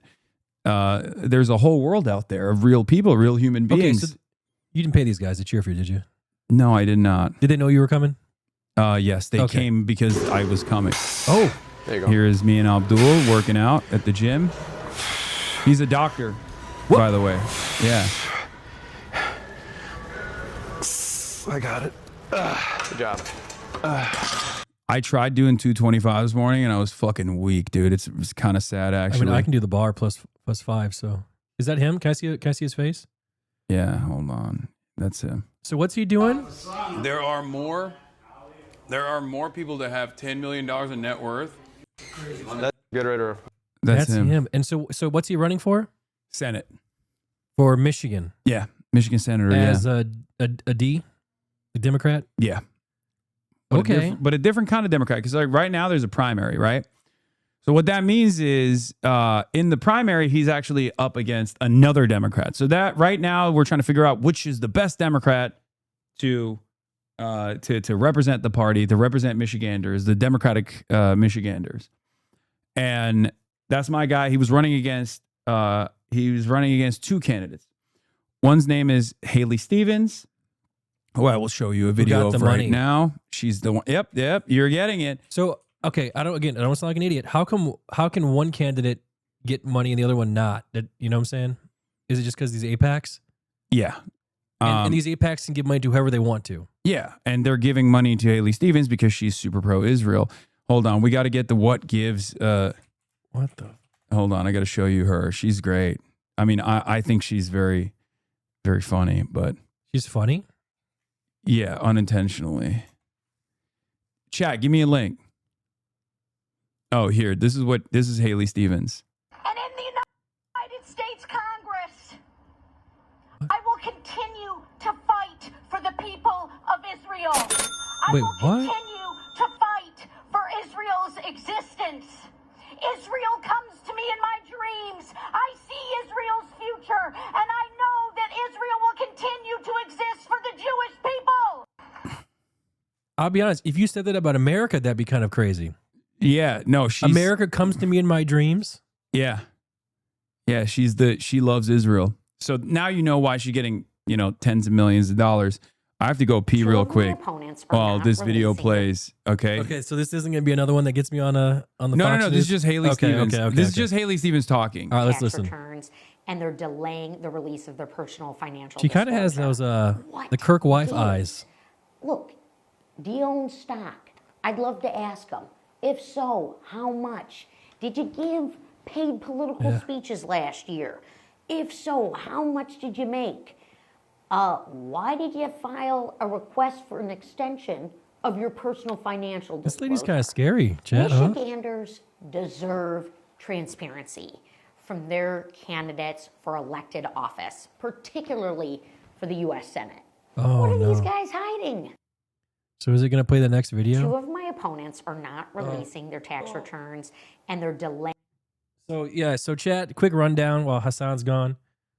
My name is Nick. I'm a Twitch streamer, and that's it. Not even a particularly good one. So I've known Hasan for a while now, and he's always been super, super nice to me. He lets me come over and stay here sometimes when I come in LA. So he's a good friend of mine, and my mom loves him more than she loves me. So I always like to come over, and he gives me a rundown on politics and stuff. Because I'll be honest, it's not that I don't care. I'm just kind of I think I'm just a normal guy who kind of cares more about himself. I'm just trying to get through myself. I've been going through some shit myself. So I don't know if I have the bandwidth to care about all this stuff as much as he does. But I do like to learn about what's going on. I never even knew this lady existed, by the way, until right now. This is the first, I'm from Michigan, and this is the first time I've ever seen her. And she got them Erica Kirk, is that her name? She got them Erica Kirk eyes. So I don't even like her just off that. Okay, well, regardless, she's this is my favorite thing. Hold on. Release of their personal financial disclosure. What gives? I love what gives? How old is she, by the way? I don't know. I don't know how old she is. But yeah, so she's like the establishment Democratic candidate. But the interesting part about I wonder if I went to high school with her. Is she from Michigan? I don't know. I think so. Yeah, I think. Oh my God, did I go to high school with her? I'm 40. Do the bridge video? No, we're not going to do the bridge video. So listen. So basically, this was the one candidate that Abdul's running against that's like getting a lot of AIPAC money. But then there was another candidate. The other candidate's name is Mallory McMorrow. So Mallory McMorrow is somewhat progressive, right? She's kind, she's nice, she's like seen as like a kind of progressive person. But here's what happened. Mallory McMorrow, out of nowhere, who was like supposed to be critical, she's 43 and from Rochester Hills. Stop. That's where I'm from. Stop. What high school did she go to? Are you guys fucking around? Did she go to Rochester? Look her up on Wikipedia. It will say. I might have went to high school with this lady. She's 43, bro. I'm 40. You're 40? Shut the fuck up, you old ass bitch. Are you serious? Yes, I'm 40. I think they're fucking with you. I think they're fucking with you. Democratic, born in Rochester Hills, Michigan. Oh my God. Wait. Oh my God. She's from my hometown, bro. Ain't no way. Ain't no way. So you... What high school did she go to? I don't know, man. It has to be on Wikipedia. Seaholm High School in Birmingham. Okay. Birmingham. She's from... No. So I went to Rochester. So she was born... Birmingham is the rich part. Okay? Uh-huh. I was... Well... So she went to the rich place. Okay. No, you're not fucking 40, bro. How old are you actually? I'm 36. You son of a bitch. Why the fuck did you lie like that? I'm sorry, because I was feeling You got me so excited. Anyway. Why? Because I'm old? No, because that means like you might have literally gone to high school with Haley Stevens. But I'm telling you, I probably might have crossed paths with her if she was around that area because I used to play hockey there in Birmingham. Okay, but in any case, so this is Haley Stevens, this is one of the candidates. The other one's Mallory McMorrow. I'm going to show you Mallory McMorrow as well. So like, Mallory McMorrow is supposed to be like a relatively progressive candidate, right? So she comes out of nowhere and starts, and she's also critical of Israel a little bit, but not as much as Abdullah is. She comes out of nowhere and says, in an interview with the Jewish Insider, which is like, remember AIPAC? Yeah, we talked about this. So Jewish Insider is a newspaper that basically runs like propaganda for AIPAC. Okay. Right? So she does a sit-down exclusive interview with Jewish Insider where she says, I'm like Nick Fuentes. She says I'm anti-Semitic. She says I'm similar to Nick Fuentes, who was a rabid neo-Nazi white nationalist. Wait, this lady said this? Yeah. Yeah. Why Out would of she nowhere. why would she and say she that? starts criticizing Abdul for doing this rally that you just watched, right? The rally that I did with Abdul, where you were surprised that there were people that were, excited to see me. Well, no, I'm not surprised. Remember we went to that burger shop and all those women lined up to take pictures with you? Oh, yeah. I'll never forget that moment as long as I live. Yeah. That was crazy. So basically she comes out of the gate swinging like this. Says Abdul shouldn't have done this, all this stuff. And there's like all this news coverage that comes out. Hey, that's you. The New York Times reported and said, this was the Jewish Insider. Hold on. This was the Jewish Insider article that came out. Royal Oak, Michigan State Senator Mallory McMorrow, who's running in a tight three-way Democratic primary for U.S. Senate, slammed one of her opponents, ABDULxSTEVENS, for his decision to campaign with far-left political streamer Hasan Piker. Piker, who has a history of anti-Semitic and pro-Hamas remarks, is slated to appear at 2 campaign rallies with El-Sayed and Representative Summer Lee in April. It is somebody who says extremely offensive things in order to generate clicks and views and followers, which is not entirely different from somebody like Nick Fuentes, McMorrow told Jewish Insider in an interview Thursday, referring to the neo-Nazi podcaster. Piker is a provocateur, to put it lightly, who says things that are misogynistic and anti-Semitic and said that the United States deserved 9/11. She says this, and then everyone starts yelling about Abdul doing this rally with me. They're like, what do you have to say for yourself? Why do you have this guy on? And Abdul goes, look, I don't agree with everything that he said. Do you agree with everything that I've said? That's not the point. Like, what are we doing? What is this like cancel culture nonsense? Like, there's certain things I agree with him, and he doesn't back down, and he just doubles down, right? And that backfired so much that the New York Times reported on it. Said, New York Times, long adept at cable news interviews and creating viral moments online, Ms. McMorrow began to bleed support in public polling after she condemned Dr. El-Sayed for campaigning in March with Hasan Piker, the left-wing streamer who has defended Hamas and called Israel an apartheid state. The move backfired quickly. Her remarks helped burnish Dr. El-Sayed's claim that he was the lone progressive candidate in the race and the one most willing to criticize the American funding of the Israeli military. And she won little support from moderate voters as millions of dollars of pro-Stevens advertising poured into the state from the American Israel Public Affairs Committee and other groups. So this literally cooked her campaign. At the time, she was in first place. Okay. Where's she now? Abdul was in third place. Okay. She just dropped out yesterday. Shut up. Yeah. So her campaign cratered. Her support collapsed. Because of you. Not because of me, but because it made her look unserious. It made her look not like a real fighter. So why did she say this stuff? Did she watch your stream? No. It's because, going back to the same thing that I was telling you, some big donors probably told her that this would be a line of attack. This was a viable line of attack. And it backfired. Yeah. So why not? And then she did this. What is this? Is that KSI? No. It's just Mallory McMorrow at the...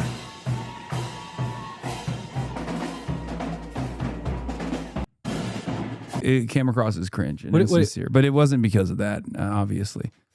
Dude, this is... You are speaking of KSI, you are in the thick of it, man. You are in the thick of it. That's crazy. This is real. Yeah, This is no longer jokes. Do you know who Zohran Mamdani is? The New York guy, right? Yeah. Yeah. So when Zohran Mamdani was running for mayor, we hung out, we dabbed it up. How do you even talk to these people? Do you just send them a tweet or something? No, they reach out to me. They're like, oh, Zoran, it was in the primary, so he was not like a well-known figure at all. So I had a lot of friends that were working on his campaign, and they were like, and I have a lot of HasanAbi heads that worked on his campaign regardless, but they reached out to be like, hey, there's this guy, upstart, it's a crowded field, but he's got the juice. Like he is. No, they were talking about Zoran. He was like, he's really charismatic. And I was like, sure, I'll look into it. And isn't he doing great things in New York? I heard like he's he's killing it. I saw this tweet, and maybe you can tell me it's true. I know. They're like, he's fucking killing it. They're like, have all politicians in the past been scamming us because this guy has done all this in this short period of time or something? It has like 100,000 likes. Yeah. Is that really what's going on? Yeah, pretty much. But that's like all the people that I'm trying to get elected. And that's the reason why the Democrats are mad, because they don't want someone who's a doer. They don't want someone who's like actually going to do a good job, because then they look bad in comparison, where people go, what the fuck? What are you doing? What have I been doing this whole time? Why am I voting for you when there are people like that out there? He's the threat of a good example. But yeah, with Zoran, we did that. We did that link up, right? Andrew Cuomo did the exact same thing. Andrew Cuomo was running against Zoran. Andrew Cuomo was a former governor who had to resign in disgrace because he had a lot of sexual harassment allegations when he was the governor. But then he came back. Will not denounce Hamas. The assemblyman will not denounce Hasan Piker, who said America deserved 9/11. Is that him? The assemblyman just said in his response. That's Zoran. Can you pause it? He mentioned your name on some debate. Not some debate. This is the fucking major debate for running for the mayoral campaign. Like the entire, he mentioned me 1,000,000 times. Yes. Bro, are you famous now? You left me behind, dog. That's crazy that you guys. I still get 10,000 viewers, Hasan. It's kind of funny because like I'm doing all this on Twitch, and I might as well be doing it in. I might as well be doing it on fucking Rumble. I might as well be on an entirely different planet, because all of this has happened on Twitch. What? This debate? No, that debate was on TV, but I'm saying, like, you know, I was covering it in real time on Twitch. It's just crazy because, like, there are so many fucking people. Dude, I got banned from the country of England. Are you aware of this? That's real? The United Kingdom banned me, yes. For what? For criticizing Israel. What? What is it? What is that? What does the United Kingdom have to do with Israel, Hasan? They're also, just like the United States of America, a major provider of resources and weapons to Israel. The United Kingdom's economy is so bad it's worse than Missouri now. Is that true? Yes and no. It is. It is. The UK overall is very poor. Don't they got their own problems to worry about? Why are they banning you? How about? I mean, I agree. They barely beat Brazil, whoever it was. Yeah. Look at this. Look, this motherfucker took out billboards on 9/11. Posted photos of me, photos of me and Zoran hanging out.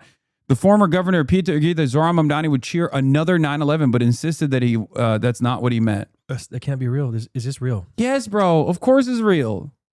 This has been happening for the past 2 years. For the past 3 years, what the fuck do you think is going on? What do you think I've been doing out here?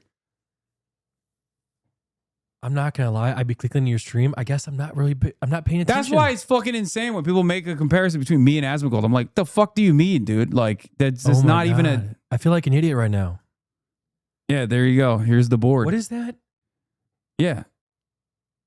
This is what are they doing with right these? outside of the former Twin Towers. They posted this. They brought a bunch of first responders on to be like, this is so disrespectful. Like, fuck Hasan. He loves 9/11. Zoran loves 9/11. They did that. And it didn't work. It didn't work at all. They spent $3 million on this ad. Before we introduce. Okay. They spent $3 million in the last week of this ad that played numerous times during Knicks games. Use our next guest. We need to play this video. America deserved 9. That's Zoran's buddy, Hasan Piker, saying we deserve 9. It's a disgrace to every life lost. Zoran went on Piker's show, and now Piker was just spotted at Zoran's event. Mamdani is wrong for New York. Paid for by 4R City. America. We are back. That ad ran multiple times during Knicks games leading up to the election, the mayoral election. You know what? I actually needed to come here today. because I am never going to complain about my clips anymore. Dog, did you see this? In the House of Representatives, a Democrat by the name of Josh Gottheimer and a Republican by the name of Mike Lawler put together a resolution condemning the anti-Semitic hate-filled rhetoric and content disseminated by prominent online personalities, me and Candace Owens. I know Candace Owens. She's black. Yeah. She's also actually anti-Semitic, whereas I am not. But yeah, it's in the congressional record. This is also the type of shit that Asmongold loves, by the way. He'll do a million YouTube videos on this and be like, Hasan is finally going to prison. He's finally going to prison. For what? I don't even know. He just makes shit up. There's a whole world out there of right-wingers who constantly say I'm going to fucking prison. Well, part of it is because I did a humanitarian aid mission to Cuba. I saw that. And then the government said that I violated the Treasury's rules, which I did not. And they wanted to, Fox News claimed that I got a subpoena from the government, from the Treasury. I never did. Subpoenaed before, yeah. I did not get subpoenaed by the Treasury. I don't know why Fox News claimed it, but that was part of the reason why they were saying, Asmongold and all these other right-wingers were saying that I was going to go to jail. Jail for humanitarian aid to a country that we're starving, by the way, which is, insane. Are people not allowed to go to Cuba? No, people are allowed to go to Cuba. Okay. So why would you get in trouble for that? What is this? 4 days ago, lol?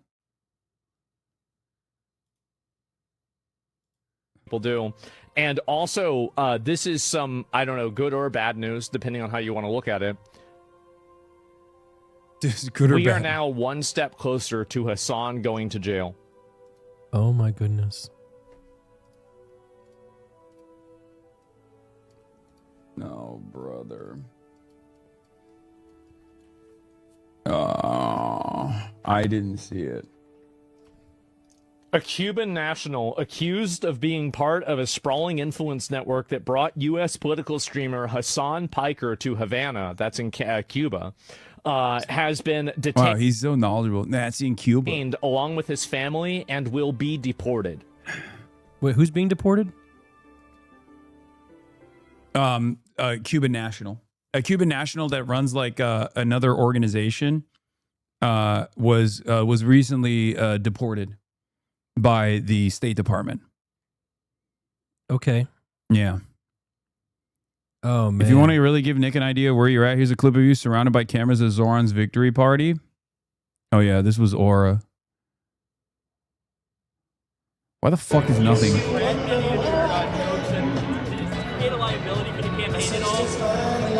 Do I regret things that I said? Yeah, like any of the I regret things that I say, and I regret things that I will say in the future as well. I'm a human being, and I'm a Twitch streamer. True. I'm not a serious political operative by any metric. If Andrew Cuomo decides to present me as some sort of kingmaker, well, he's wrong. I'm just a regular ass dude.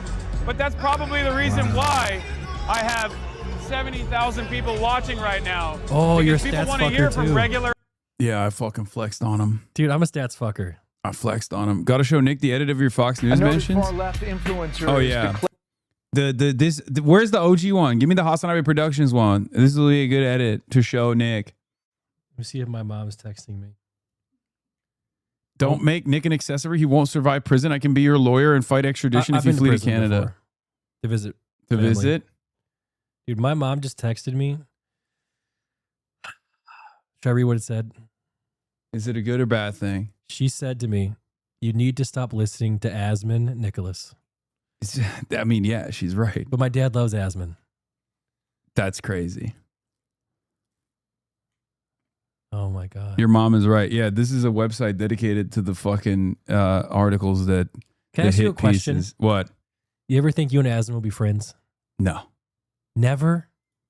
Not if you guys talk it out and, maybe you guys get some common ground here and maybe you save the world together? No. No. There's no common ground. He's a charlatan. If he fucking decides to no longer be a right winger and goes back on all of his like unbelievable amounts of racist commentary that he's done over the years, then maybe. Okay, so there's a chance. Everyone can be rehabilitated. All right. Everyone can I like to hear choose that. not to be a bad person, but as long as he continues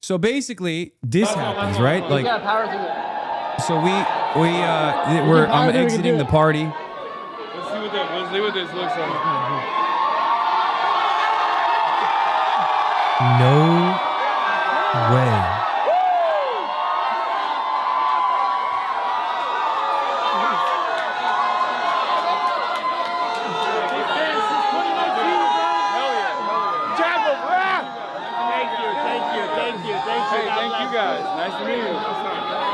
So wait, what's the negative? You know what they thing? did? They clipped something and edited it to make it seem like I was denied entry into this event that I'm leaving after the So entire you night did is over. experience this event. Yeah, of course, dude. I was there. You just saw me in front of the fucking cameras. What are you talking about? Like, yes. So wait, so they clipped it just you leaving? They saying that clipped. you got kicked out? not leaving. Oh, they clipped it. They, yeah, I'm on the White House website too. They call me left-wing lunacy. I'm on a list on the White House, wait, but so on the what White they House clip website. exactly? Where was it? Someone must have the clip. They posted it on LSF. Yeah. Okay. They posted on LSF a completely edited video. And I don't like that they can do that. yeah, now, there by was the way. I think they changed that rule specifically for so that they can make fucking more harassment videos on me. But yeah, I was there was a VIP area upstairs, but I had a camera, so I was live streaming the entire time. So they were like, "Oh, you can't come up to the area that makes where sense. you know because you're live streaming." They clipped it to make it seem like I was denied entry Got it. into the entire event, Got it. and then they fucking brigaded it. They mass brigaded it. So. You know, here's the video. Yeah, Hasan Piker denied access. Even it went to even TMZ. You know what's crazy? What? There's a time code here. Oh. There's a time code here, and you see it skip. I do not have you for the upstairs list. Okay. Can I see your ticket tape? Oh, I'm staff. Oh, okay. Oh, okay. Okay. If you're So we can't escorted? go upstairs. I do not. But do you have this wristband? I can also just check. I got denied once for not having the right wristband. I remember this. Damn. But I can double check and just make sure on my end. More seating area. So yeah, here's the original LSO pose. Okay. Unedited. Hasan gets denied VIP seating at Zohran Mamdani election party. The unedited version obviously got 0 upvotes, but the edited version, which is now deleted, had 38,000 upvotes. Hasan gets denied Wait, VIP there's a seating. mirror. You can click the mirror. Yeah. So they fucking made an edited clip to make it seem like I was complaining about not being allowed into this fucking party. But again, this is an incredible night, right? This is a massive victory. So much fucking, you know, so much time and effort was spent on this. And it's like I'm surrounded by all these people that are, you know, friends and people who've poured their fucking hearts and souls in this goddamn campaign. It's a major upset. And that's the only thing the LSF community saw. Fuck Hasan. He got denied entry into this fucking event. You know what's funny? Yeah. I did see this headline. Yeah. And most people don't look beyond the headline. I do, because they do the same thing to me. Not No, this but big, most people don't. Most people don't know that. So like the reason why I'm showing you this is because that's the reason why you have no fucking idea. Wow. That's the reason why you have no idea what I've been up to for the past 2 years, 3 years now. Wow. Because the only thing you hear from is LSF. If you only go to LSF, if you only go on, if you only see the same people that we all know, like Yeet and, Asmongold and all those other accounts, they show you an entirely separate reality. An entirely separate reality where it's just fucking drama. All I'm getting into is drama, where Asmongold is just like, oh, you fucking suck. He's going to prison. All this shit. This is crazy because again, it's like a simulation. It does. I'm not obviously not as near as popular as you, but I experienced the same thing on a lot smaller of a scale. Yeah. And I wonder, is it because me and you are buddies, or am I just that big of a jackass? What do you mean? Like all the clips and me getting this kind of the same little treatment, I think I am a jackass. I cannot deny this. I think you probably get yelled at a lot, partially because you are sympathetic to me. So that's probably because my haters are not fucking normal. Yeah, this was huge. This was a massive rally that we did, the pro-Palestine rally. Great speech, man. Thank you. I want you to welcome to the stage next Hasan Piker. Wait, what the hell? You're about to go talk to people? You ever get nervous to go in front of a crowd? No. There's like 10,000 people. Look, it goes all the way back down there. What the? That's gonna be. Wow. Yeah. Dude, you're out here actually doing it, bro. Yeah. God, this is why oh my God. That's why I get fucking annoyed when dumb fucks would be like, "Oh, you're just like Asmongold." No offense to you making that comparison, but that's kind of why I get annoyed with that. Well, shit. I did say I watched you both. I didn't say you were like him, because I know Zach doesn't leave his house. Well, a lot of motherfuckers do make that classic like, "Oh, these guys are the exact same." That's like a dumb guy's way of trying to sound smart. I'm above this stuff. That's crazy. Man, so you do ever do those college the debate things that I saw your old buddy doing? What's this? The college debates? Yeah. Sometimes, yeah.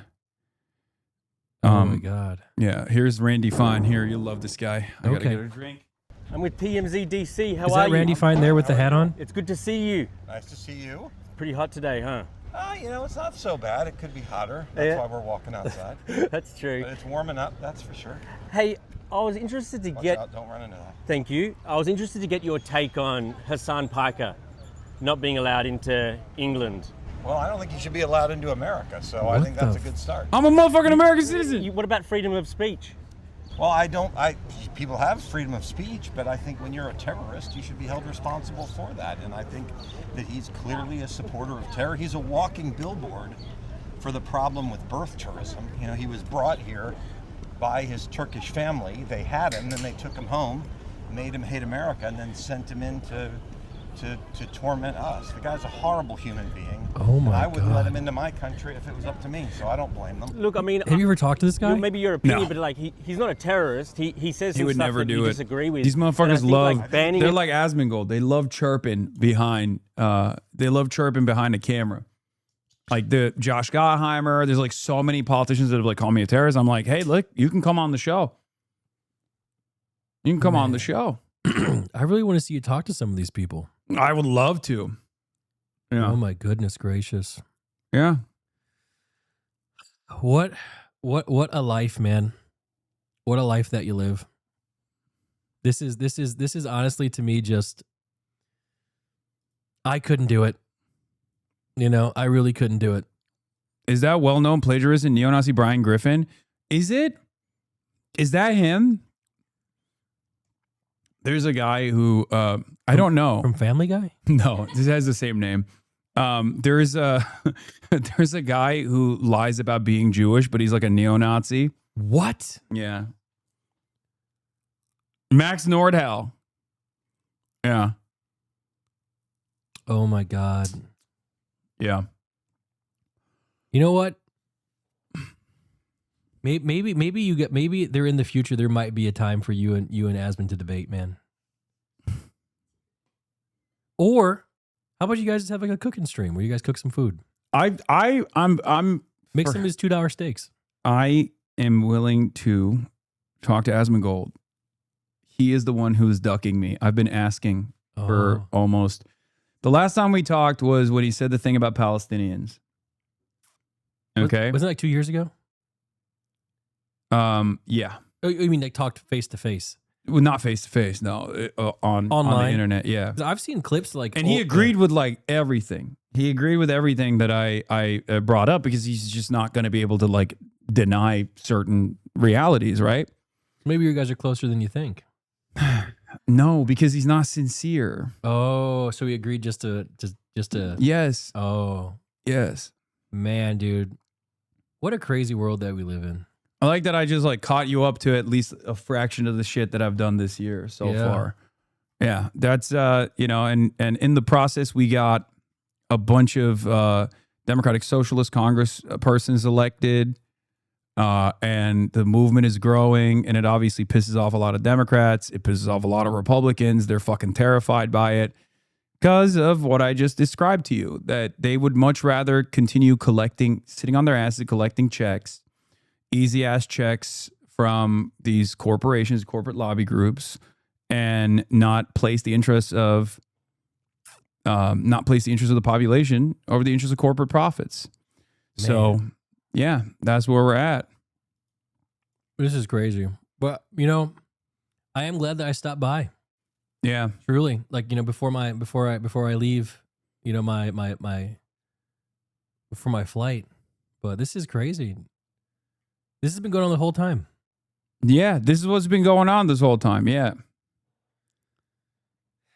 Wow. Wow. What does that say? You never told Nick why people don't like you going to Cuba? Oh, yeah. I mean, the American government implemented a blockade so that other countries that want to trade with the Cuban government, that want to give them oil, that want to sell them oil, are not allowed to, because the American Navy will intercept them and will stop them, which is fucking crazy, right? It's a whole ass different country. Anyway, we got proper clearance from the American government to go deliver humanitarian aid, because it's illegal it's illegal under international law to deny humanitarian aid to a country, even if America wants to starve the country. So we went and we did that. When I did that, it was a wonderful experience. It was a harrowing experience. It was definitely very sad. I interviewed a bunch of people. I interviewed the foreign minister, the vice minister of foreign affairs. Like a live Not stream? live. Edited interview. I did a whole documentary on it. You can go watch it if you want. It's on my YouTube page. My friend Boy also went, but he went by way of a boat. This is my video. I went to Cuba. As we speak, there are 11 million people living 90 miles off the coastline of the United States of America and the Caribbean. Wait, how do I fucking here full screen it? For an industry. Is this Cuba? Right now, Yeah. as we speak, Those there are are old 11 cars. million people. Yeah, they don't living have any 90 new miles cars. off They the have coastline very of few new cars. the United States of America and a Caribbean island nation known as Cuba experiencing a severe crisis. Everyday life is being brought to a screeching halt. There are nationwide blackouts caused by a total collapse of the country's electrical grid. There's a shortage of food and medicine. They can't pump drinking water. Cuba has been starved of the most important resource to make modern life work: oil. For over 60 years, the United States has maintained a trade embargo against Cuba. Under the embargo, it's nearly impossible for foreign companies to invest and do business in Cuba while trading with the United States. For years, I've wanted to visit Cuba. I wanted to learn about the problems caused by the embargo. I wanted to see a socialist society in person. Last month, I took the opportunity to go as a part of a humanitarian mission to bring aid that my government won't. I'd be accompanying Progressive International alongside hundreds of others from around the world. Activists, journalists, artists, and politicians will be coming to the island by boat and plane to deliver over 40 tons of necessary supplies, food, medicine, and medical equipment. Our first stop is Miami, Florida. Is Delta United? No, it's a special plane. Oh. What? It's just Terminal G is where they said we have to go to. Oh. So yeah, they hated that. The American government is like looking for any reason that they can. Just quickly summarize. Why are we blocking all this stuff to them? What they do to us? Oh, great question. They in the past, before the Cuban Revolution happened, they were basically like a colonial outpost. We had a bunch of mobsters that owned huge assets on the island, hotels, sugar plantations, things like that. Okay. So then there was a Cuban Revolution that happened where the people fought back against this oppressive government that was aligned with the United States of America. His name is Batista. And Not the wrestler. No, not the wrestler. So they overthrew the government, and the people were now in charge. The Cuban people were now in charge, and they put forward a lot of reforms. They took back all this land and they gave it to the peasants. They gave it to the farmers. It was initially an agrarian revolution. It was a national revolution, but then it became a socialist revolution afterwards. And America obviously hates socialism, right? America's waging war at this point during the Cold War against communism and socialism with the USSR. So they were like, that's unacceptable because Cuba is 90 miles off of our coastline. If they actually have a successful revolution 90 miles off of our coastline, Americans are going to get the wrong idea. Wait, 90 miles isn't very far. No. Can you see Cuba from Florida? I don't think you can, but people do literally take like dinghies back and forth sometimes. Oh my God. Yeah. And then we've been just kind of just starving them out this whole time? Yeah. Yeah. Pretty much. Wasn't there someone called Castro that's from there? Yeah, Fidel Castro, the goat. And then he had like a son who ended up working for Canada's government? Justin Trudeau? No, I mean that's the speculation because they look alike on the internet. Because they look alike, yeah. I don't know. They look a lot alike. Yeah, they do a little bit but too it's much. Not. It's yeah. I mean that's speculation. But yeah. Anyway, all right. Well, Nick, God. I feel like I've sufficiently informed you. Yes, this is the perfect time, Hasan. I do have to get to the airport. Thank you so much for giving me the rundown, brother. I always appreciate it. I want you to know that I'm proud of you. I think you're doing awesome. Thank you. You've just evolved past the rest of us. You're doing this big thing. I'm cheering for you. My mom is a little bit too much cheering for you. There's no such thing. I need it. Yeah, I desperately need it. She literally, if you remember, we did that show with Ludwig and that one a long time ago. I took a picture of you in a suit and I sent it to her. Remember what her response was? I don't remember. My mom responded to me, I bet you his mother's proud of him. So she is more proud of you, Hasan, than she is of me. So you too can do things that are worthy of praise from your mom if you know. Can't. I'm too big of a jackass. If you just like read a little bit more and learn a little bit more. See, you're open-minded. That's what matters. That's the first step. You know, if I ever have, I'll just keep asking you questions and then I'll relay the message. How about that? But either way, thank you so much. And chat, it was fun. Hopefully we don't get too many hate threads from this. No, you're out of your mind. You're gonna get a lot of hate threads. They're gonna be like, Hasan shows Nick propaganda of himself or something. I don't fucking know. All right, GG's. Hasan, right. we'll see ya. Bye, Peace, brother. brother. See you around. I will take this and throw this away. Okay, See you cool. guys. All right, ladies and gentlemen. Now we're gonna get back to the news. Obviously, there's the Graham Platner interview that took place. Ested is on with K-File.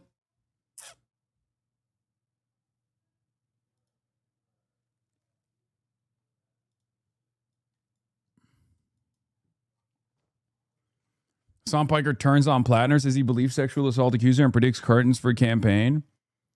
This kind of stuff makes me feel like this is a little bit of a rat fuck, but it's not. It's not. It's a real accusation. Like, it's not, but it's just like, it's a real accusation, but they are really using it. You know what I mean?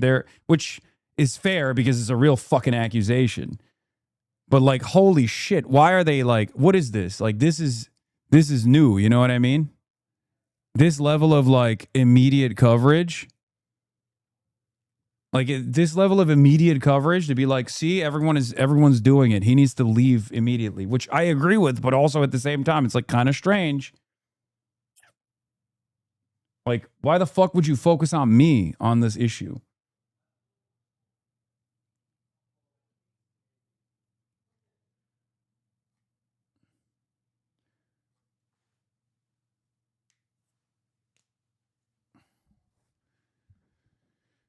Like, look, Fox News is our enemy, right?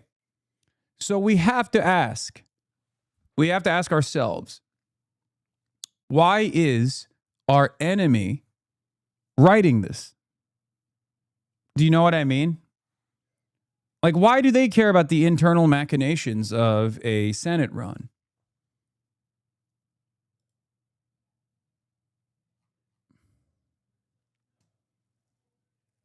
What is this? If you've lost Hasan Piker, oh my God. What? These people have such a fucking unbelievably stupid opinion of someone like myself. They just, like, they live in a totally separate planet, I think. The way Fox covers you, you'd expect a headline about you turning on a candidate to be a puff piece?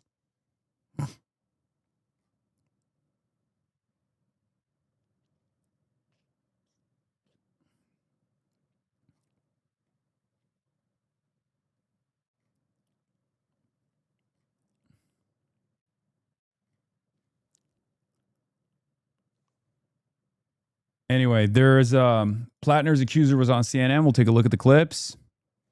Coming for.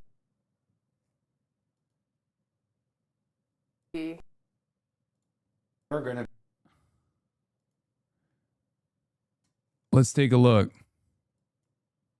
You're not coming forward because you have any political motivation. No, not at all. That was actually one of the huge reasons that I didn't come forward and still struggled. Like, that was a huge moral conflict to feel like. Because you'd like a Democrat to be in the Senate. Yeah. I like the things that he speaks about. They're important. They're important to people. I'm one of those people. But at the end of the day, you feel he's not being honest. That's crazy that they unironically.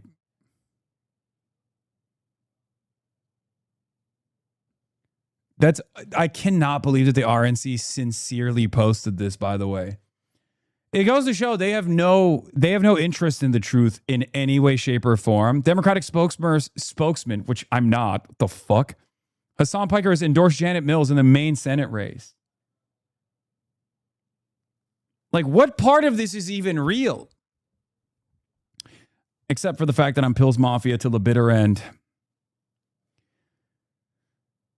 Oh, Pills Mills, baby. Pills Mafia till I die, till the bitter end.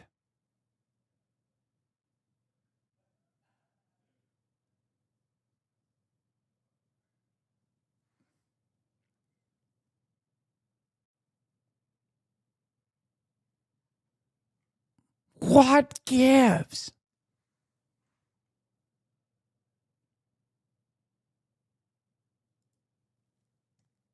The DSCC will not invest in the main Senate race if Platner remains on the ballot. Yeah. It's kind of strange because it's like on the one hand it's valid, but also on the other hand, it's like they were so excited at the prospect of this happening. You know what I mean?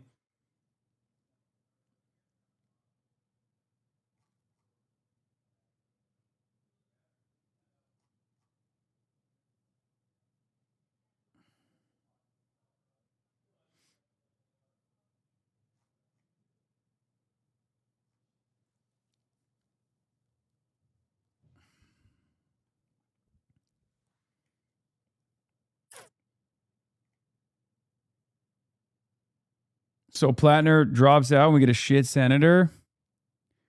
I mean, Platner stays in and we get a shit senator too.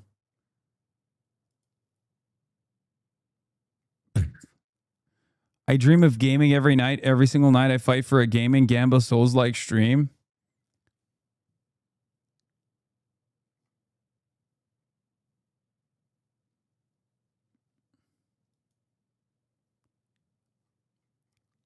The Hutch curse remains undefeated.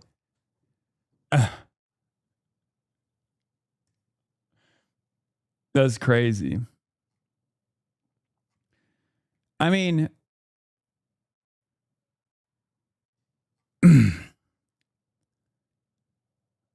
like, I just don't know. I don't know what to do here. You know what I mean? Like, my conscience is obviously saying, like, it's over, right? But also at the same time, it's like the fucking Republican Party is going to get away with this? Like, how is this possible? How is this fucking possible?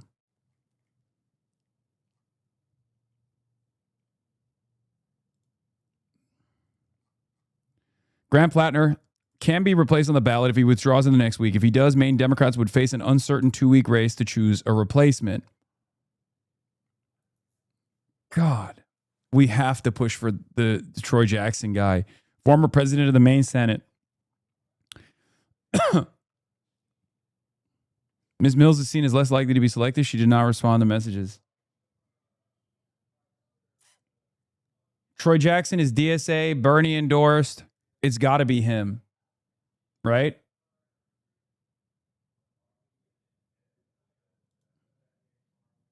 Yeah, why would Platner seek public office knowing reporters are going to be everywhere and this crazy stuff's going to come out? Your buddies from high school, dudes you were with in the war, your exes, reporters are going to be hitting them up, or they're going to be hitting reporters up. You really thought they wouldn't find out that you're a drunk? They can't keep your hands to yourself? Arrogant, stupid fool? Yeah.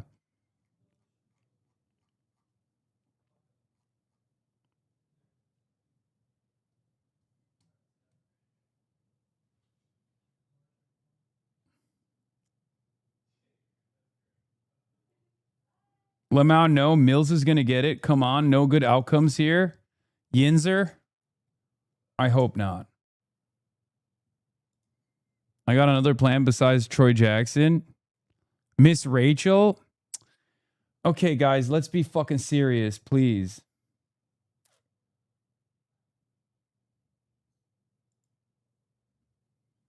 Like, cool, you seriously wounded one of your best chances to unseat a GOP senator, humiliated your wife and family, made yourself a pariah, and for what? Just totally impossible for me to understand that kind of mentality. I mean, I don't know if it's narcissism. Like, I don't know what the fuck it is. Trump has multiple sexual assault allegations and a rapist. The RNC doesn't give a fuck. One party is okay with rape. Yes. And I think that's definitely something that we should be consistently talking about. We should consistently hammer that point over and over again. It's not even about like moral consistency, intellectual honesty. Nobody gives a shit about that. Obviously, it's politics, baby. No one cares about it, right? So from my perspective, I think like we should always reassert, regardless of where this goes, we should always remind people that like Trump has fucking multiple credible rape accusations. He's gotten destroyed in the court. He's dropping out. Yeah, this is Washington Reporter. I don't know how valid this is, but I suspect he will drop out.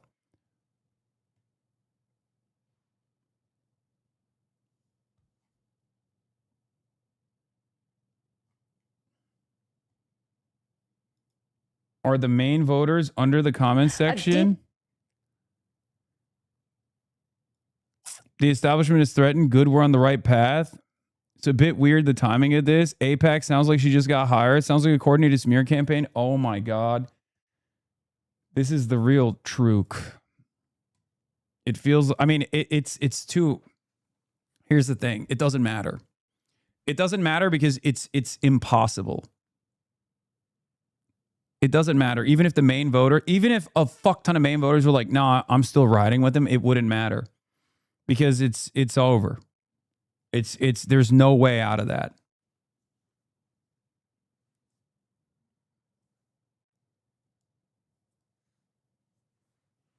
Bro, they're cooking you on left tweeter. Brother, I need you to understand something seriously. Okay? 11 hammer and sickle accounts that are not even in the United States of America have no understanding. I'm on your side. It doesn't matter. Just stop even mentioning it. Stop looking at it. Stop mentioning it. These are bad empanada acolytes, okay? Who gives a fuck? Who gives a fuck what they have to say? Who cares? Who cares? And now, I suspect they are already joining forces with Epstein as well.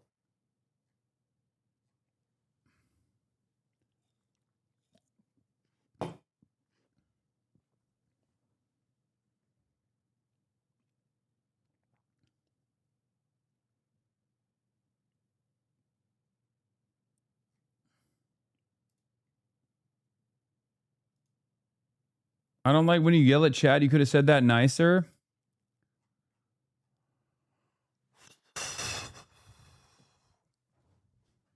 I'm going to try really hard not to be mean at you. So I'm just going to give you a minute off instead, and we're going to move on. A disturbing new report published in the last hour about Graham Platner is shaking up the crucial U.S. Senate race in Maine.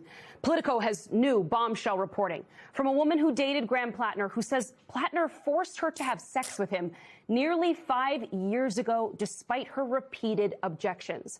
From that reporting, the woman, a 41-year-old Maine resident named... We can't go MAGA and just brush aside rape. What the fuck? No, I'm not saying we're brushing it aside. I'm not. What I'm saying is whether enough Mainers decide to brush it aside or not doesn't matter. It's over, right? Because it'll be a far too close of a race regardless. It would be far too close of a race with no guarantees of victory. As a matter of fact, a guarantee of defeat. Even if they were to fucking go beast mode and be like, I don't care, I don't support it. Like this could be potentially like a pivot point, a turning point for the way that maybe we misunderstand like exactly how much appetite people have for change, that they don't even give a shit, right?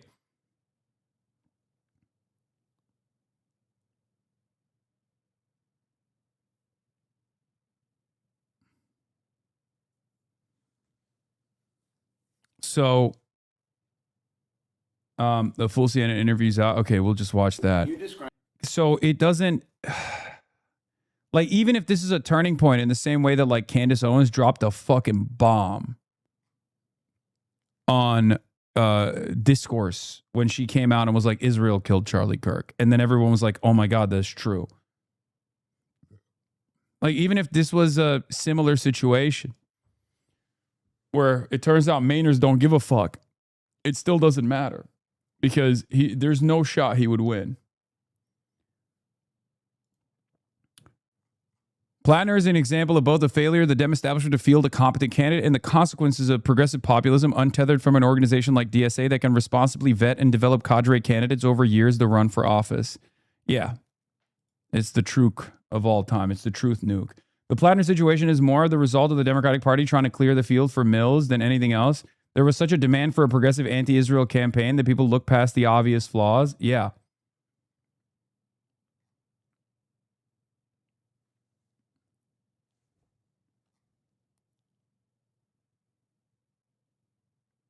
After one allegation, if that's true, then we can never win. Come on, man. It's not just one fucking baby allegation. It's not like he was... First of all, he had 1 million allegations, and there wasn't anything that reached the standard of rape until now, and that's one rape allegation, a credible rape allegation. That's, that's beyond the pale. It's totally beyond the pale.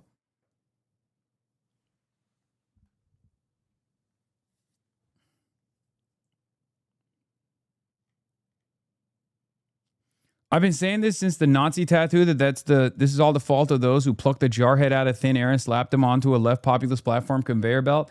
You want to know the real fucking crazy situation here? I think he's still like that's his real opinions.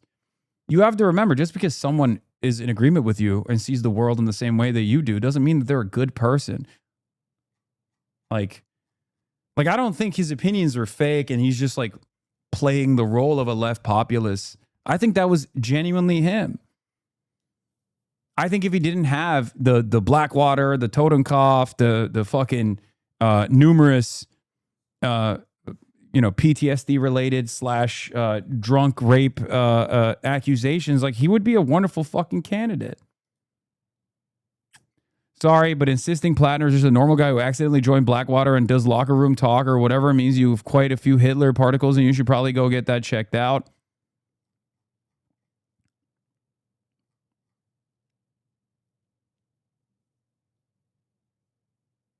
Fucking Stephen King defending Platner.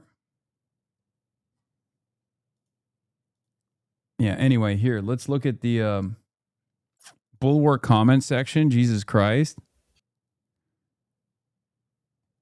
50,000 more allegations and scandals that make it the president to be a cult. I guess he should have just gone for Secretary of War. By those standards, Trump should have been in jail 30 years already. I mean, Pete Hegseth is the fucking Secretary of War.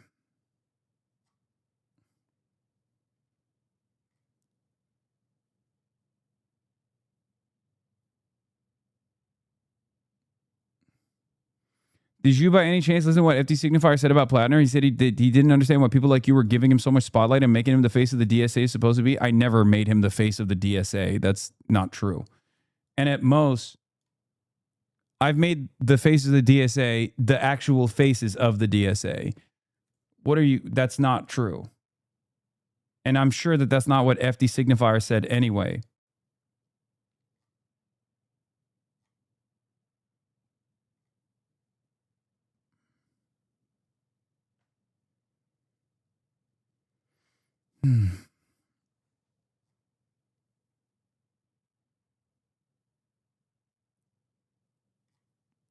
Anyway,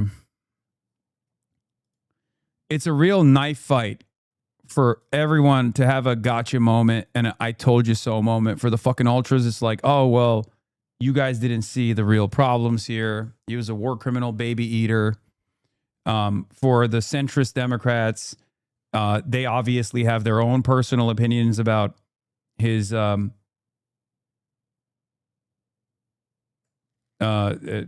sloppyism, as they would like to call it.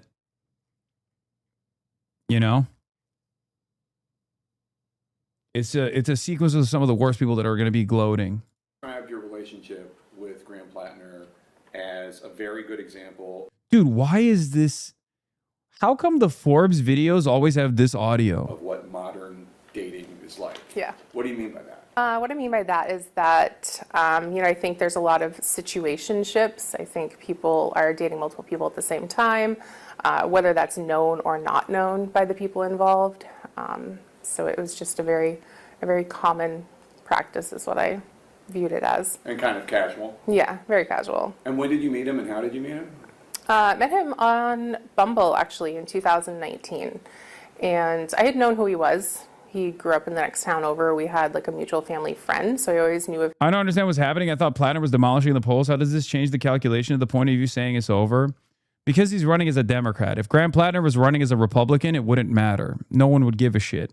But he's running as a Democrat, and he's running against a woman too. And there's plenty of older Mainers that are going to hear a credible rape accusation and go, oh, I'm not voting for this fucking guy. Okay? And that's what matters. If he's in the margins, it's over.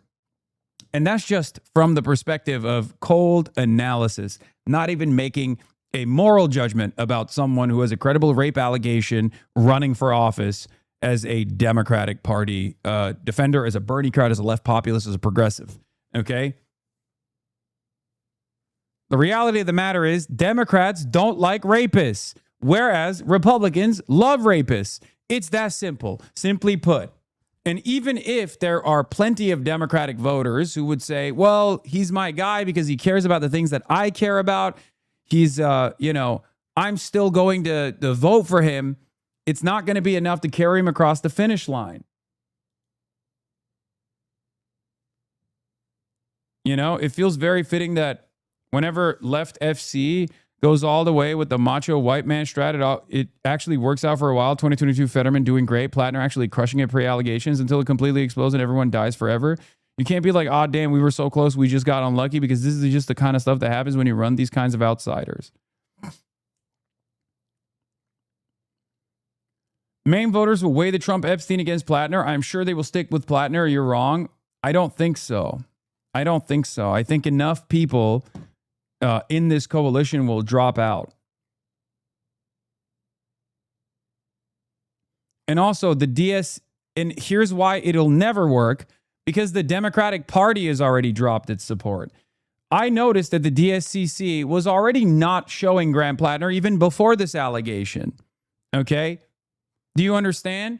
And without the DSCC, without like the institutional support, you have nothing. If you're going to rely on your progressive activist base, they're not going to fucking want to door knock for you, because now they're door knocking for a rapist. If the DSCC doesn't actually fucking defend him, who does he have? He has no one. Do you understand? If you're an anti-establishment candidate and the forces within the party are not defending you as an anti-establishment candidate, you need to have your populist support. Brother, would love you are centering Platner a lot in this convo. I wonder why I'm doing that. Because we're talking about his fucking Senate run. Who am I supposed to center? I know it's a cool woke 1.0 for you to turn around and be like, well, why don't you center the victim in this conversation? Which I have for like the last 3 hours. But at some point, we're going to have to conduct analysis about the fucking race.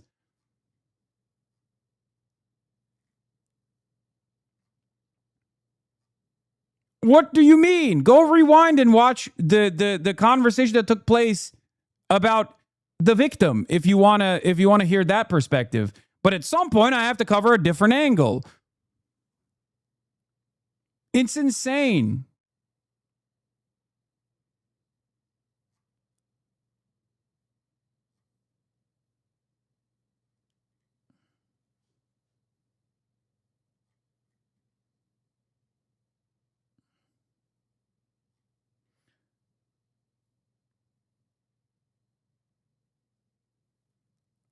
The DSCC will not invest in the Maine Senate race if Platner remains on the ballot. It's a fucking wrap. The DSCC was already looking for any reason to pull the ripcord out. And this is more than enough reason. It's such it's such a valid reason that I'm in agreement with it. You know what I mean? So yeah, it's fucking over. They are pressuring him to drop out so that they can replace it. Hopefully. What? Okay, but you're not offering an immediate substitute solution with progressive policies. Even if you condemn Platner, you're unironically giving permission to his opponents. No, plenty of Dems in the Epstein files, by the way. Wait, what? I don't even know what point you were trying to make, man. I don't get it. His existence, but that was when we actually met. And what'd you think of him? At first, I thought he was great. You know, he's very well spoken. He's intelligent. He's charming. You know, I thought a lot of good things. We had a great first date. It went and flowed really well. He has described himself as self-medicating with alcohol. Yeah. He has described himself that way. Yeah. So I would think maybe that would have reared its head. Yeah, and unfortunately, that's something that I think a lot of people are desensitized to. In general, heavy drinking, and especially out of the relationship that I had just come out of. So it wasn't anything abnormal to me. I remember we were out one night and he was drinking, and that's when he told me that he has PTSD. When the New York Times story came out, you were in it, but you didn't go as far in that story as you are today. Yeah. Why not? I didn't want to. I didn't want to have to violate this huge level of privacy to my own life to be able to infer that this person is not honest and trustworthy.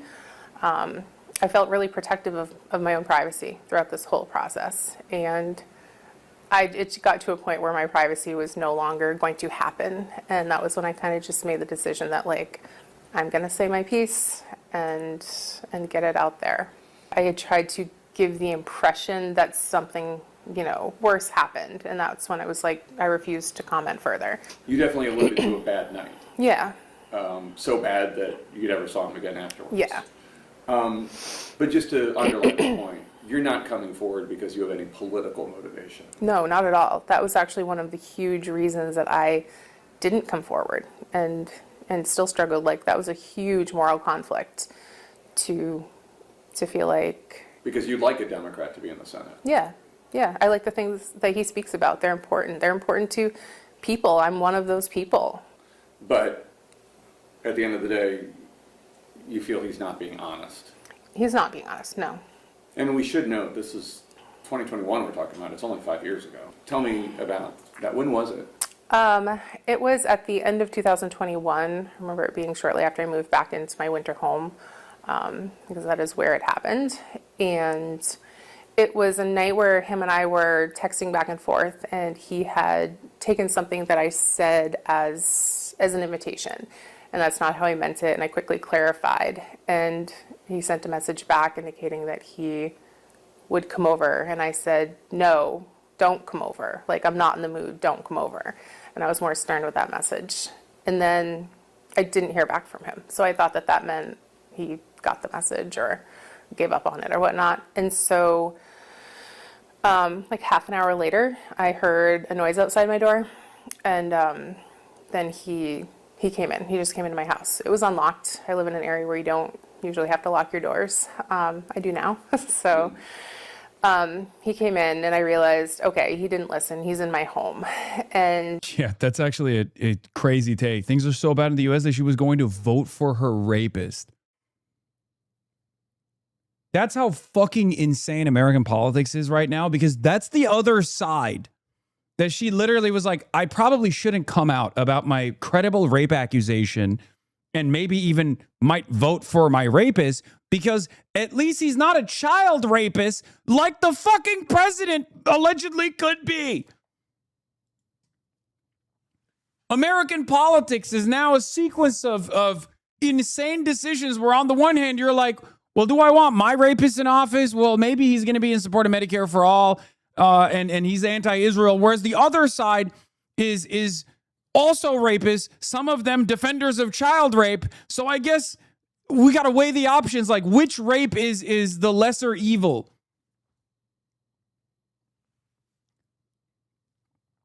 The lesser evil rape trolley problem.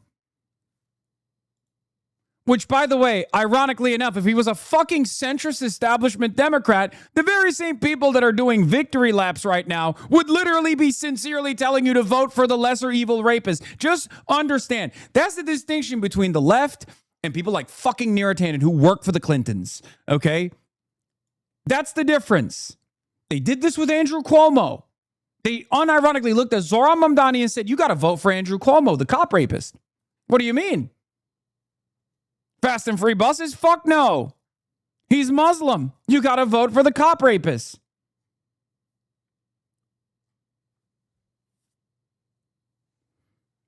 Liberals will look at you dead in the eye and tell you this is a lesser evil rapist voter, and then turn around and act all high and fucking mighty.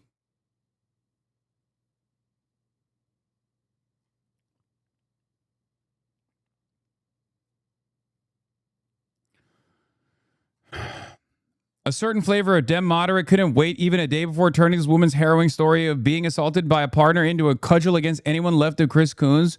What does any of this have to do with Michigan? Yeah.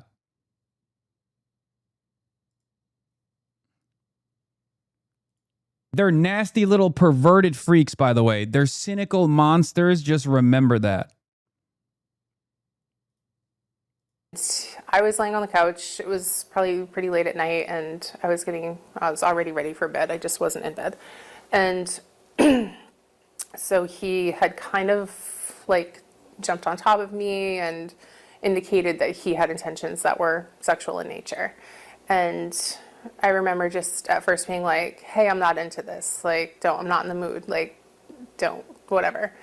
And it got to the point where I was like, okay, I feel like I've said this enough times. Like, he's not listening to me or he's not hearing me. And I looked at him and I remember this very specific look in his eyes. And I could smell alcohol and I was like, this is different. He is heavily intoxicated. Like, and that blank stare was kind of like a photographic memory that I still have of that night. And his...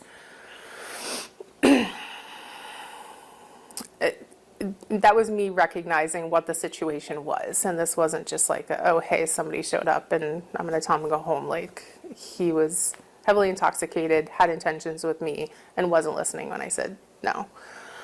And you were saying, no, don't, over and over. I remember, you know, obviously I've had to recall a lot of this. This is something that I tried for many years to forget. And so small details, you know, might get past me, but yes, I remember very specifically saying, I'm not into this. In my message previously, I had told him I had had an old back injury, and I remember saying, like, yeah, Neera has officially won. She's the world historic goat of shamelessness, absolutely untoppable, the Michael Jordan of her craft. Say what you will, but the establishment of Vets Canada is you worked for Bill Clinton.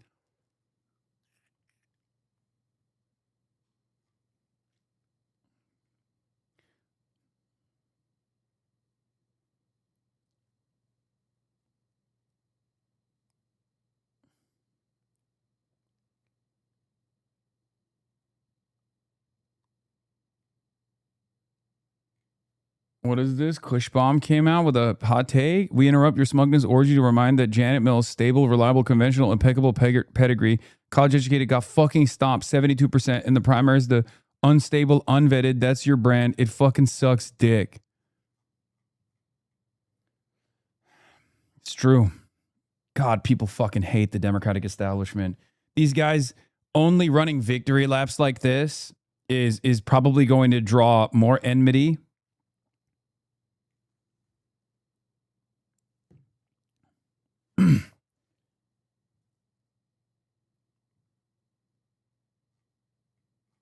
It's just crazy that they're like, they think they have any leg to fucking stand on. I mean, yeah, Jake Tapper, this is his moment too.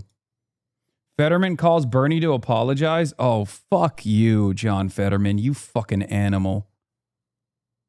Like, I'm not in this. I've had a long day. My back hurts. Like I was in that kind of mood, like the leave me alone mood.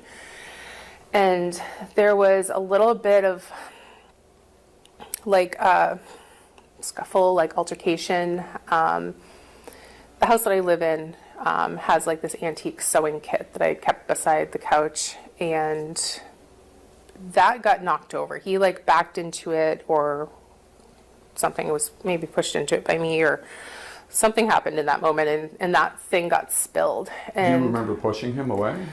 I remember potentially pushing away with my legs, like, and then as he backed into it, it spilt, and all of the sewing needles and tape and yarn and everything went everywhere. Everything had fallen onto the floor, and in that moment, I evaluated my safety. Like, a drunk person who's blackout drunk is in my home, has these intentions with me, you know, has already caused this amount of destruction and not listening to me. And so I basically felt safe as just complying.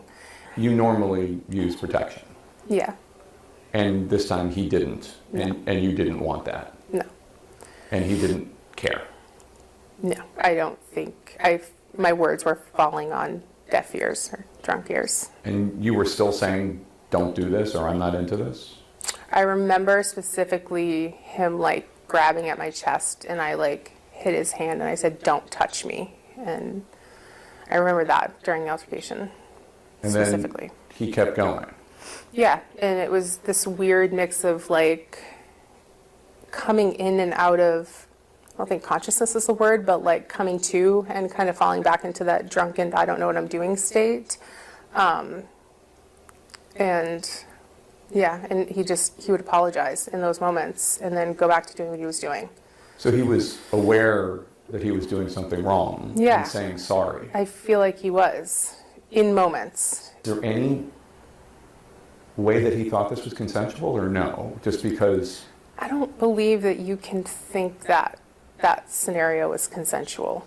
You have to understand that wasn't, when somebody is repeatedly, I mean, when somebody in the middle of it says, "Don't touch me," like, that's obviously not consensual. Especially if he's apologizing on occasion. Yeah, yeah. And that next Where did the ultras come in on this? Are they supporting Platner now that you aren't? No, the ultras are fucking running victory laps because they don't give a shit about anything. They're just like excited. Well, to be fair, they're correct at the end of the day. They were correct about his fucking Graham Platner red flags. Obviously, this was an unbelievable.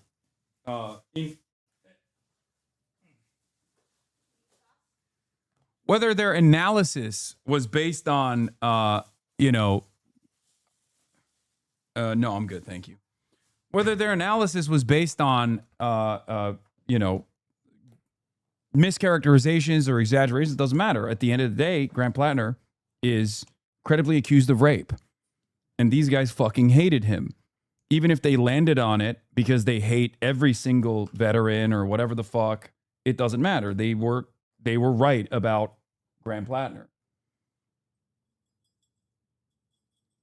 Their overemphasis on his red flags, or their hyper focus on, or their channeling of like Israeli propaganda at times doesn't mean anything, because it's the same as like Jake Tapper and all these other fucking dipshits.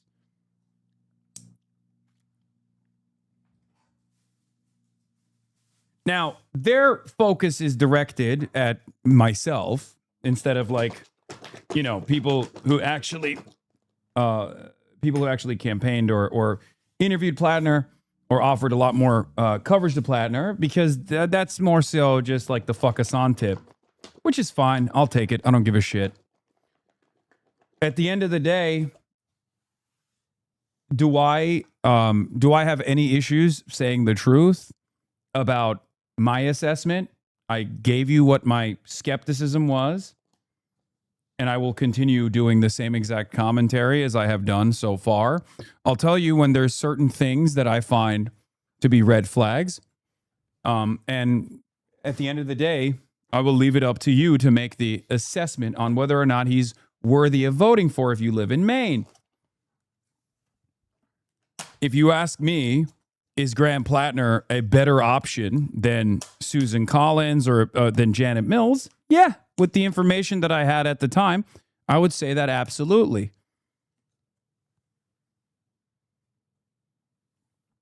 Will you still interview Platner? Buddy, it was Platner that did not want the interview. Do I miss the Denver torta? I do.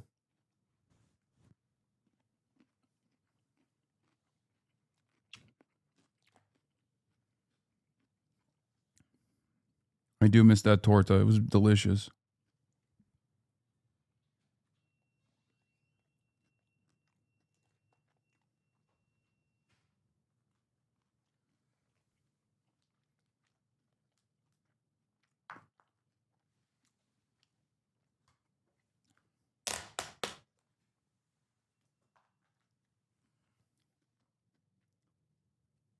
Warning. Much respect to Chris Robb, FD Signifier, and Sean the Black. So after everything ended, I ran to the bathroom, which is just beside my bedroom. And I was in there for a while and just trying to like comprehend things. Like, were you crying? Were you? I honestly I don't think I was crying. I was like more in shock. And yeah, just trying to understand like what had just happened. Especially like this is a person I have known and have trusted and have had very consensual relationships with, like, you know, all along until it wasn't. And so that was a really hard thing to understand, that this was a person I trusted. And so I spent a little bit of time in the bathroom, and when I came back out, he was asleep in my bed. And at that point, I didn't know what my options were. Like, obviously, I don't want this person in my house. And when I, you know, earlier had realized how drunk he was, I knew that he had driven over that way. Like, I'm surprised he made it to my house. And if I woke him up and sent him home, like, I am now making the decision to put somebody that drunk on the road. And The echoes from their end, not mine. I didn't want to live with the fact that, like, if he got into an accident or hurt somebody else. And I remember thinking that I could tell him to leave, and I could call the police immediately, and I could at least get him caught for drunk driving. So I was like, I'm going to let him sleep, and the second he wakes up, I'm going to tell him to leave. And so he slept. I lay there in like a state of panic all night, and I remember turning on, I have like one of those noise machines that you sleep with, and I turn it on ocean waves, and I'm like, I'll just try to meditate. It didn't work. So in the morning, he woke up and he went to go put his arm around me. And I was like, whoa. And realizing this person doesn't know that what happened wasn't okay. And so I remember taking his arm and throwing it back at him. And I said, are you fucking serious, Graham? And he's like, what? And I'm like, do you not remember what happened last night? He's like, no. And I'm like, okay. I need you to get dressed and leave and never talk to me again. Like, nothing that happened was okay. And he did. He just got up and got dressed and left and didn't seem concerned. He didn't ask you. He didn't ask me a single question. And I mean, in the moment, I was like not wanting to talk about it anyway, so maybe I felt fine about that in the moment. But like, I was still like, how can somebody that you've been in a, you know, some type of a relationship with for this long tells you to never speak to you again about something that you did, and you didn't even ask what you did. So he left. He didn't talk to me, and I waited a couple weeks because I knew that with what had happened, I could have gotten pregnant, and I wanted to wait and to make sure that that wasn't the case. And so I waited until that happened, and I sent him kind of like a final send-off message. And what did it say? I remember a few pieces of it, and I remember saying that like nothing that happened that night was okay or consensual. And I waited on Instagram. You see when it says seen, and so I gave it a couple days. It said that it was seen, and I still didn't hear back out. And at that point, I blocked him on everything. I deleted his number. I blocked and deleted his like text phone number as well, because text and Instagram are, I think, the two ways that we had communication. And I've never heard from him since. He posted a comment on Reddit about a video promoting underwear designed to prevent rape. And he wrote, quote, "Rape is a real thing. If you're so worried about it to buy Kevlar underwear, you'd think you might not get blacked out, fucked up around people you aren't comfortable with." Right. What did you think when you saw that? I thought, here's a man who was drunk and who, by dictionary definition, raped me. And he's blaming drunk women.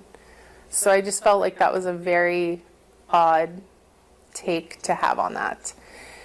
And I also feel like with all of the comments that he made about women, sexual assault, rape, even, you know, the comments that he had made that was in the New York Times article about, you know, threatening people with rape, like, why does this person have this issue, like, scattered throughout their life, throughout their commentary, like it's on their mind? Come on, man. And why do they have such a strong opinion about women coming forward with allegations? Like, I just feel like this isn't the first time. I know that you have been very reluctant to tell this story. Yeah. Very reluctant. Why did you ultimately decide to do it? Why come forward? A few reasons. One of the biggest ones is that I think that there are a lot of men in this world relying on the silence of women and to be where they are. And I don't want to contribute to that. I also want to just get my life back. There are going to be people, maybe even his campaign, certainly his supporters, who say this is politically motivated. What would you say to that? I couldn't disagree more. That was actually one of the reasons that I didn't come out. Because you agree with his politics. I do. I really agree with his politics. I think we need somebody with those political stances and who are willing to do the work. And, you know, I see his political videos. They get me fired up as well. I understand why people want someone like him in office. You know, and I felt like me coming forward. That's fucking insane. Like, think about it. Think about it. That's her rapist. And because his political perspective is such a breath of fresh air in comparison to what is normally fielded, that she's literally saying, like, my rapist, I seriously contemplated voting for him.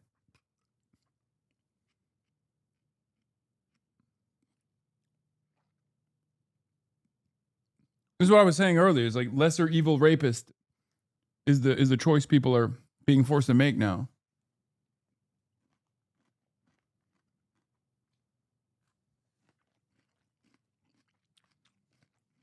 Would essentially potentially take that away. And I felt really uncomfortable with the responsibility of and the weight of my story and what that might do.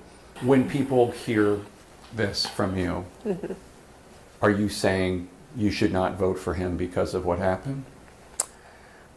I'm not going to go as far as to say that. I'm just here to tell my story, to give a clearer picture of who he is and the type of past that he has. And I just think it's fair to the democratic process to let people know who they're voting for. This has obviously been very difficult for you to talk about for 5 years. And even when you're telling the story, you don't use the word. Yeah. So let me just be, and I apologize, let me be as direct as I can. Did Graham Platner rape you? By definition, yes. Absolutely. Because he had non-consensual sex with you. Yeah. Forced himself on you. Even after you had told him no and fought him off. Yeah. He violated multiple layers of consent that night by coming into my home when I asked him not to, and by advancing on me when I told him not to, and furthermore, another incident that I had told him not to do. And with protection. yeah. So, yeah. By the way that my nervous system reacted to this experience, absolutely. There are going to be Democrats who say, I believe you, but I don't care. Yeah. I'm going to vote for him anyway. Because we need a progressive voice. Jake.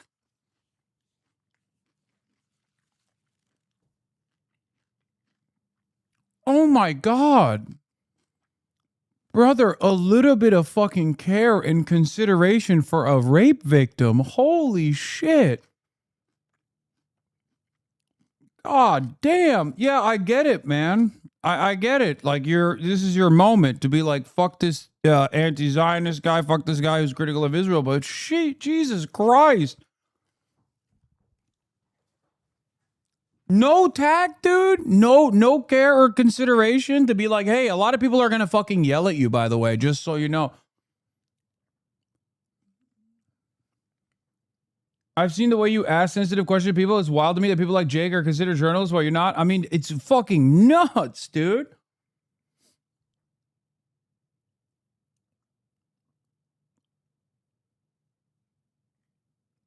Jesus Christ.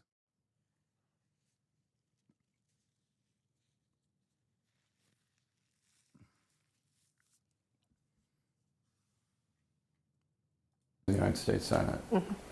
Are you going to be okay with that? Are you going to be able to handle that? I'm not saying it's the right answer or the right response, but No.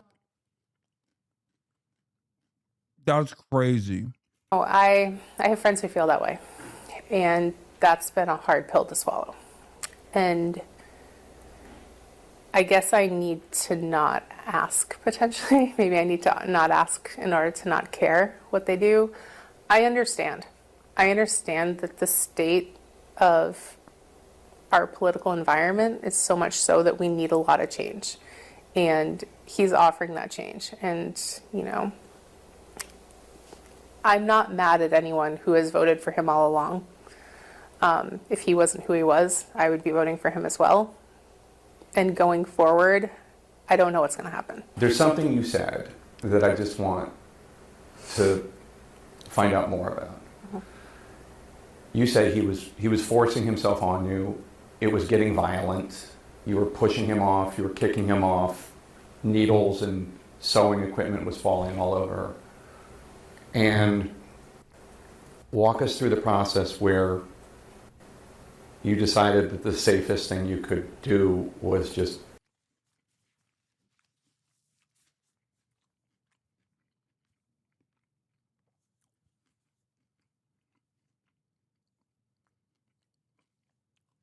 Am I being crazy, or is this not very sensitive at all? Like the way he's dealing with this very delicate and very traumatic situation.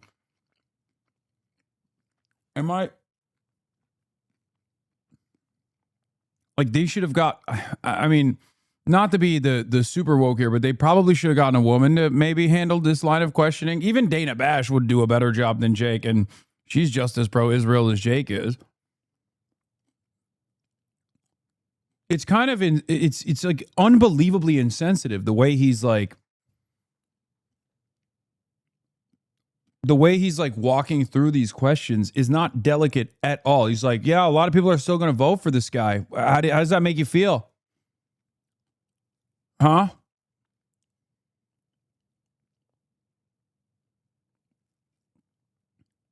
Here are all of the visual graphic details of your worst night ever that took place.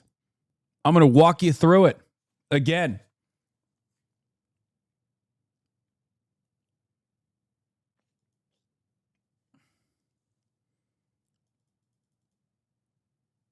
Platner might not drop because of internal polls. Graham Platner has not made a decision on whether to drop out according to a person. Yeah, those internal polls are going to look like fucking dog water after this media cycle ends.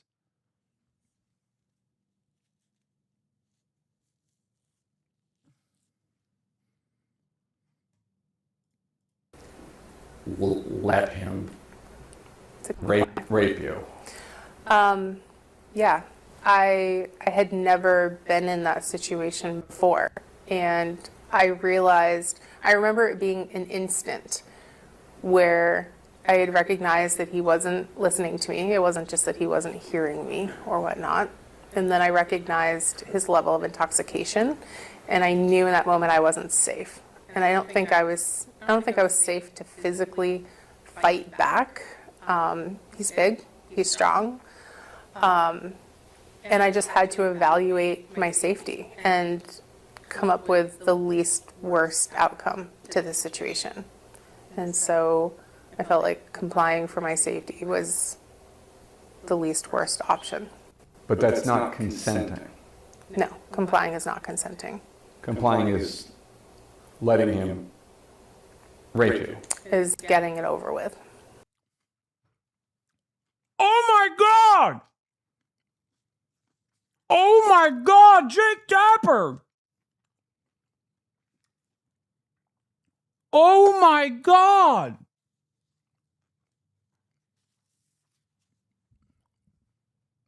I have never seen a rape victim be interviewed in such a gross manner. What the fuck?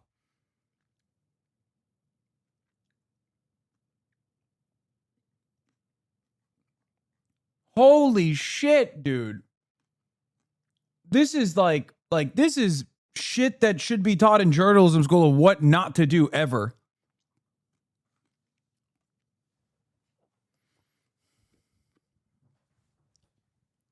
I can't tell if he's like trying to actively get tears out of her or something. Like, I don't.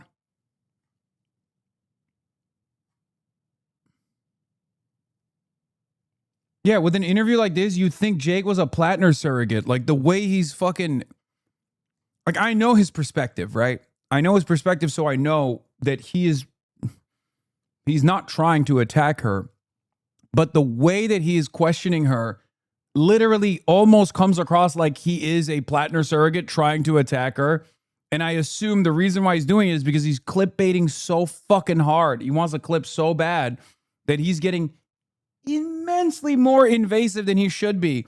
And he's framing these questions in the grossest way I've ever heard a male journalist handle the topic of straightforward sexual assault, just straightforward rape.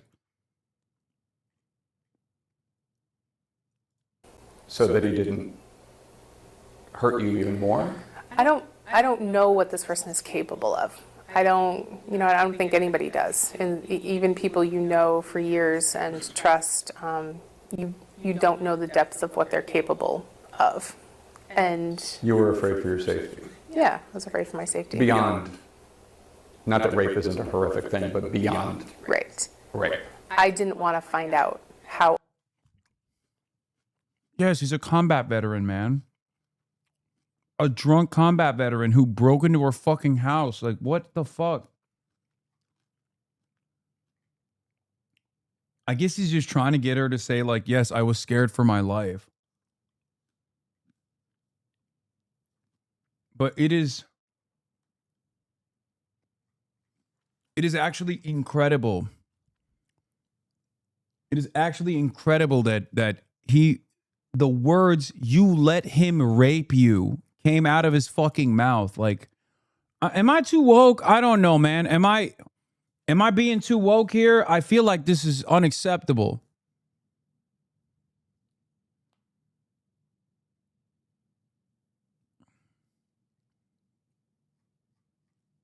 Like, he dropped it twice, not once.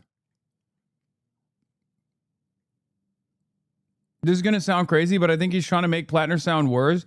Yeah, I mean, he's already maximum bad. But it's just crazy that, like, there's a center called DART that teaches trauma-informed journalism. This is going against everything they stand for. Yeah.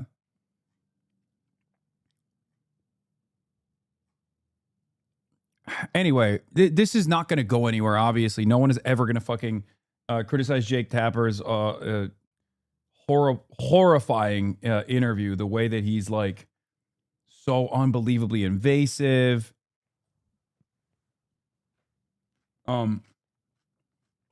His career is set. especially after the Ellison purchase. But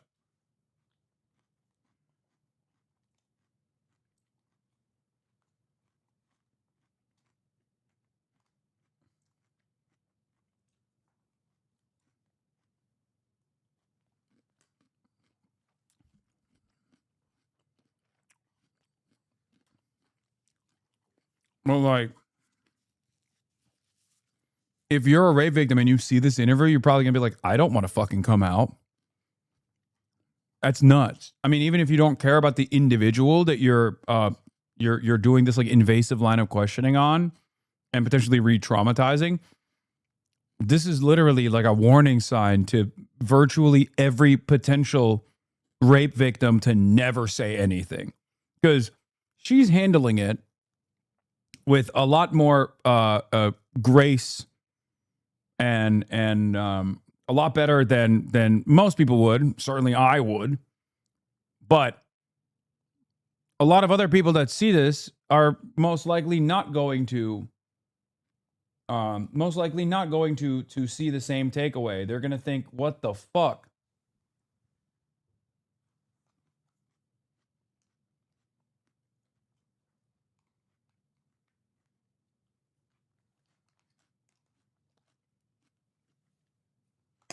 Horrible. Unsafe I could get that night, or how harmed I could be that night. I know this is probably one of the toughest things you've had to do in your life, so I just want to thank you for trusting us and sitting down with us. Yeah, thank you. I appreciate you guys being here to do this and to help share these stories very kindly and delicately. Okay, if you say so. Definitely not very delicately and kindly.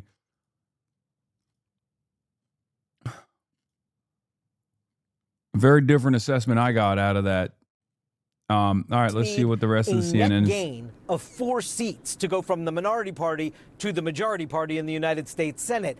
And Yeah, this is, so someone in the chat said, I'm a sexual assault survivor, just how police question you about it. And I don't mean that as a compliment. Yeah. Collins, the Republican incumbent, is the only Republican running for re-election in a state that Kamala Harris won in 2024. So this is supposed to be one of the top-tier targets to have Democrats start making their build towards the potential 4 flips that they would need as a net gain to win the majority. Without Maine, if Susan Collins is to win re-election here, this becomes a much, much tougher climb for Democrats to win the majority. David Jellian, thanks very much. Just ahead, what our political team. Your political strategy is either a failure or purposely misleading. It's sad that you will never, ever feel the consequences of that failure. Are you talking to me? You're fed, bro. Americans getting treats, nobody else getting anything. Do you ever think that people just don't care about sound argument anymore? You're going to get more people on your side? Does YouTube notify you of threats people post? 53-month subscriber. First starts noticing people saying hateful things about me, then becomes the hateful person. Classic story. Went from seeing negative videos about me to believing the things that they saw in the negative videos and becoming the person. Incredible. So bizarre.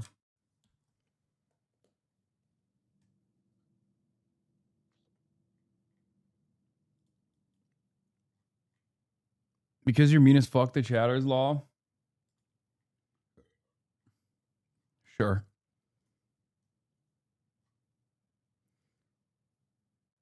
I would love for you to hear people out a little more. Out of context chats. Okay, you said your political strategy is either a failure or purposely misleading. It's sad that you will never feel the consequences of that failure. What is the out of context over there? Ukraine Stonlock person DM'd on Discord. Seems to have not been around the past few days. Willing to give the benefit of the doubt. They're caught arguing with this shit again. Easy perma.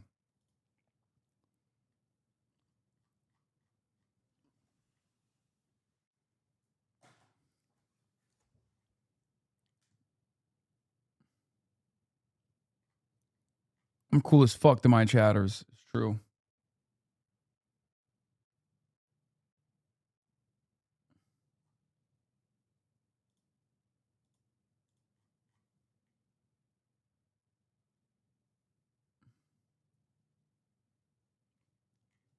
from 2024 to 2025, they used to be normal.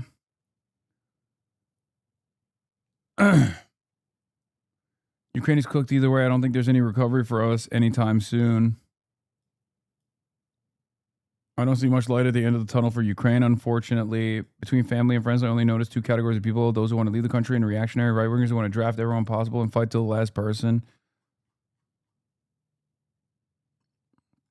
53 month subscriber. How did this happen?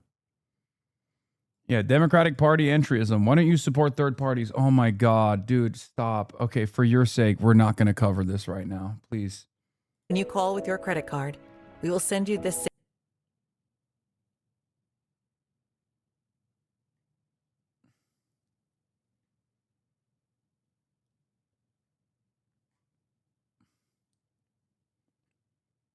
If Platner drops out, a well-placed source inside the main Democratic Party is considering running a second state convention, nominating delegates, and having the delegates elect the new Democratic Senate candidate.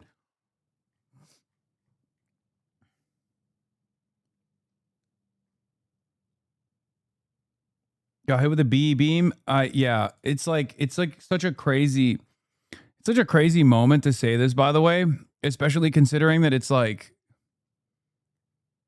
this is like, I mean, not even the bad empanada shit, but like the DSA is cooking right now. Like Graham Platner is not a DSA affiliated candidate at all. I didn't go out and personally endorse Graham Platner. I didn't go out to like campaign with him. There are candidates that I do campaign with, right? And you know them. You know the candidates I campaign with. You see them on the broadcast. I never fundraised for him. They wouldn't even grant me an interview, to be fair, which I wanted to early on. After they saw some of my scrutiny, they shied away from it. I talked about it. They're still going to say he's a DSA candidate regardless. Yeah, Platner's not endorsed or affiliated with the DSA. The main chapter of DSA independently recommended him as a part of their June 9th voter guide. But that is after Mills suspended her campaign and it notably held him at decent arm's length.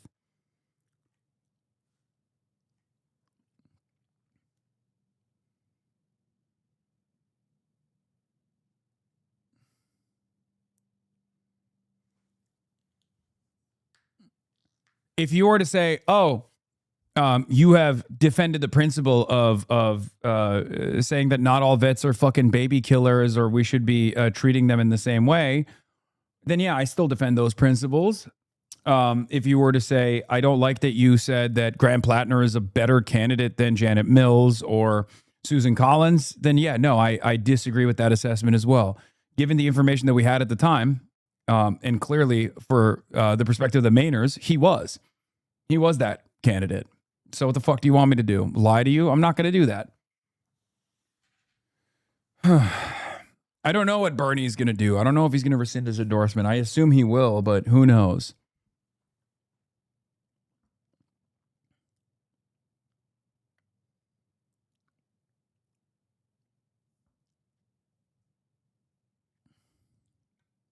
In the detail she has and the way that she has and is making it up. I mean, her statements are completely credible, and it is incumbent on everyone to believe what she is saying, and it is incumbent on Graham Platner to get out of this race immediately, and then I hope he is prosecuted to the fullest extent of the Maine law. And Alyssa, based on what you've seen, do you think the response so far to this is markedly different than previous? It is markedly different. You know, a number of prominent Democrats have asked for him to step aside, but I want to know why. I knew the first accuser, who did not accuse him of sexual assault, but of domestic violence that came forward in the New York Times.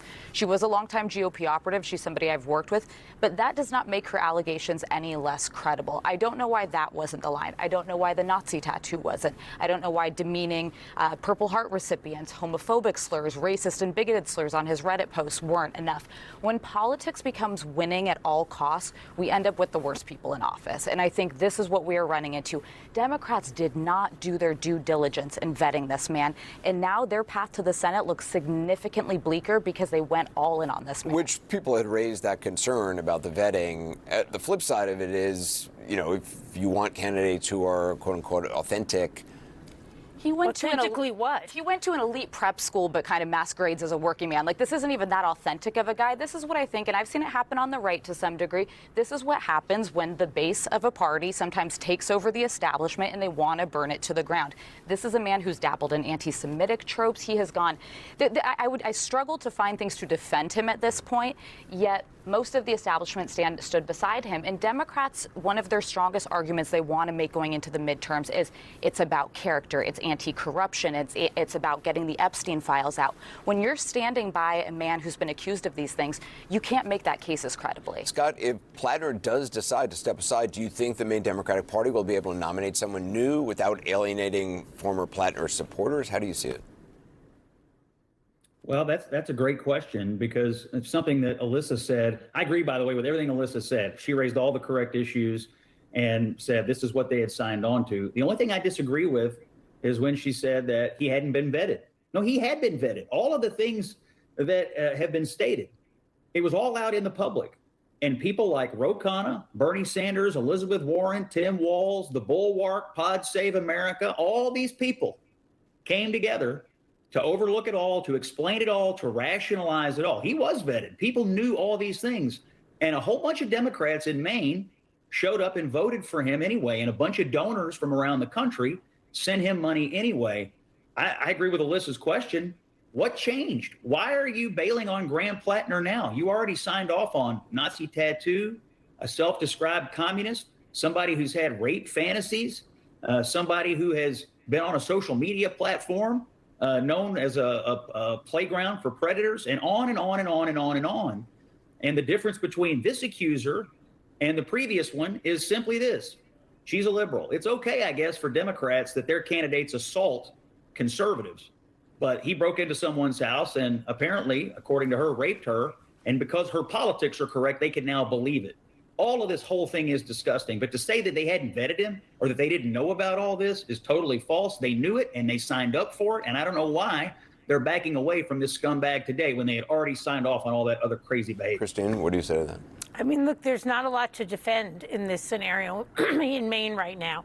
You know, I'd like to think that they didn't do a good vetting, right? I'd like to think that folks didn't know all of this in the way that Scott said, that things came out as revelations as it moved forward. You know, the kind of looking back on this very, very soon, I hope will give us the answers to that question I about hate this piece whether of shit. there was vetting and how deep Scott it was. Jennings. But, you know, You're a Trump supporter, man. You're a Trump supporter. You're a fucking Trump supporter. What are you talking about? Oh my God, I can't believe he did a rape. Like, what do you, oh, really? I can't believe you support Trump. The fuck do you mean? You're an Epstein affiliate defender. The fuck is this bullshit? Yeah, calls for Platner to drop from Schumer, Gillibrand, Warren, Slotkin, Kelly, Booker, Schiff, Ro Khanna, Gallego, Markey, DSCC, Vote Vets, and Citizens United, Senate Majority PAC. Everyone's calling for him to drop out. Platner aid list items, list terms for dropping out. If he was to step down, it would only be a guarantee of being replaced by a candidate who he believes is the true values and vision and policy agenda the campaign Maine voted for. Oh no, people are going to say he's in no position to make these, oh God, I hope the fucking, I mean, I know what he's trying to do and I don't disagree with this. I think it's the right thing to do. It's the Democratic thing to do. But it's just the DNC is going to fucking use this as an opportunity to be like, fuck you. You don't get to have a say on here. You're a rapist. Oh, no. Dems are going to do everything in their fucking power to make sure that there isn't a fucking anti-Zionist in that position, a pro-Medicare for all guy in that position. There's no shot. Some context regarding this. The ambitious corner-cutting Bernie crap political strategists cracking up when asked how they vetted Platner have a history of unprincipled, reckless rush recruitment and campaigning, the dangers of left sloppyism. Yeah, I don't care about left sloppyism, okay? I don't know how these guys found Graham Platner. Like, I think that there were plenty of fucking red flags, including the chest tattoo. That should have been enough for them to see, because it was on his Instagram page.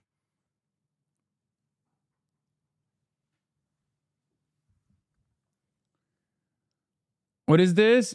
I've been telling you to stop putting all of our eggs in one basket. Whose eggs? What basket? Who are you guys talking to?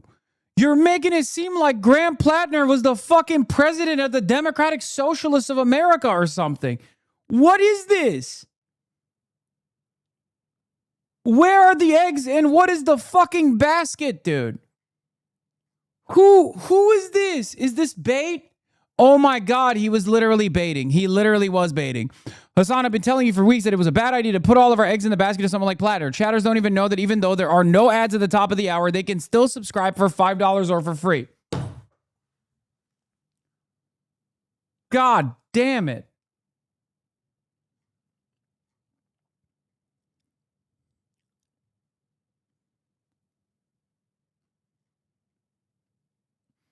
There are so many blue-collar progressives out there. There was really no need to settle on this guy. Okay, guys, I need you to understand something. You get a fucking combat vet with that background. This is, you know, there's a likelihood that this could happen, okay? Not to say all combat vets are like this, right? But yeah, you get a guy who's not, who hasn't like spent every waking moments at the age of 7 running for president. And yes, of course, I just didn't think it would be this fucking bad.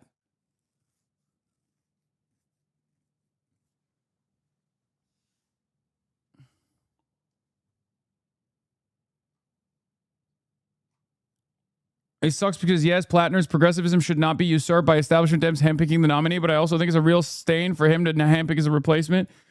Whoever replaces him should stay away from any association with Platner with a 1,000-foot pole, which is going to be hard while retaining the progressivism.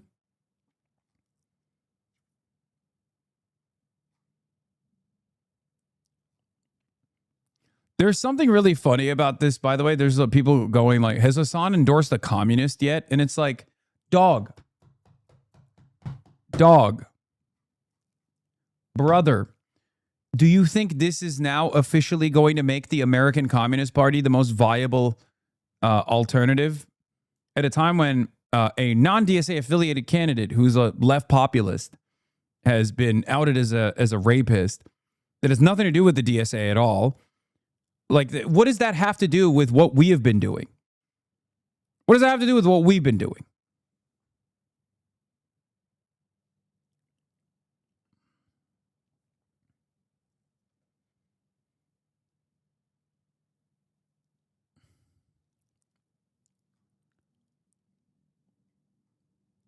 Republicans are just going to lie. I know. Kevin McCarthy on Platner allegations. That one thing I know about Republicans is when we had a very bad candidate, we didn't vote for that person. We walked away.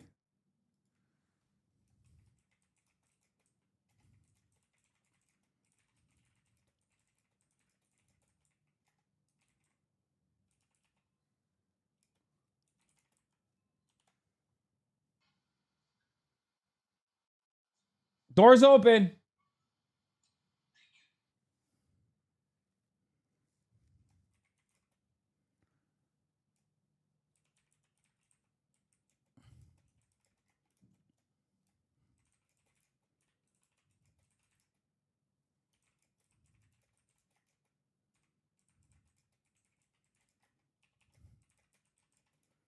He was a host on the network you're currently speaking at.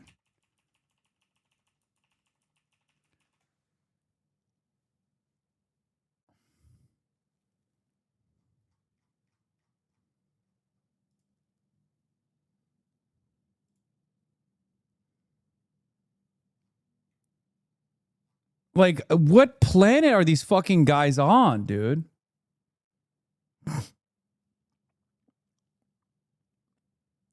Anyone with anything to lose and no incentive to be honest will just quit. That's why the truth matters. It takes forever, apparently.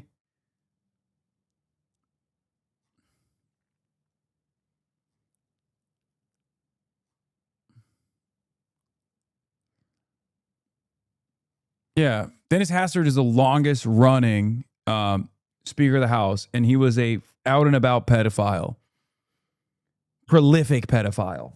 Like, we can't, the pedo games is not, it only goes in one way. It only goes in one direction, and it's the Republican grand old pedophile party. Get the fuck out of here, dude. Troy Jackson is someone who has spent his life standing up for these progressive values. The movement is about standing for Medicare for all, opposing foreign wars, and getting money out of politics. Wokeism on CNN. This idea that it's far left for us to have some form.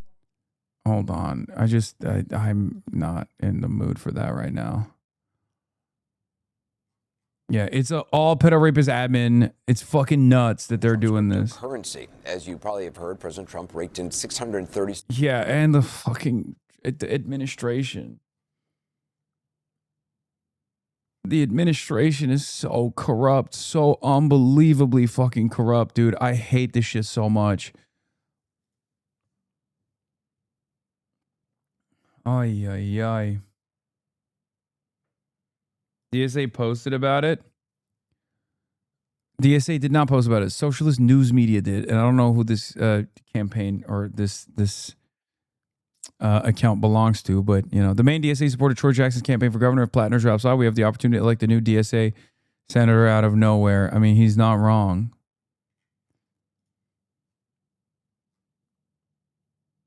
Abdul also weighed in. Yes, he said, credible allegations of sexual assault cannot be ignored. Voters in Maine deserve a choice for U.S. Senate that doesn't force them to make a moral compromise between sexual violence and corporate servitude.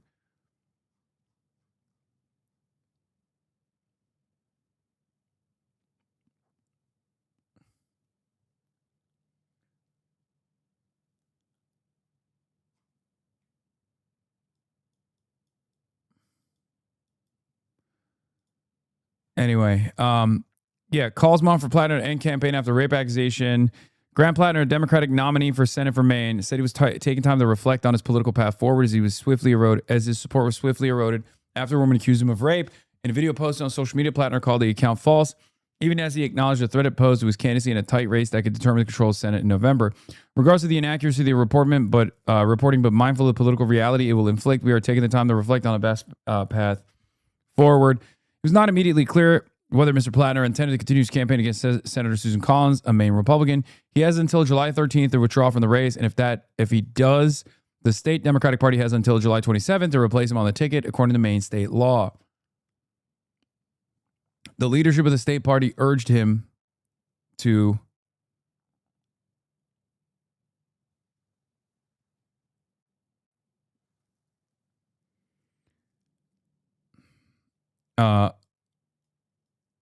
where is it? The leadership of the state party urged him to withdraw. Both parties see Maine as a key to battle control of the Senate. The prominent Democrats withdrew their endorsements after the allegations surfaced. Senate Democratic campaign arm, which had opposed Platner in the primary, called for him to quit the race. Graham Platner needs to immediately withdraw. The fact that the source here is even throwing out a if he were to step down hypothetical is proof that it is already over and it's just a matter of posturing for the Troy Jackson handoff. Yeah.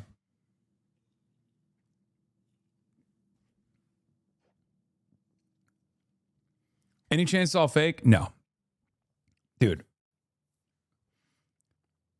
In order for this to be a fake allegation, this random lady would have had to have hooked up with a random guy in 2021 and would have literally back-pocketed a false accusation of rape from 2021 against a fucking random oyster fisherman, PTSD having combat veteran. Okay? With the hopes of maybe one day, and told her friends at the time, told her therapist, with the hopes that one day that oyster fisherman could fucking run for office, become a nationally prominent campaign that would hold the entire Senate majority in his candidacy, and that she would be like, finally, my time is now. I'm going to reveal this information right before the fucking deadline, right before the deadline to swap out a candidate. That is fucking insane. Like, that's not real. That just doesn't happen. Okay. That's insane. That's an insane world to exist in. Of course, that's not what happened. Lol, I hate to be the proof guy, but damn, you're popping off on allegations with no proof. What do you mean proof? I just gave you the proof. In order for an allegation to be credible, you have to look at conversations that that person has potentially had with others in that same time frame. This is a random guy at this point in 2021. Yes, and her therapist. What the fuck are you talking about?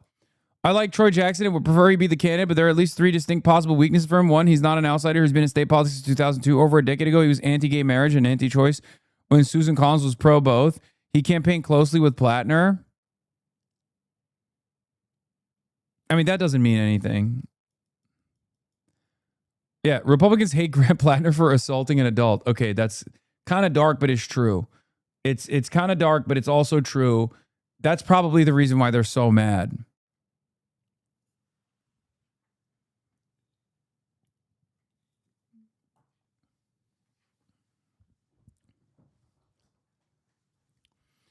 You severely underestimate the pedophilic elite that run your country? No, dude, that's not real. That's not, like, that's impossible. In order for these accusations to be not credible, okay,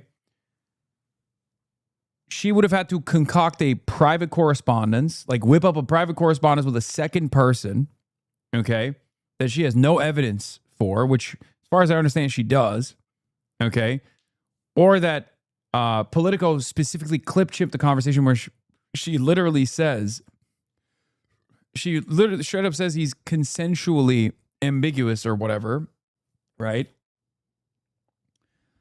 And there would have been no conversation with her therapist at all back at that point, but only recently did she reveal to her therapist that, like, this was a real incident or something. It's just like all of the information, consensually careless is what she said.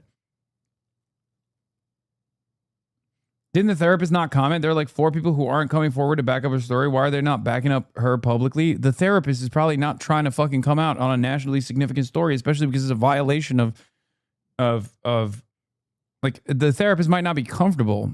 The therapist might not be comfortable speaking on her, on the things that she revealed to him.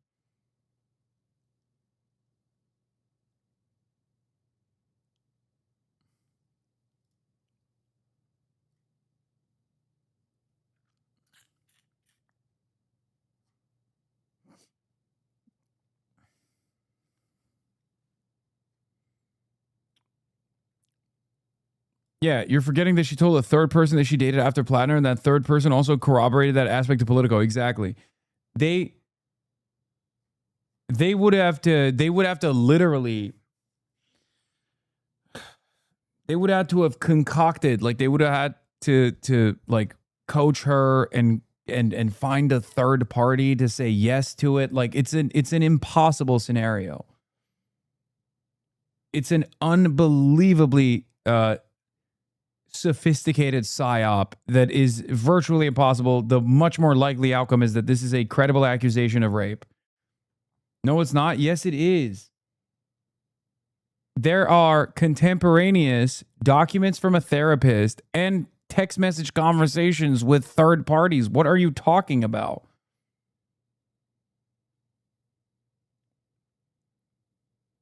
It's getting to the point where this is like a Charlie Kirk was assassinated by Israel style situation for some people.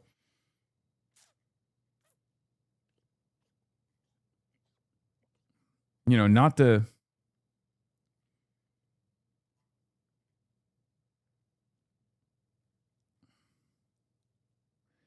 how come this only works one way? Why can't the Dems be like Republicans and say the goal is to get rid of the Republicans, just plow through this? Great question. They have done that. And they will continue doing that, just not for Graham Platner, because Graham Platner was someone that they wanted to get rid of regardless. So he doesn't even have the DSCC backing. They have done that. I mean, Bill Clinton, right?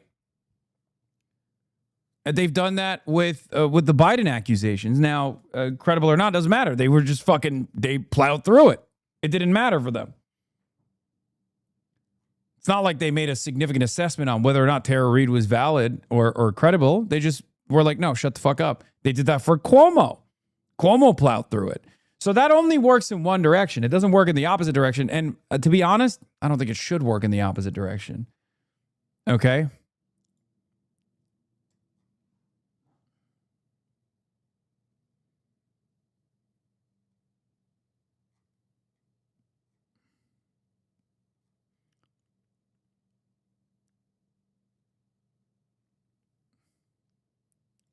Yeah, at bare minimum, contemporaneous conversations about alleged rape is enough to establish probable cause to charge someone for rape. Maine, I believe, has a 20-year statute for it, too. So Graham Platner has a lot bigger issues to worry about than just just dropping out of this fucking race. He could literally be charged with rape, criminally charged with rape. Okay, which should happen for the record. That's fucking ridiculous.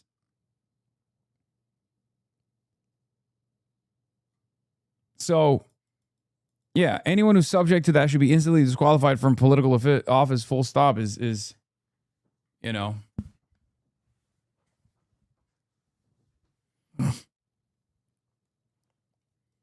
Like the Occam's razor, you know, what's the likely scenario here that like a random woman and a random man, an oyster farmer, oyster fisherman, fucking, you know, Blackrock mercenary or Blackwater mercenary got together and had a night of consensual sex, and then the woman decided, ooh, one day he might fucking run for office, and I'll just like lie about it in 2021, years prior to any sort of investment whatsoever into Graham Platner running for office.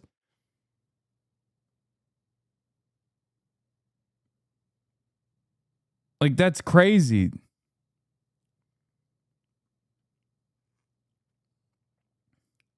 Yeah. For this to be a false accusation, she would have had to have a slander campaign 3 years ago, which was not a public figure, which is insane. Yeah. Or, like I said, there would need to be like literally fake information. Like, it's a real consensual relationship, but then like there are faked contemporaneous conversations and second and third party accounts.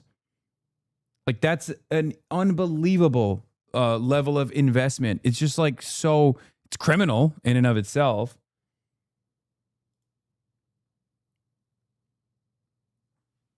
Like, that would be the most sophisticated smear campaign that has ever existed. It's like easier to fucking probably, you know, incapacitate someone in other ways than to do that.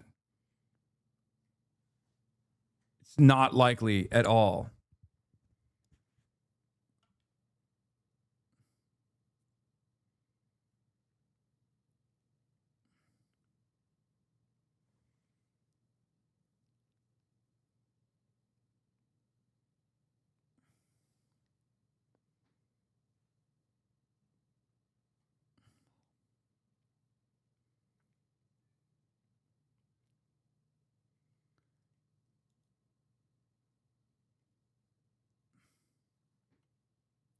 I don't understand why the New York Times screwed up their story. They obviously weren't trying to catch and kill lawyers' incompetence, even if she didn't tell the New York Times. I think, and there will definitely be more coverage on that element as well. Like, how did the New York Times fuck this up? Will absolutely be part of the coverage. But I think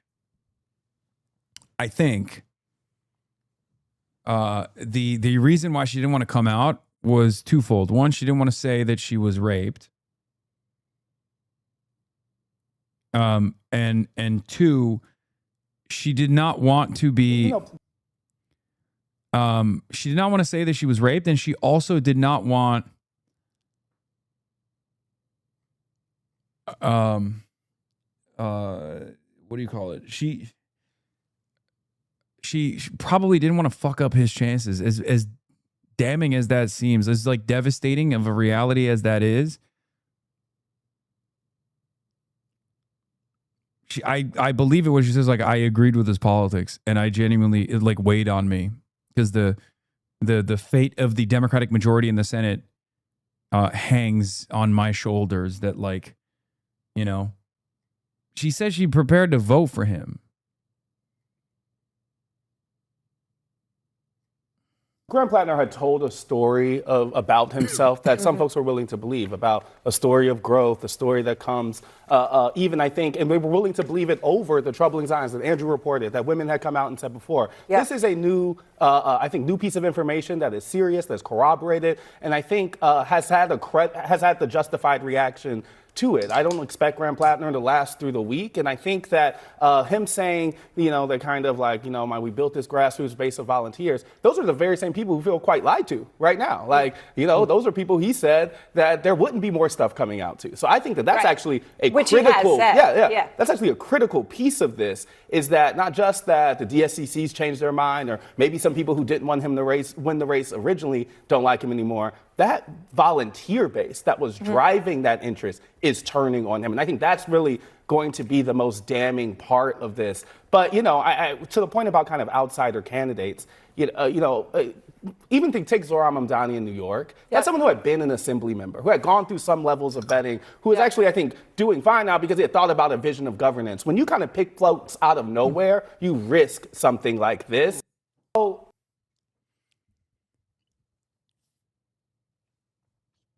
World Cup news update. US being beaten by fake country Belgium. People are mad at you for saying the right things now. I swear to God, people stay mad.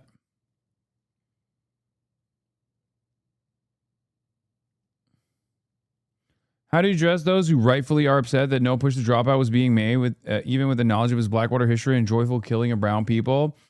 I don't know how many different ways that I can say this. And I have talked about this before. My own considerations about his Blackwater mercenary status was something that I openly revealed, openly talked about, but it was not relevant in the grand scheme of things in the eyes of Mainers, right? And I kept repeatedly explaining this over and over again. And unfortunately, people just did not care to understand what I was saying. I'm sorry.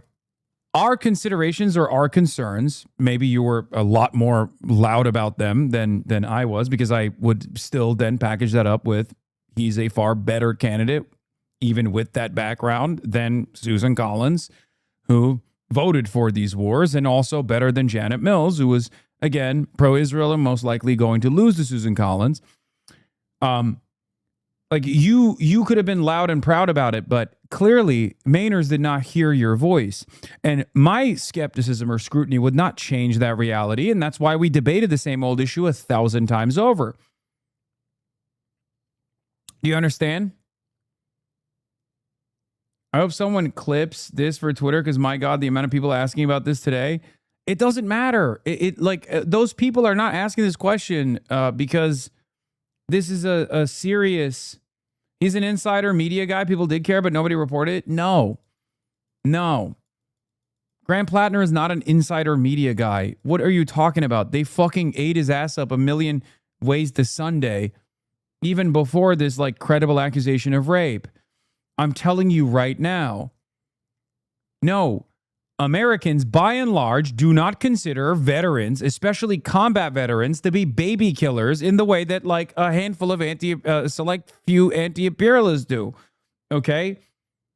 They just see it as more of the same. When they think of Blackwater, they don't think, oh my God, like, he volunteered to join a private defense contractor that had to change his name a million times because they kept doing war crimes.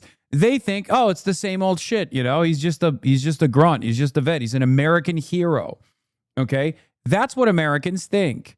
Now, is this the correct assessment? No, it's not. But your assessment is also not correct, with the exception of Blackwater. If you're automatically assuming that every single veteran is irredeemable, every single veteran is an irredeemable monster, then I will debate you on that issue over and over again, which again is where people clip me and then will cry about how I'm, defending Graham Platner. That's usually the conversation.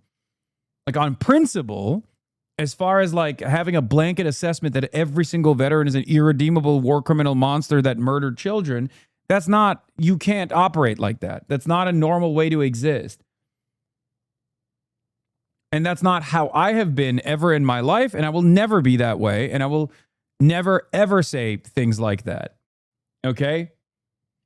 Also, no one is being honest with his military record. I'm also concerned about how it reflects on his judgment and character, but people are talking like he's a perpetrator of torture at Abu Ghraib when he had a patrol in the area for Blackwater. He did embassy security.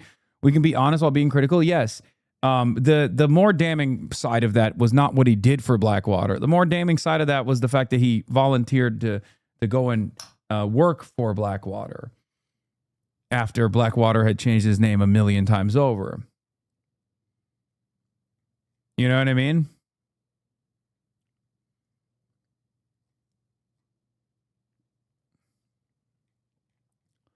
Most people didn't say most veterans, but one, come on, dude. You think Bad Empanada doesn't think all veterans? Are you fucking insane? Bad Empanada and his ilk don't even say most veterans. They say all veterans, every single one.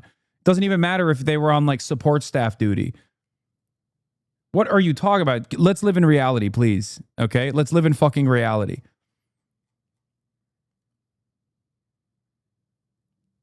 That's crazy.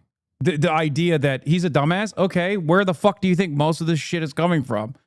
Who do you think is clipping old things? Who do you think is using this moment? Who do you think is using this very moment to do the exact same thing that Epstein does? Okay? Bad Empanada doesn't like Adam Hamawi. Okay? Adam Hamawi risked his life to save the children of Gaza. What the fuck has Bad Empanada ever done in his goddamn life other than chirp? Get the fuck out of here. His own audience and the dumbasses in his community literally think they don't know any better. They think like, oh, they sincerely ask me, how many anti-Zionists have actually signed off on an arms embargo to Israel? I was like, every single person, as a matter of fact. Every single person that I've actually campaigned with have done that. But you wouldn't know that because Bad Empanada doesn't give a shit about the fucking truth. In his world, I hand-selected Graham Platner because I loved that he was in Blackwater.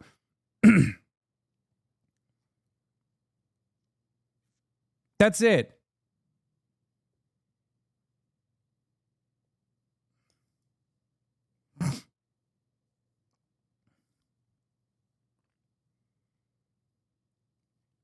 My assessment on this has always been consistent, okay?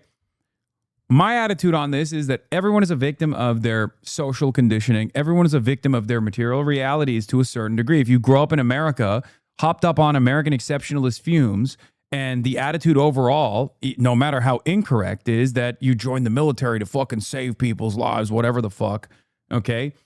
Then most people don't have the same assessment as you do, so they get duped into believing that they're actually going to go and find an adventure for themselves.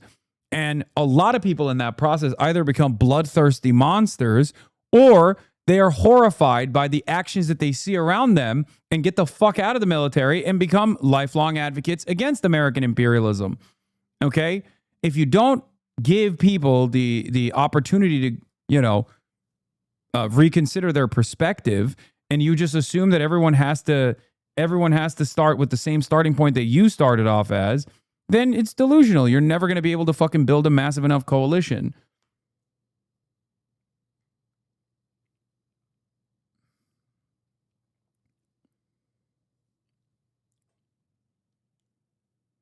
How is Hasan more down to earth than Chatters? Because I've lived an actual fucking life. I didn't just like spawn as an 18-year-old content creator. Troy Jackson says, there's no place in our politics for sexual violence, not in our party, not in any party. Graham Platner must withdraw from this race today. This is not what we stand for, not as Democrats, not as Mainers, not as human beings. For too long, women who survive sexual violence have been told to stay quiet, to protect the men who hurt them, to think about the campaign, the party, the cause. We cannot ask women who trust us with their futures while looking the other way when one of our own hurts them. That's the end there. I believe Jenny Rasico. Yeah. Two things can be true at the same time, by the way. If Graham Platner was a fucking ultra-Zionist, this story would have been caught and killed. Okay? Even if it did came out. K-File. Dang, he lost Mike from PA. Previously said Mossad was responsible for my first Reddit story.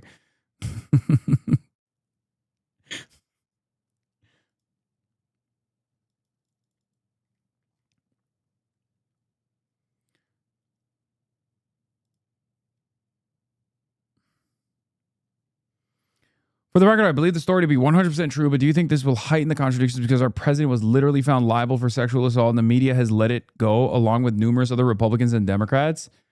For some people, yes. For most people that we focus on here in our little bubble, you know, the commentariat, the Democratic Party consultants and whatnot, no, they just are using this as a great opportunity to fucking, the great opportunity to rip on the left populist flank, DSA, and numerous other people. They're fucking yelling at ABDULxSTEVENS already.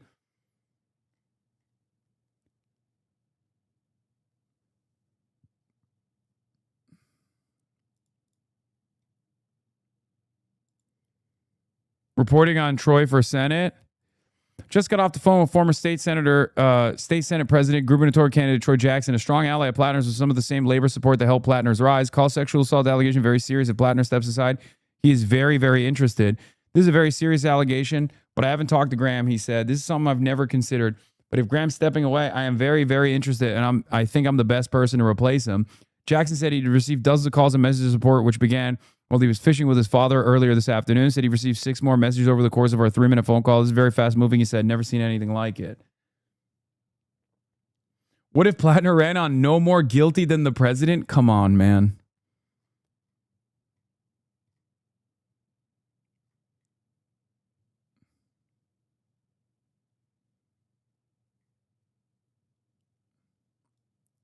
I do wonder if there will be some Platner dead enders. The commentary and political Twitter response has been overwhelmingly pro dropout, but his Instagram and Facebook comments, which are much more normie, are still backing him. No, that's precisely the reason why it has to be a left populist that replaces him. Okay? That's precisely the reason why. Okay?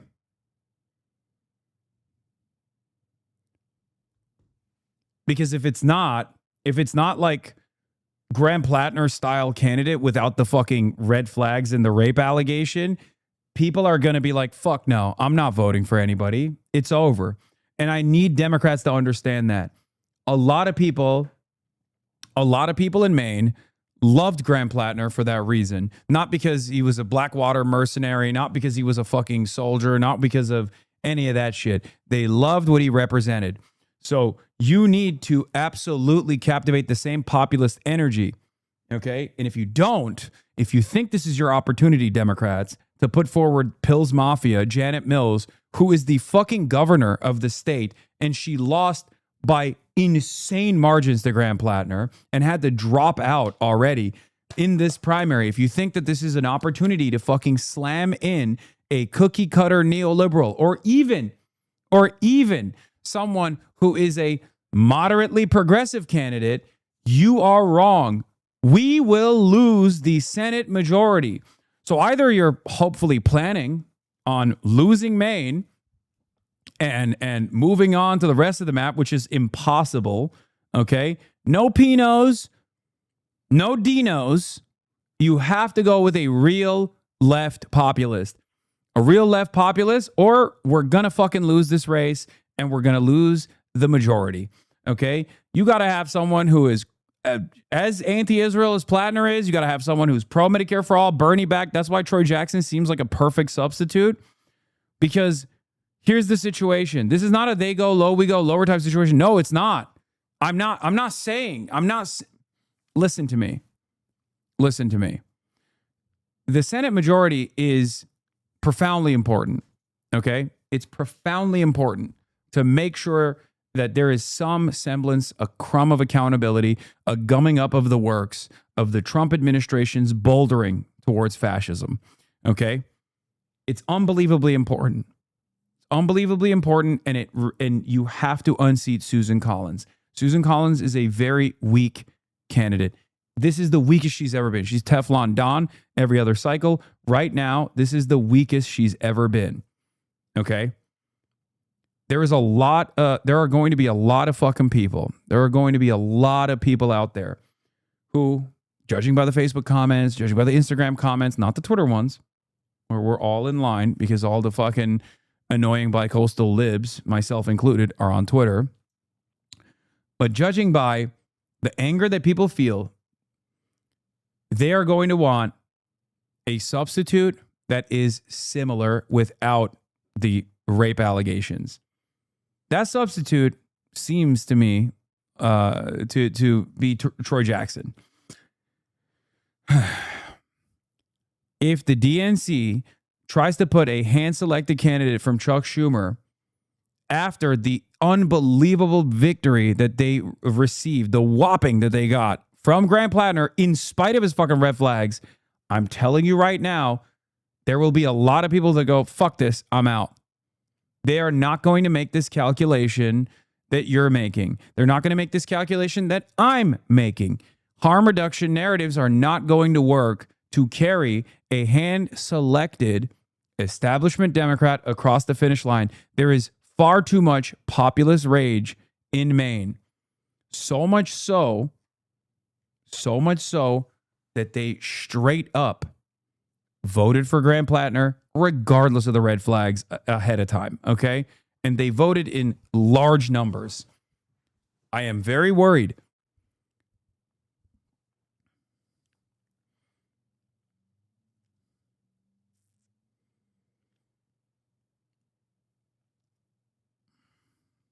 Anyway, this is Kamala 2.0 in Maine that has to be avoided. Yeah. Do you think the allegation has already depressed voter turnout that people might not vote for Troy Jackson? Troy Jackson is the best substitute. It's not even a guarantee then.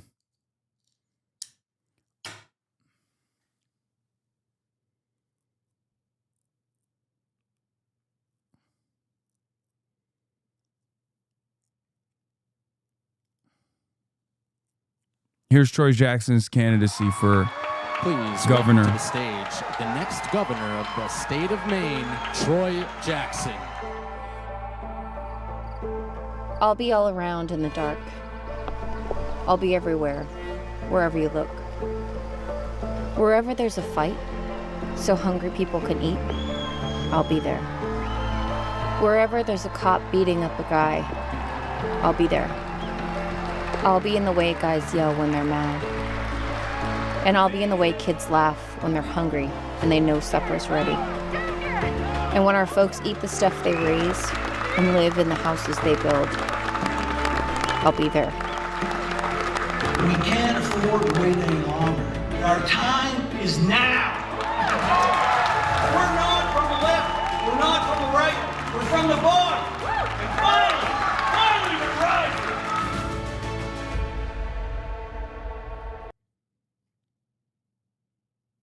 3 hours ago, I had never heard of Troy Jackson, but I will die for him now. Does he have the juice? According to matchups, he does. They've already polled him on it. This is how a true DC pro gloats over her enemy's smoldering corpses by pretending not to gloat, only saddened and concerned about the fate of our country. We amateurs ain't shit.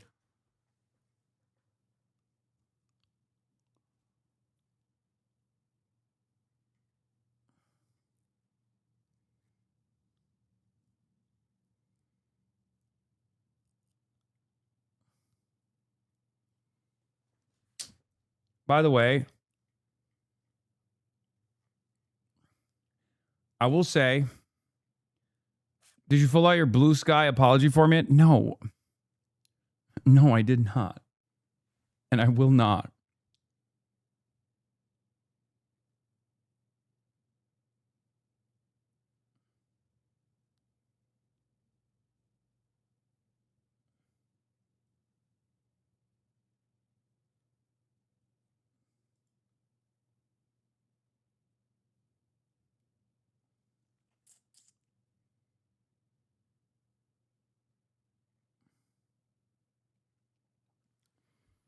Iran hit 2 commercial ships. Brace yourselves. Oh, shit. They're reeling from the Grant Platner news.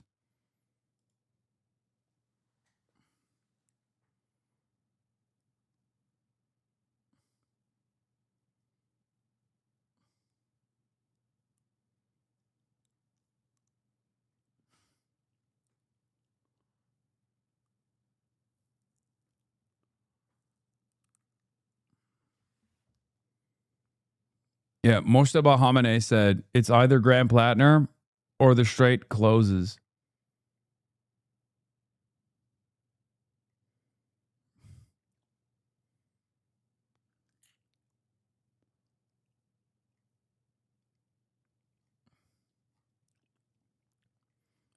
On a Monday, too. Bold.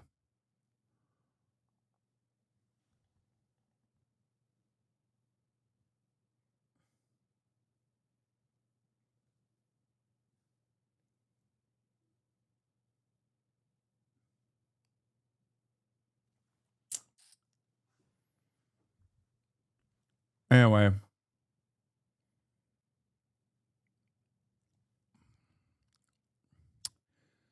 What a fucking day this has been, huh?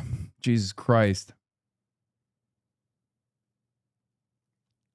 Yeah, Mitch McConnell is likely dead, or at least brain dead, according to some reports.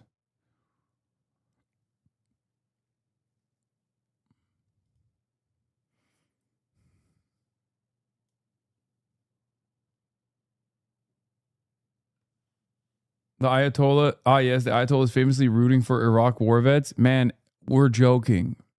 Okay, that's a joke.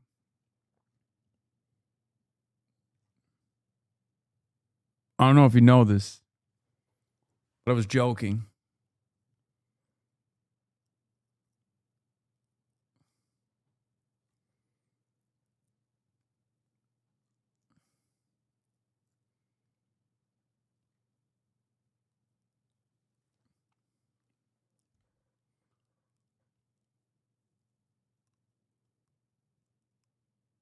Anyway.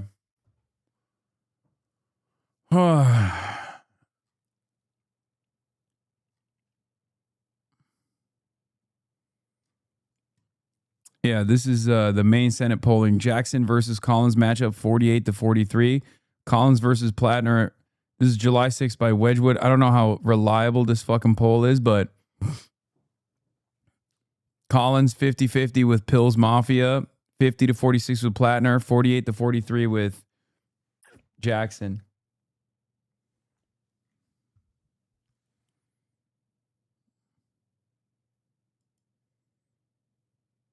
Hannah Pingree, the Democratic nominee for governor of Maine, alluded to Jackson earlier, saying Platner's replacement should carry the same progressive energy. Pingree could be a key ally for Jackson at the nominating convention. The two previously cross-endorsed one another.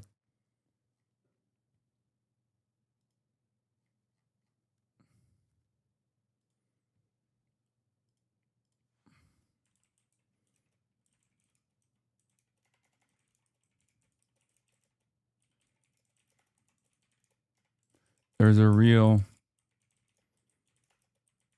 brewing in Maine. The Dem establishment think that they can risk the Senate majority by not replacing Platner with an acceptable substitute.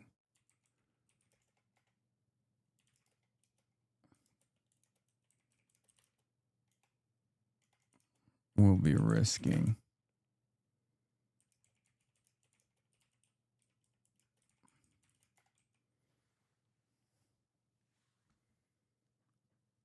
Mills being in that poll after losing the primary 3-1. The party ended an hour ago and he's still here.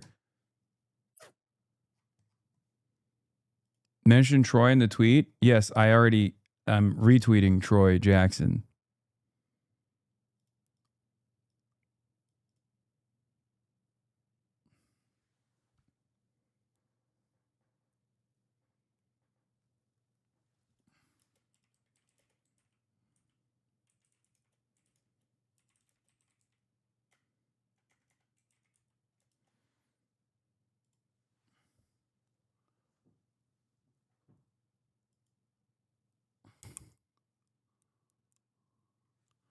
Wait, what the fuck? Haley Stevens says, Abdul, are you having trouble stringing these two sentences together? I believe women. Graham Platner should drop out. Wait, what? That's what he's saying. That's literally Trump's biggest donor. What gives? She quote retweeted Abdul literally being like, yeah, Maine voters should not vote for a rapist. Like, what does that... What gives? Maddie Maroon.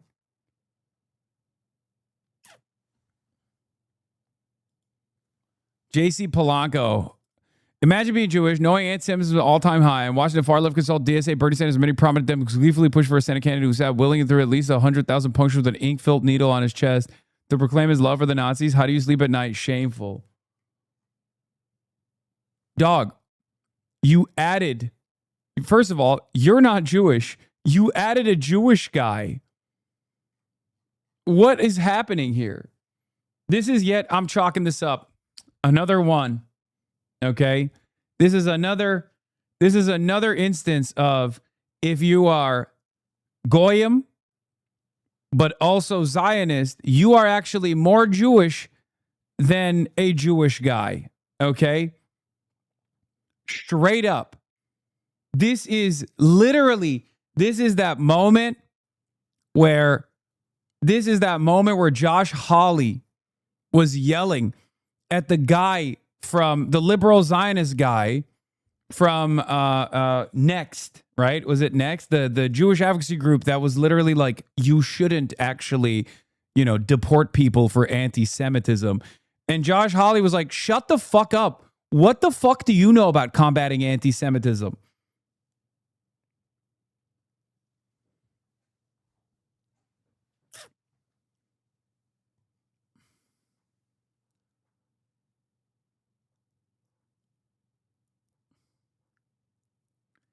Yeah, this is the classic Richie Torres implying Adam Friedland is a bad Jew moment.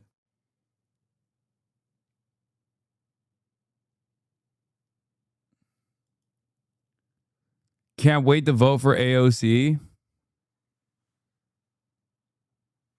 Stay out of politics, man.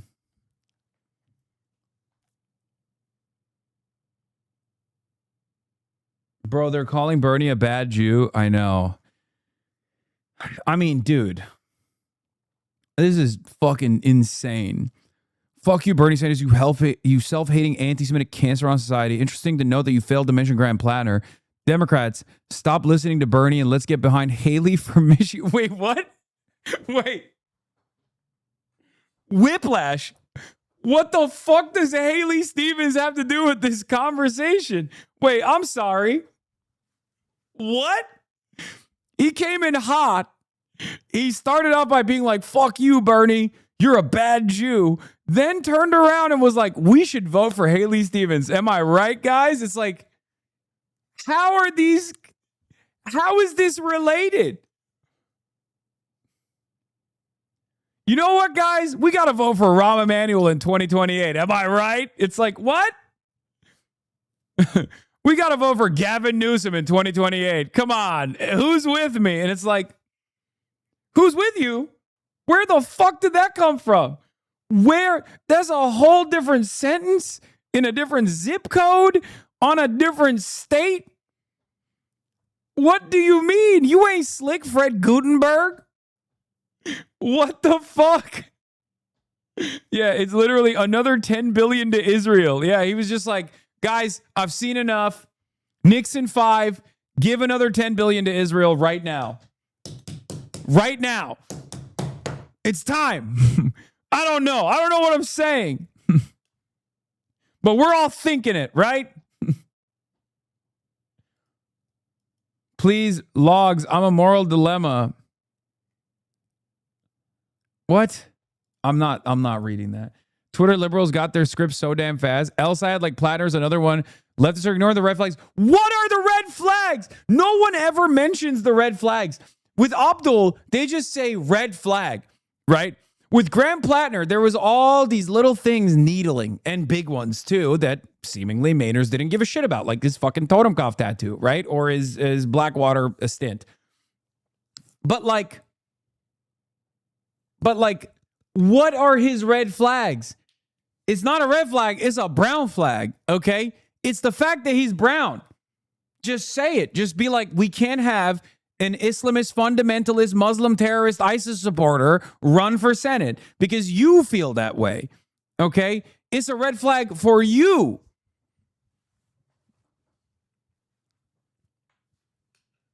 That's crazy.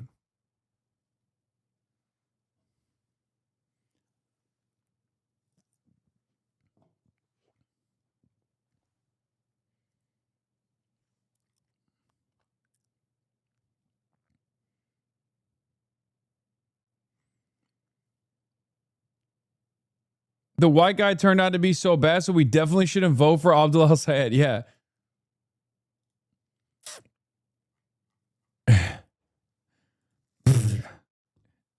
Yeah.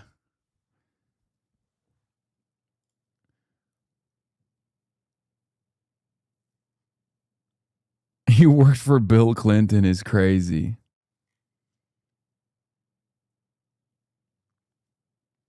By the way, that guy calling Bernie a Jewish descendant of Holocaust survivors and victims a cancer on society while accusing him of anti-Semitism is insane. I know. I mean, we saw this with Brad Lander. Okay? We saw this with Brad Lander. Brad Lander defeated a candidate that was pro-Israel, right? Dan Goldman was pro-Israel. Brad Lander defeated Dan Goldman in a very Jewish district. Brad Lander was also very critical of Israel and said certain things about Israel that I've never heard from someone who, self-identifies as a liberal Zionist or a Zionist in any capacity, that Israel is an occupation, it's an apartheid, that it's doing a genocide, right? And that was enough for them. They just wrote out the fact that Brad fucking Lander, who has been Jewish his whole life, okay, that was enough for prominent Jewish people and even Christians who are pro-Israel to write out his Judaism like that. It evaporated out of him. Like, it's like that one comic from that one reactionary guy. Remember, where it's like, if you don't vote for me, you ain't blackjack. And then this black girl goes, no. And then she turns white. Like, that's what they did to Brad Lander. Overnight, they were like, it's over. This is the most anti-Semitic attack that has ever existed. Now, not just Brad Lander, but all the Jewish people that voted for Brad Lander in this district.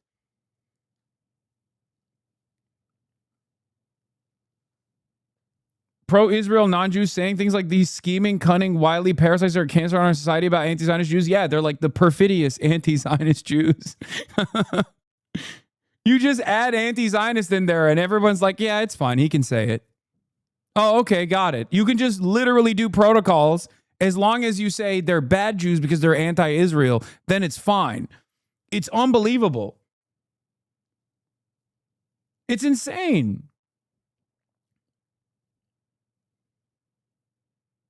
That's not what Brad Lander said about Israel. Stop lying. Yes, it is. Brad Lander has said all three of those words. Okay.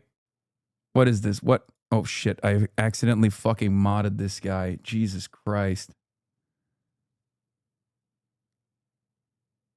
Thank God we timed him out at the same time. I think I modded him. Did I mod him?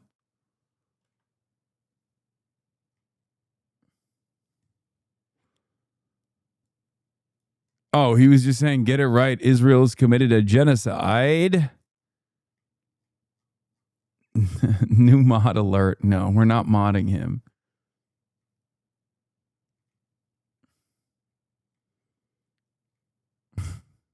He was just doing the Brad Lander accent.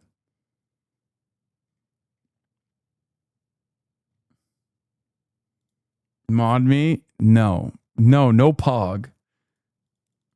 I'm hitting the red sword.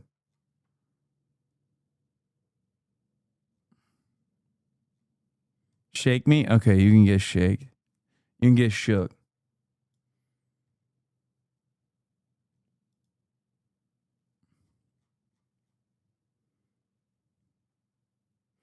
The Black Panthers would hate Hasan Piker. They consider him a left social democrat ideologically, but they would still consider him an ally and collab with him. They work with all types of people. Where is this? Why am I getting this? Why would they hate him? He's anti-black. And then even in the defense, they're like, they would also hate you, lol. What do you mean would also? Why would the Black Panthers hate me? Bro, you're getting called a Kautskyite? Yeah. What the fuck is going on?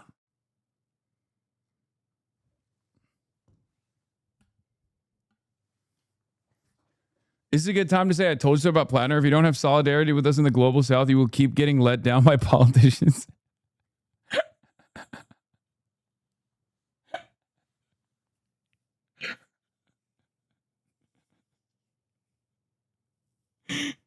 Yeah. Yeah. Graham Platner being outed Graham Platner being outed as a rapist is because he wasn't. What's so funny? Come on, man.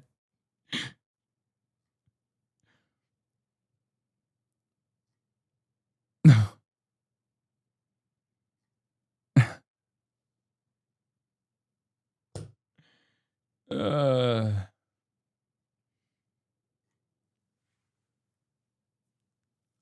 Is this a bit? No, it's not. It's real. This is a real take from people. It's just the truth. It speaks of his character to kill brown children in our neighborhoods.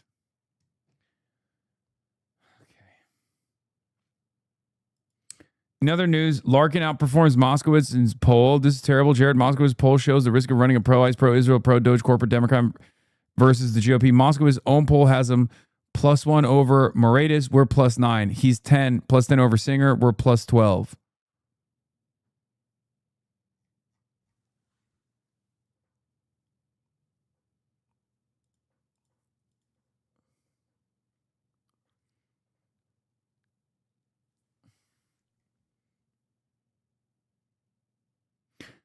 Haven't you always been in the critical support camp?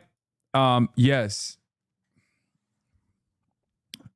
But those guys don't like it when I say critical. Those guys don't think I'm sufficient in my critical support for actual anti-imperialist causes. They feel like it's insufficient. And when I say critical support, or not even critical support necessarily, but just like telling you exactly how it is, who's better in the bourgeois democratic election, okay? Like, who's better, Graham Platner or fucking Janet Mills, or Graham Platner or Susan Collins? That's enough. That's enough for them to be like, you love him. You've loved him your whole life. You've said he's the best person that's ever run for office. Which is true. I have said that. That's what I've said. And I've also said he's the president of the DSA.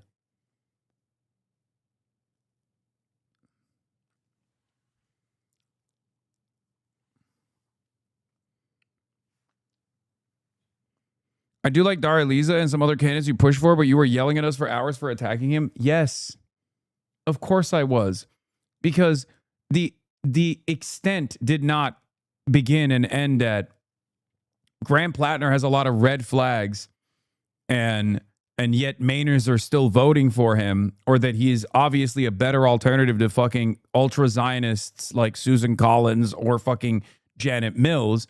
It was, you like Graham Platner, you love Graham Platner, you want Graham Platner to be your dad, you want Graham Platner to be the president, you want Graham Platner to continue murdering children in the global south as he did every day, and he enjoys that. That's his favorite activity. Okay? Now you're trying to pretend it didn't happen. I mean, there are long and tireless hours of this conversation. Of these conversations that I've had. Countless hours.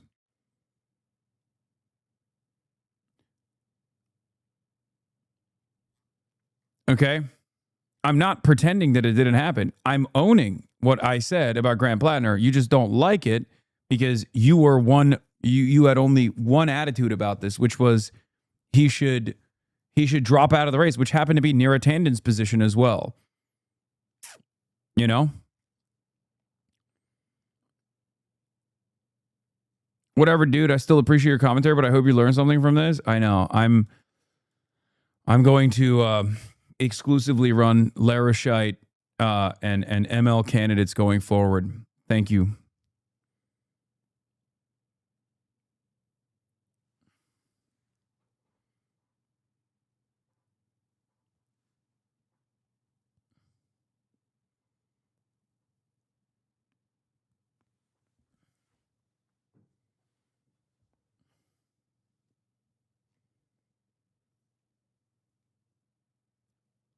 My problem. That's my problem. Your ops are also his ops. Something is weird here. No, it doesn't matter. You have to declare war on the military for that chatter? Yes. They will sincerely advance that, and then they'll turn around and be like, oh, you're just exaggerating. You're strawmanning my position. It's like, no, there's plenty of people who have said, there were plenty of people who have said, like, if you're a veteran in any way, shape, or form, you're a fucking child killer.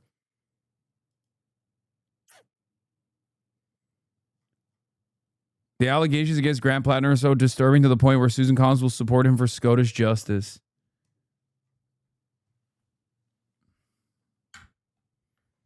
You were the first to call out his tattoo. People seem to forget that. It doesn't matter.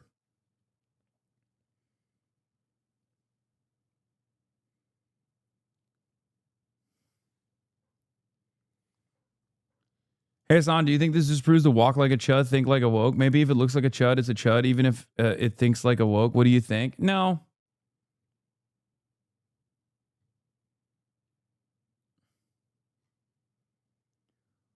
The major difference here is someone's experience in the military, for me, for my assessment, does not disqualify them.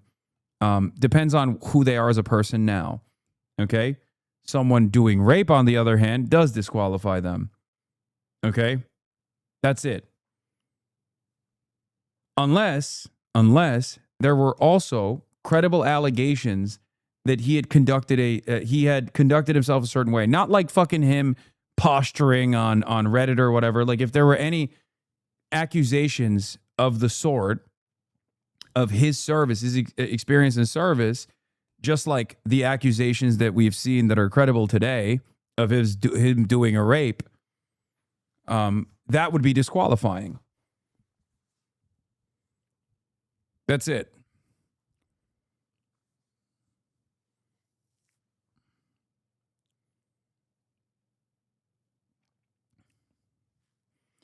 How would there be accusations that victims are as dead as a part of the military? I mean, it's a ridiculous question. I'm not talking about like the victims of imperialism that are going to rise from the dead. I'm talking about like, what's that famous case of the one guy who was like a fucking sniper and his own brigade literally had to call it in?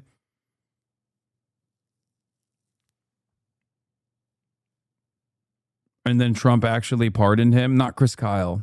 But Chris Kyle is another great example. Chris Kyle was considered a hero. I'm talking about Eddie Gallagher. Thank you. But Chris Kyle was seen as a hero, but many people knew the extent of his inhumanity in service. As a matter of fact, ironically enough, you know who also fucking called him out? Motherfucking Graham Platner. Probably not the best time to mention this.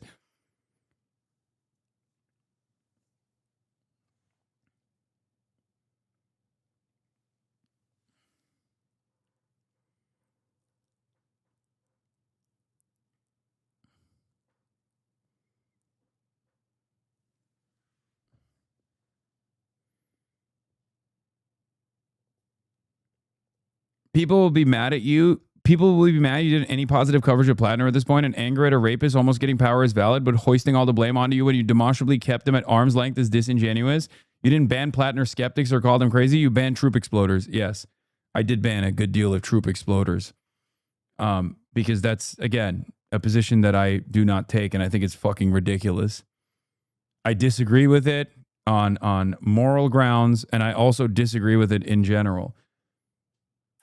And you can't say that that makes me insufficient in my anti-imperialism or my critical support for anti-imperialist groups, especially considering that there is not a single other person in mainstream media that is unironically defending any kind of resistance movement. Any kind.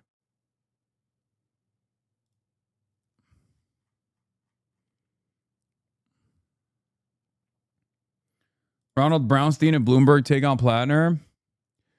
The far left activists who recruited Platner were so determined to find a blue-collar outsider that by their own admission, they performed only the most rudimentary due diligence on potential problems in the background. Platner's national backers became too focused on proving that their model of how to win elections, blast force economic populism delivered by outsiders, was the right path. They forgot that they were asking voters to endorse not a theory, but an actual human being. Schumer and DSCC failed by clearing the field for Governor Janet Mills. On paper, she had strengths. In practice, she was a dismal candidate. By propping up Mills, The Democratic establishment precluded the emergence of any organic alternative to Platner. Platner deserves plenty to blame too for repeatedly assuring supporters that no more damaging. It's weirdly a fucking good take from Ronald Brownstein. I mean, it's yeah, 100%. I mean, the far left activists who recruited Platner is a little bit aggressive, but yes, it's clear that there wasn't due diligence. I mean, what are we talking about? It was clear from the jump when the fucking Totenkopf tattoo came out.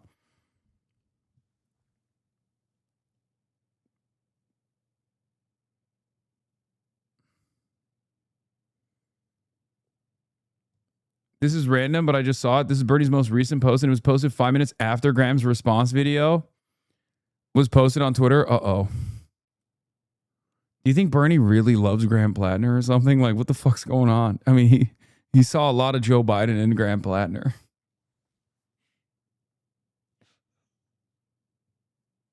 He don't got internet. He don't got internet.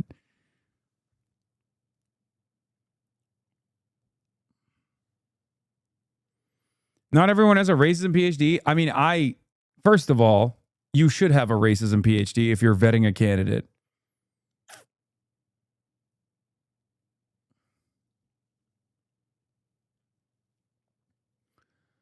It seems possible that background checks would not have cleared this. No, I'm not talking about that. I'm talking about the tattoo. That is a fucking blaring alarm. That's a crisis. It's not like he didn't post it. He posted it on his Instagram.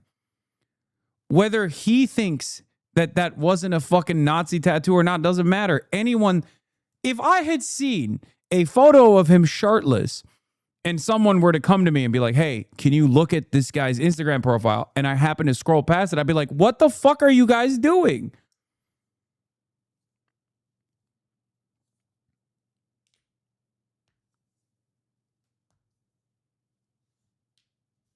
The tattoo proved that they didn't do sufficient background. Bro, just have a nuanced opinion? Wait, what do you mean? On what? There's definitely levels to his history in the military, though, don't you think? I have two opinions on this. My own personal opinion and my opinion as an analyst, okay? If you are asking me my own personal opinion, I don't think across the board any veteran is irredeemable, if that's the question. But if the question is for tours and Blackwater, yes, that is a glaringly obvious red flag, as I have brought up before. But if you're asking me my position as an analyst, as a commentator, as someone who understands the average American, or at least tries to understand the median voter's mindset, I have repeatedly explained to you over and over again that the troop exploder stuff is just like poison, regardless. Okay, it's completely unacceptable. But besides that, most people don't give a shit that he was a machine gunner. Most people do not give a shit that he was even in Blackwater. And they proved that they didn't give a shit about that.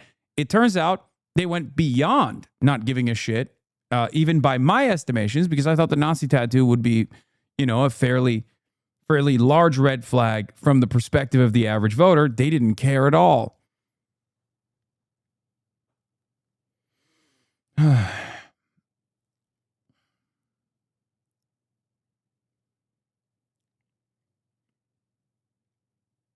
Try to have a nuanced position level impossible. Is this not a nuanced position?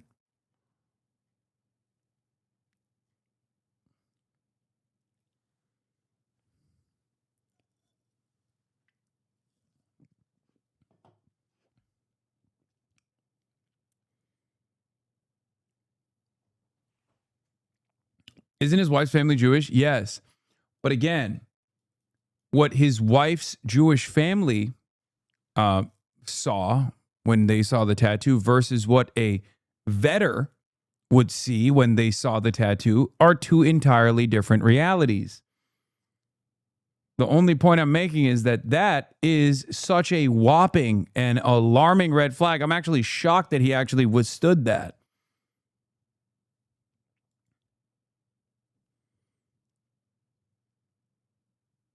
Yeah, vetting wasn't the issue here. It's almost the opposite. Finding these kind of outsider candidates a deliberately high-risk pursuit because, as Dan Moraff told the Journal, they weren't raised in a vat to become elected officials.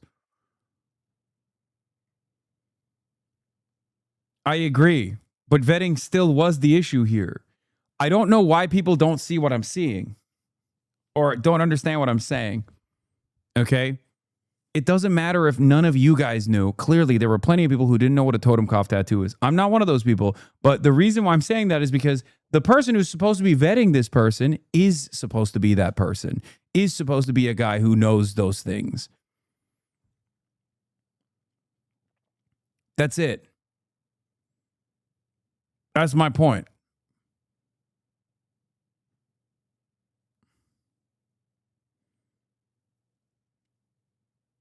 Would you support a former IDF gringo soldier that participated in the Gaza genocide to run for office in the U.S. as long as they had the same policies as Platner? Great question.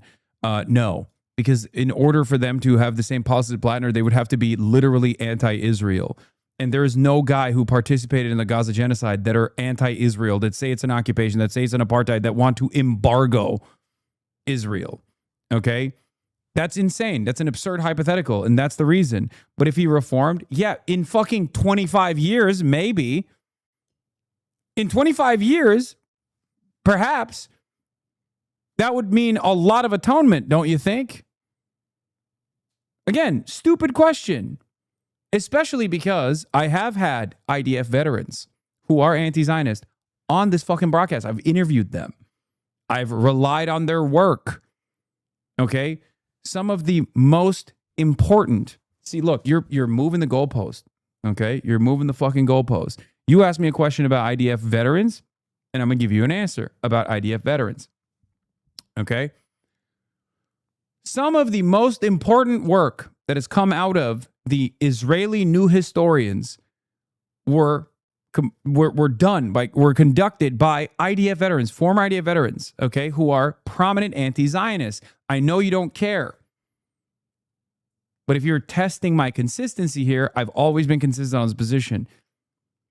Avi Shleim served in the IDF, is a prominent anti-Zionist, and one of the Israeli new historians. Okay? His work was very important in uncovering the synagogue bombings that took place in Iraq. Ilan Pappé, foremost anti-Zionist Israeli academic. He also served in the IDF. Ofer Kassif served in the IDF, became a conscientious objector, is in the Israeli Knesset. Ofer Kassif is also an anti-Zionist. Okay? So no. My position on this is like, oh, if you've served in the IDF or you've served in the American military, you're an irredeemable monster. Gideon Levy, another anti-Zionist who also served in the IDF. Okay? I don't have the idea that like all IDF veterans or all American veterans are irredeemable monsters is fucking ridiculous. Okay? No one is irredeemable.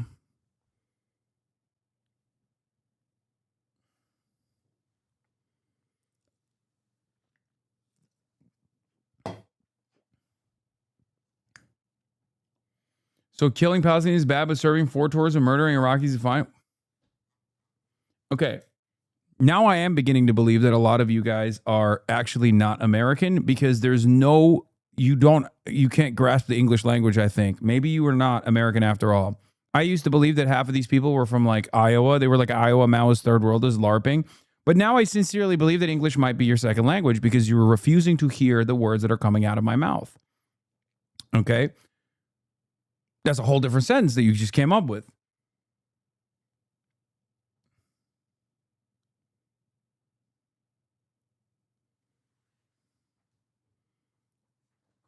And then this is how we go down the spiral of Hasan defends Graham Platner for hours because the conversation does not stay with Graham Platner.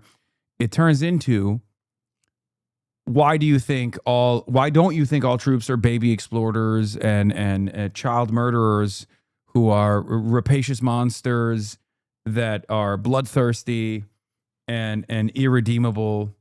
Yes, on principle, I will never fucking have that attitude. There are plenty of veterans in this community, and plenty of anti-war veterans in this community, anti-imperialist veterans in this community, and I welcome them here. And this is, this is a place where they can feel safe. I don't give a shit if you turn around and say that's unacceptable. This is a consistently held, principled position that I've had from day one. Okay?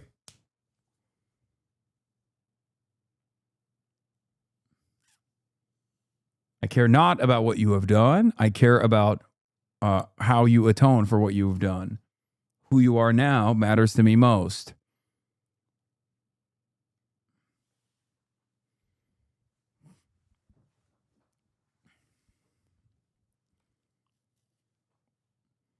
I love you, Hasan. I don't think all vets are evil, but this dude was us from the jump. I mean, yes, there was a lot of red flags. I agree.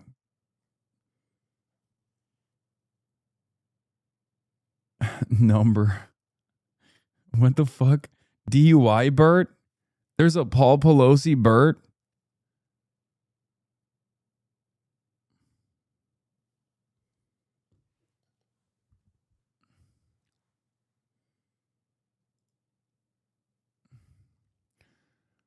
There's a real truth here. As the left grows into power, it does have to shed the ragtag YOLO mentality that lit the planet. But this is a wild thing to say when the single most politically impactful scandal of the 21st century came from an establishment Dem and created Trump. Yes. Wait, Turby Durden? Chud Bert?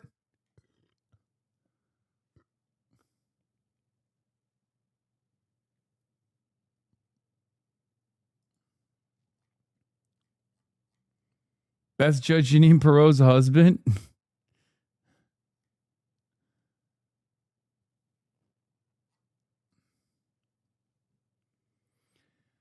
What happens with the Rays if he drops out and does Mills comes back? So if it's Pills Mafia to the bitter end, I think the Senate majority chances are completely fucked. There will be plenty of hanger-ons like Platner dead enders. There will probably be. I'm trying to get you guys to be comfortable with this, but if there isn't like an exchange of power, okay, if there isn't an exchange like a handoff from Platner, given the momentum that he had, our perspective on Platner aside, right? If there isn't an actual like exchange of power between Platner and whoever comes next, whoever can carry that fucking populist rage and that populist momentum, it's over. Okay? You have to find literally an identical candidate that doesn't have rape allegations, credible rape allegations. Lucky for us, there is a candidate that is very similar. But of course, predictably, Democrats have immediately moved on to going on Fox News to shit on that guy. Because for them, this was not about winning the Senate. It was about winning the argument.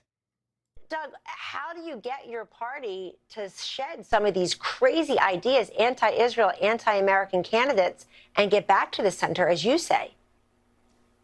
I think the best way is the Democratic Executive Committee has a procedure, assuming Platner steps down by July 13th, in those 2 weeks, to have a debate across the state of Maine with robust candidate forums, and hopefully pick someone, as you mentioned, like Janet Mills or like Jared Golden, the congressman, or Nirav Shah, who ran unsuccessfully for governor. So we have somebody in a general election with a big turnout who has a chance to compete fairly. We are for democracy.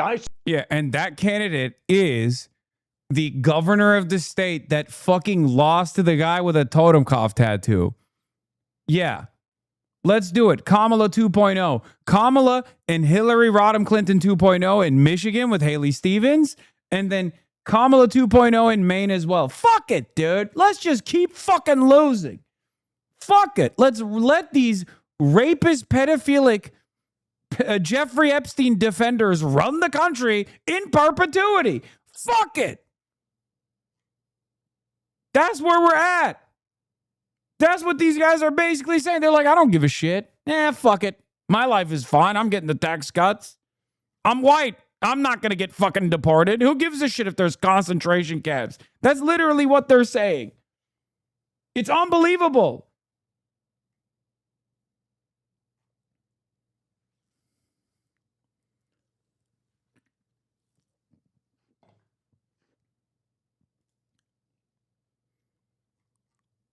to your point.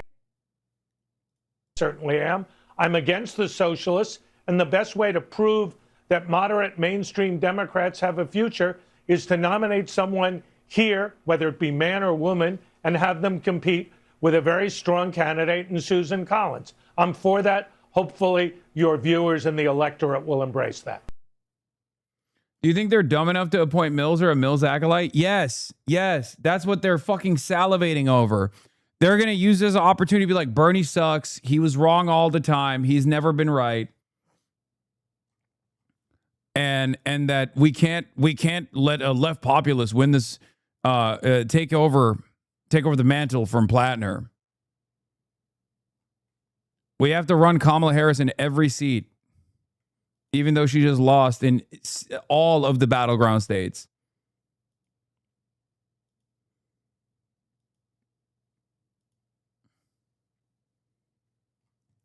Bernie has to say something crazy he hasn't already.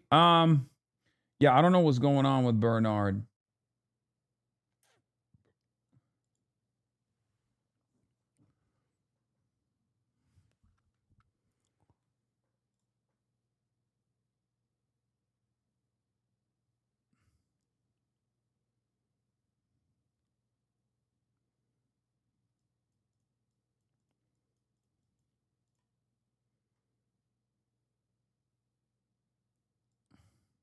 Look at this.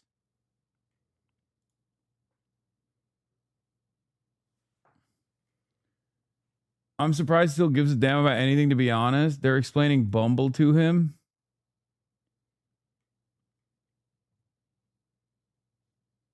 Yeah, look. All I'm saying is, call me Taliban the way I ride that Toyota HasanAbi. Okay, you guys are already quick.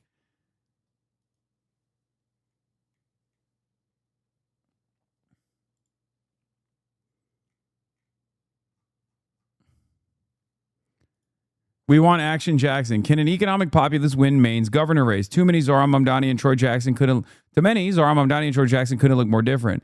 But both are a part of the same political project. The renewal of class politics has caught fire in cities across America, and now it's time to set rural America ablaze. All right, people are saying it. Troy the Trojan Horse Jackson. It's time for the real Maine Senate candidate to rise from the fall of Platner. We will carry the flame.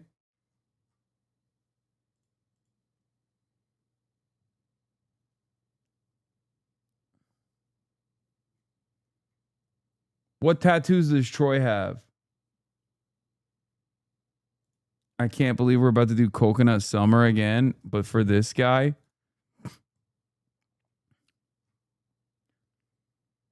USA losing to Belgium as everyone expected. Yeah, it made the situation far worse that Donald Trump did the thing that he did, which, you know, annoyed the shit out of people, and on top of that, we fucking ended up losing.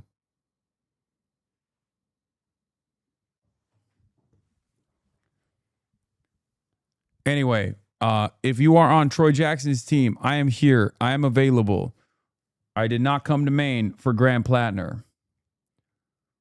So the HasanAbi bump did not work for Graham Platner, but for Troy Jackson, it might. Just saying. Deploy Troy.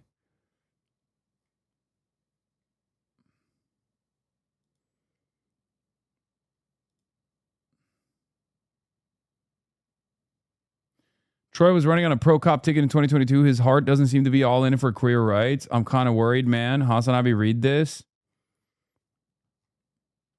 Fair. Yeah, it seems that he was not exactly pro-LGBT, let's just say. When even Susan Collins was, which is worrisome. Belgium just scored again?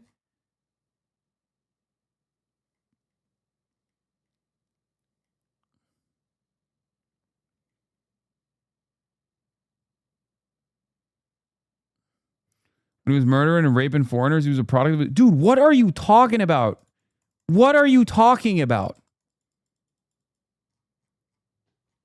Like, I'm sorry, man. It's your fucking hallucinations. Okay, I can't deal with something that you invented. Okay?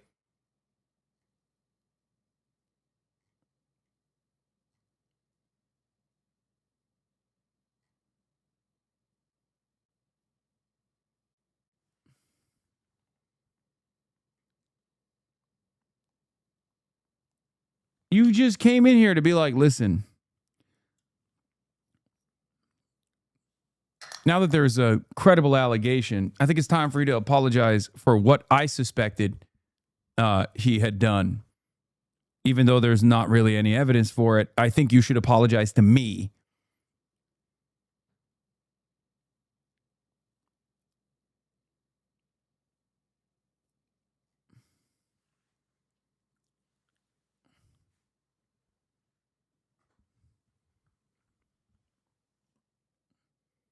No, you don't understand. Neither of us really knew this bad thing, but I was right all along because I hated him for something else entirely. Yeah, something else entirely that I just assumed that he did with no evidence.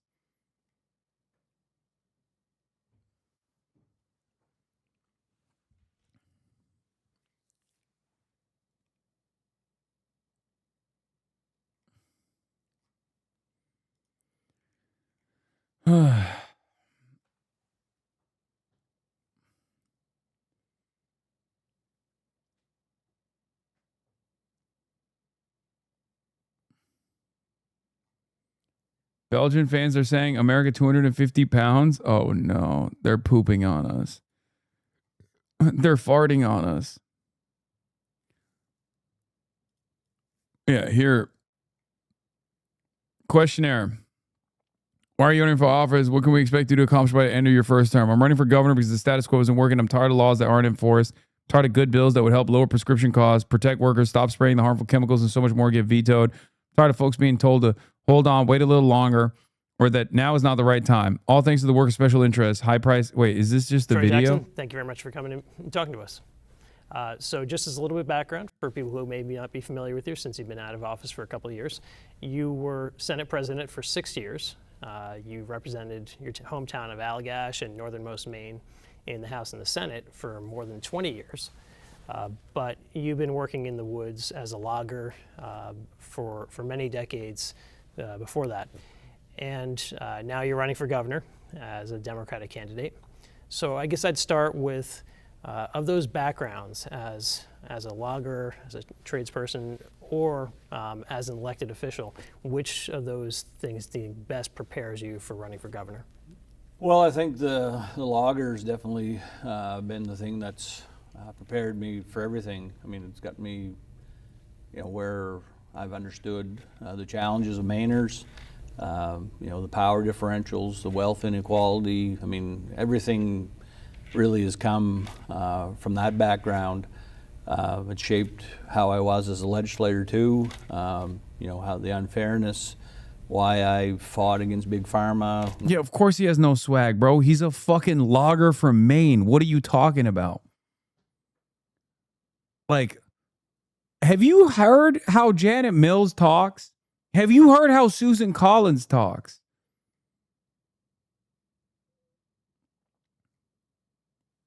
Have you guys met someone from Maine before? It's the oldest state in the fucking United States. That was part of the allure of Graham Platner, regardless of his red flags. That was part of the reason why people were like, oh my God, this is like an unbelievable gift. This guy can fucking yap till the cows come home.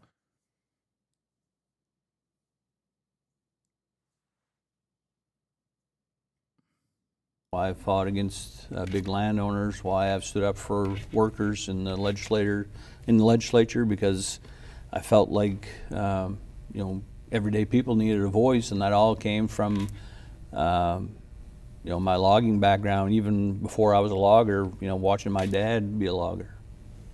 And what would you say your experience in Augusta, how has that prepared you or shaped how you're going to approach the job as governor? Well, I think the same thing. I mean, I don't think that even though I was in the legislature for 20 years and 6 as Senate President, sorry about that. That's fine. I think that everyday working class people don't they don't get the recognition that they should have.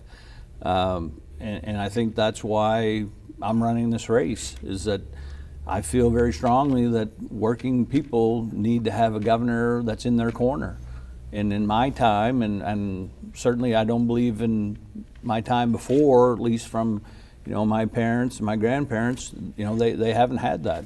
I want to be a governor that fights for everyday people across the state, and I'm going to be. And that's what my time as in the legislature has shown me, is that we haven't had. Also, one of the most underrated elements of the Graham Platner run was when we knew that he had trouble with alcohol, right? Self-admitted. And that motherfucker took a photo with Jack Cocherella straight up holding up a beer bottle. I couldn't believe it. Like, I was just like, that's not, I mean, if you remember, maybe some people saw me call it out on the broadcast, but I was like, that's not something smart to do. Like, just drinking in general should be out for you. Drinking at a campaign event should be a non-starter. It's the most unbelievable thing to pose with a drink, when virtually every single one of your infractions or your red flags that we know of came from your drunk moments, like drunkenly getting a totem cough tattoo. Yeah, if you want to know something promising about Troy Jackson, he was one of the few rare Bernie super delegates in 2016. Yeah, no, he's been a Bernard brother. That as a governor, I've had numerous bills that have been vetoed by actually the 3 governors I've served with, mostly the last 2, but that were designed to help everyday working class people, and that's the one thing that I wasn't able to do, was able to sign those bills. I could pass most any bill I wanted, but I can't sign them, and that's what this race is about, is being a governor that's going to sign bills that's going to help everyday people. Yeah, I want to talk a lot about a few of those issues. So electricity prices have increased significantly in recent years. Some folks, especially Republicans, blame clean energy subsidies. Others say, no, it's more about the price of natural gas. What would your approach be to trying to lower electricity costs? Well, I do think that we could do more on both that. I mean, I think that we probably could have done incentives to people that wanted to do clean energy. We could have done tax incentives instead of putting it all on ratepayers like the net energy billing did. But I think going for clean energy is smart because we're like right now, look at where we are with our fuel prices, our energy, because of what's going on in the Middle East. That is a problem, and that's always a problem every time we're at the whim of other countries. When you see something like that, and we've seen that in the past with Russia, whenever they went to war, natural gas prices would spike, and so having clean energy that's made here in Maine, I think is a good idea. And we can do that. We have a great opportunity with a bill that I sponsored with the reversive transmission line. We have a lot of clean energy there.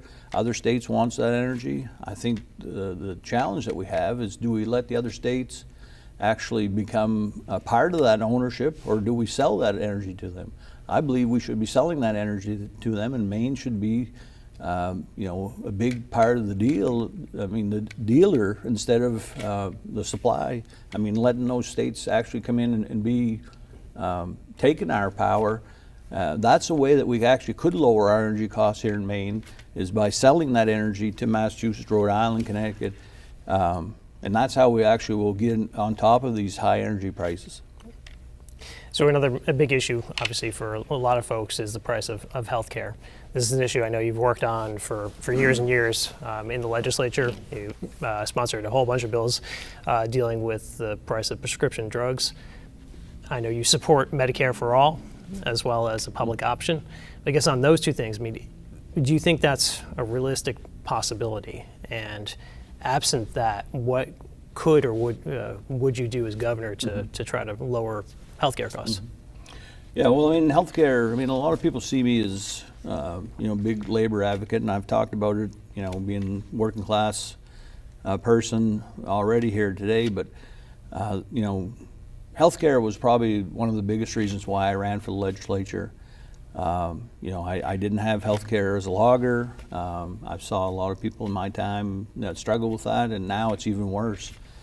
And I do feel very strongly about this. I mean, I feel like in this country we should have a Medicare for all system, and I feel like the state has to take this issue on head on, and I will. You know, we pass bills on prescription drugs. It's about 50% of the cost here in Maine. Those are bills that, even though the current governor vetoed these bills, I think we have to take Big Pharma on. You're seeing states like Colorado that's passed very. What do you think about this slogan? Troy Jackson, he'll do. Yes, there's no hype and aura moments with Troy Jackson, okay? The guy was in the state senate for 20 years, and he was the president for 6. Okay? What are you... It's not happening. He's not like this aura moments clip compilations guy. He is positively Rizless, but he's a Bernard brother. Also, he doesn't have a Nazi tattoo, nor did he join Blackwater, and no credible accusations of rape.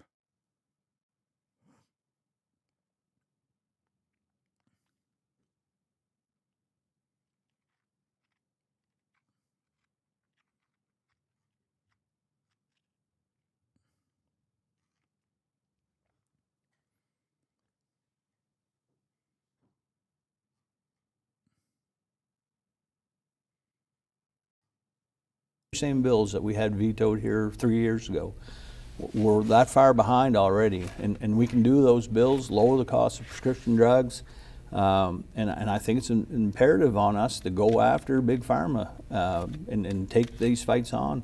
People need to know that the state government is going to be in their corner, and that's something that I feel strongly about. But I also think that we have to go after private equity in our hospitals, in our nursing homes, and things like that. You know, healthcare is not, in my mind, a for-profit industry. It's something that we have to make sure our residents, our people, have and know is going to be there. And right now, across Maine, people do not know that. They're struggling to find it.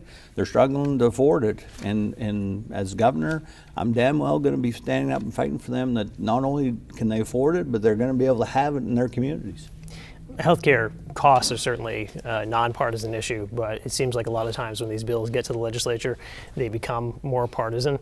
How important would it be for you to have a Democratic-controlled legislature, or can you work with Republicans on some of these big healthcare initiatives? Well, I don't see this as partisan either, but unfortunately sometimes it does become that way. But I mean, on these prescription drug bills, I mean, we were able to pass these bipartisanly. And I would hope that we could continue that because obviously it doesn't matter if you're Republican or Democrat, you need prescription drugs, you need health care. And I would, hope to continue to get support from both sides of the aisle on this, and I will certainly be talking to, both Republicans and Democrats about why this is important for their constituents across Maine. I mean, in Aroostook County, I mean, it's getting to be that, there's as many Republicans as Democrats in my old district, and they were still voting for me because they knew I was fighting for health care. So I'm not going to look at that as a partisan issue. I'm going to look at that as an issue that Mainers need, regardless of party affiliation. Yeah. Since you touched on it seems like there's been a shift, especially in Aroostook County, but throughout rural Maine. Areas that used to be traditionally Democrat have now shifted Republican. Certainly you're seeing that in Aroostook County. I guess, what do you think the Democratic Party can and should be doing to really go after these rural areas of Maine to rebuild your support there? I think regardless of the party, I think that people in Maine and probably across the United States want elected officials to be talking about economic issues. I mean, obviously you hear everybody talking about affordability now, but in my races, I mean, economics has been the issue all along. I mean, that's how I got started, fighting for jobs in the logging industry. But it's been healthcare, prescription drugs. I mean, nursing homes. We've lost 40% of our nursing homes in Maine, and you know, people are having a hard time to know, you know, where they're going to, you know, take their mom or dad whenever they get to that position, or you know, even for elders, like when you know, it comes to that time that they can't take care of their home, like what, you know, where are they going to get their health care? And these issues have become, and property tax reform, I mean, people are having a hard time paying their property taxes. All these issues have become a major problem for people across the state more than ever. And, you know, certainly for Democrats, I mean, we have to get back to economic issues, you know, talking about these issues, fighting for these issues. Regardless of the party, I think that is what people are going to flock to. If it's Democrats that want to talk about it or Republicans, that's where voters are going to go. And I know in my races, that's what have made people want to vote for me. That's what I've always fought for, and I believe that's why I've won my elections in the second CD. So you've mentioned a couple times now, you alluded to the fact that Governor Mills has vetoed numerous of your bills. I think you've said before that you believe she's vetoed more of your bills than perhaps anybody else. No. It's no secret in Augusta that you've had kind of a rocky, sometimes thorny relationship with the governor. How would you approach the job differently, or would you approach the job differently than Governor Mills has? So on lock in, you can't let the chatter saying he's boring win. I mean, they're not wrong. He is boring. It's true. This is politics. What, you think everyone's going to be fucking flashy? You think every person, this is a person who is a career politician, man. What are we talking about? Yeah, he's an old man with good policies. He's the best we're going to get. I don't think there's a hidden political talent waiting in the fucking darkness in the forests of Maine. Okay? Troy Jackson. I didn't do a rape. That's crazy. I think I've spoiled you silly. Okay? Up and down the ballot.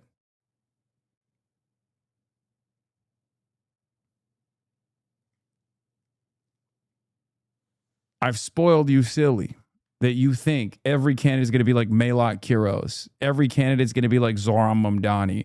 Every candidate is going to be like Daria Liza or Claire Valdez. Not everyone has the Turby Derby method, okay? Yeah, not everyone is going to be like Abdul.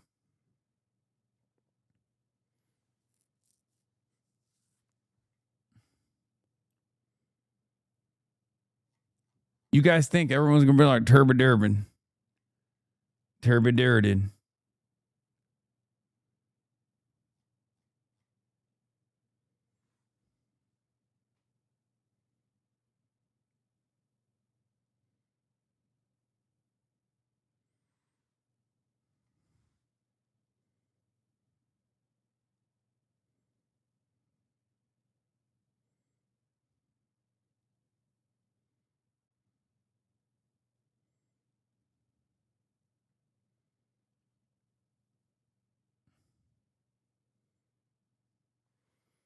Troy Jackson, I'm a lumber guy. Well, I mean, I'll say that, you know, Governor Mills obviously is an extremely intelligent person, has done a lot of great things, but I just have a different approach to leadership. I mean, I just think that I'm not a top-down approach person. I mean, I believe in bringing people in, listening to their ideas, and you know, not being afraid of being wrong. You know, I have strengths. I know what my strengths are, but I also know that I have weaknesses, and I'm okay with that. You know, I mean, I really don't have a problem, you know, telling someone that I haven't heard of that, or I've never experienced that, you know, or tell me how we can get this done. It's okay for me to ask for help. And that's how I'm going to approach being governor, is, you know, bring smart people in, bring people that know more about an issue than I do, and let's get to work and figure this out. And that's really what's exciting me about this job. I mean, just like when I was Senate President, putting the other senators in the committee positions, I'm looking forward to finding the best people for commissioner slots. That really does excite me, and but I want to have people come in and explain to me why we should be doing this or hearing their ideas. I put more bills in than anybody in the Maine legislature, and to some people's chagrin, but it was because I had people that came up to me with great ideas, and I thought, that has huge merit. Let's go forward with that, and that's how I'm going to be governor. Is I want to hear those ideas, and I want to work with people, and I think that's a good leader is when you're willing to listen to people. This is a man from a town with 236 people. There's no way he's only 58, only 2 years older than Chris Rabb. Oh my God. Sir, I have memes and you know it. Should Maine have another progressive candidate? No, it's the voters who are wrong.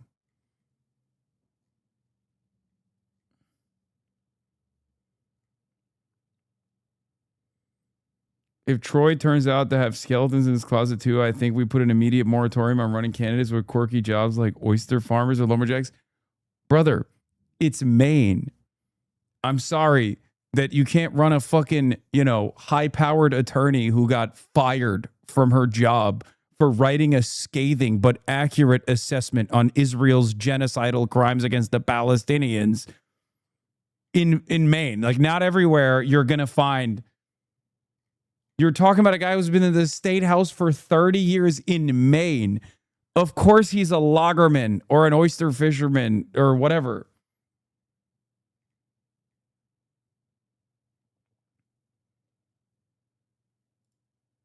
Hear me out. Yeah, Miss Rachel. Time for Miss Rachel to carpet bag back to Maine.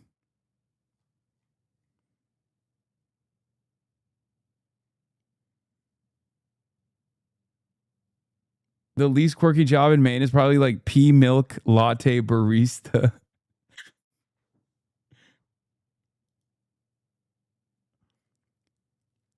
Thinking about that window of time after Tara Reade made her allegations, but before people decided they were lies, when like 4 major liberal feminists rolled out articles like this, I can't believe I had to vote for Joe Biden. Yeah.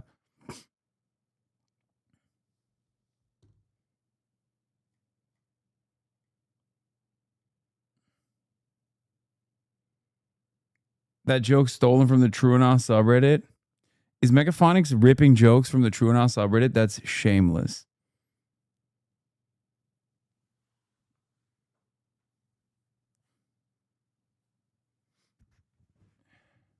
I made those up by myself. That's crazy. It's okay you rip jokes from chat all the time. It's our jokes, comrade. The fuck do you mean?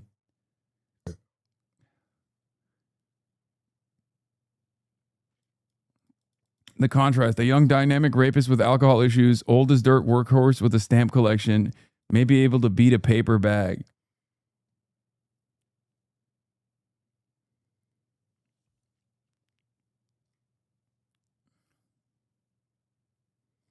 Are you going to be at Streamer University? No. I don't believe I will be at Streamer University.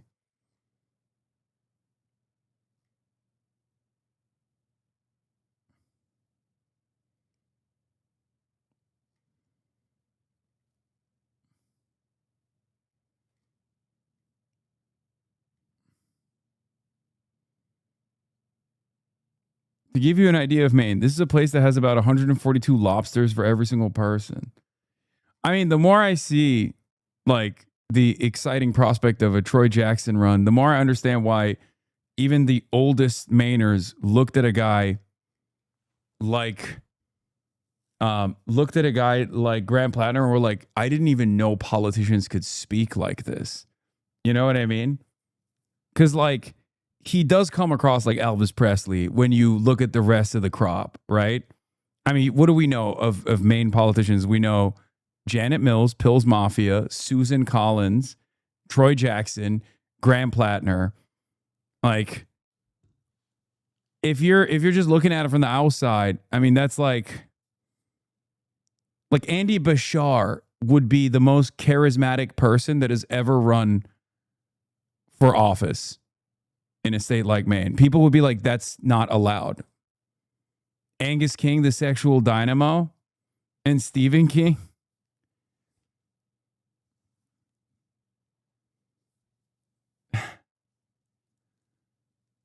They would look at a guy like Andy Bashar and be like, can he say that? Can he actually say those things? Like, I don't know. Is that allowed?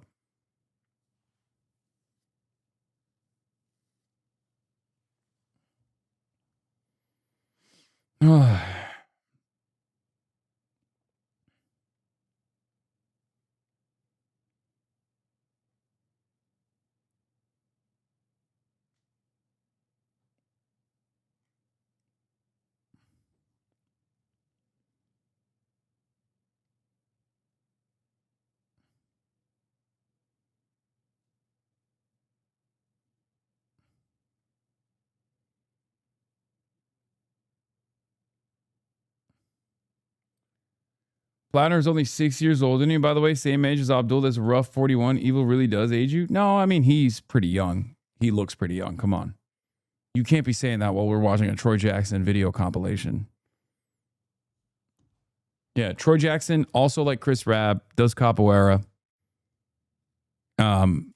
Is what I've heard. Anyway, all right, I'm gone for today. What a fucking roller coaster this was, huh? Anyway, we still got Abdul, baby. Still got Abdul.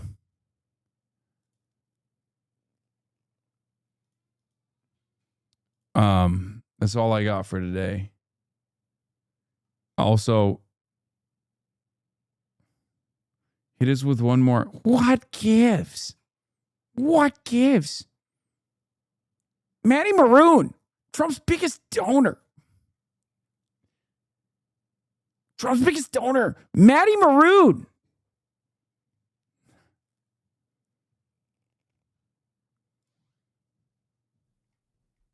Anyway, love you guys. And I'm sure there will be plenty of discourse for tomorrow. I'll be back. Stay safe. Stunning lo-fi introduction, starting off the day. All the chatter's trickling in, hostile people hate. Sunny Los Angeles, California, says Hasan. Stun luck to the stun lock, to the topics just begun. 'Cause there he is again, Hasan is streaming. Hasan is streaming. There is again, Hasan is streaming. Hasan is streaming. Reviewing a Chinese train, telling Kaya place. Sun and Asmin chatter loves, giving Greening's grace. Zoran winning NYC, woke two back with the force. The Rogan of the left, to me a dumb himbo still on course. The Charlie Kirk assassination, the Fear and Online show. 8 full fucking years of this, and plenty more to go. Doing fun stuff tomorrow, throw PBS up on the screen. A man-made horror reaction brought to you by this life's dream. 'Cause there he is again, Hasan is streaming. Hasan is streaming. There he is again, Hasan is streaming. Hasan is streaming. Camped out in the DNC, IRL with March the Goat, combating the propaganda that shoved down people's throats. CBS Israeli news, a coup, a regime falls. A full-blown fascist takeover, and still the duty calls. Total radicalization coming out to sea. The system will always fail, it's up to you and me. On these daily streets, whether short or whether long, have helped millions of people keep it moving right along. 'Cause there he is again, Hasan is streaming, Hasan is streaming. There he is again, Hasan is streaming, Hasan is streaming. But hey, what can you say? That's BBS for you. But he'll play games real soon, just you wait. Say, hey, what can you say?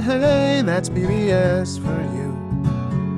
But he'll move on real soon, just you wait. Ba-da-da, ba-da-da, ba-da-da-da-da-da. Hey, what can you say? That's BBS for you.